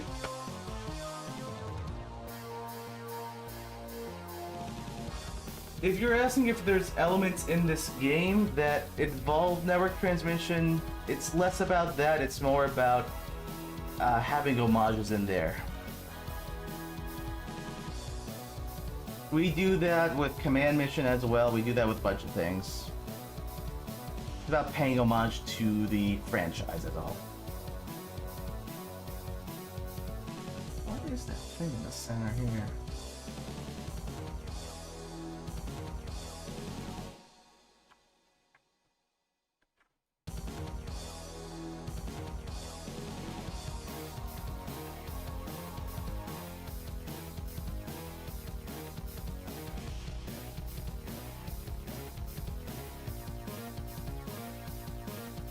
Beta version of the mushroom theme, the one from X4?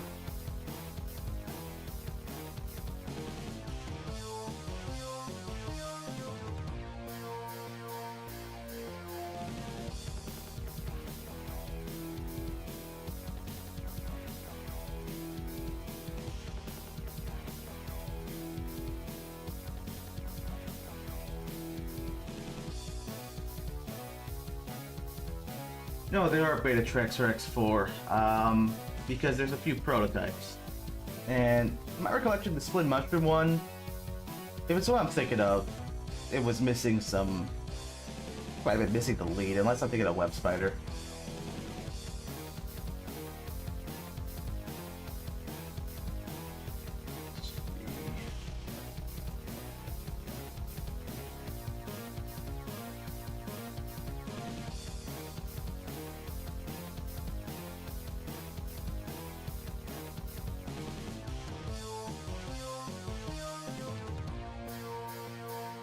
I can't speak to that.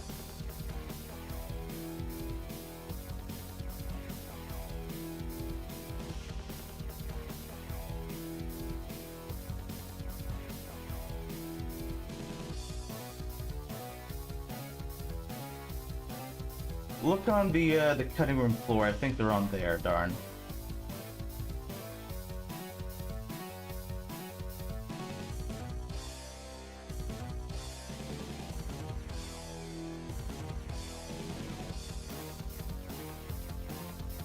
The cutting room floor, TCRF.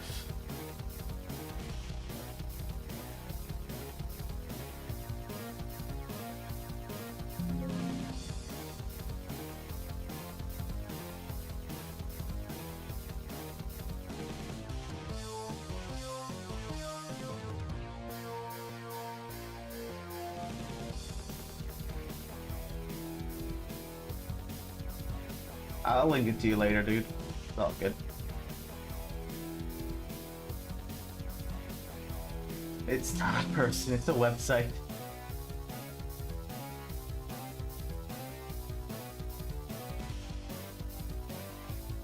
Well, in any case, we have been streaming for almost 5 hours now, so I think I'm gonna call it a night. Thank you all for... Very good. Yeah. Thank you all for watching. You all enjoy the rest of your Sunday. Hope to see you next week. Take care. Take care, everyone. We'll see you real soon.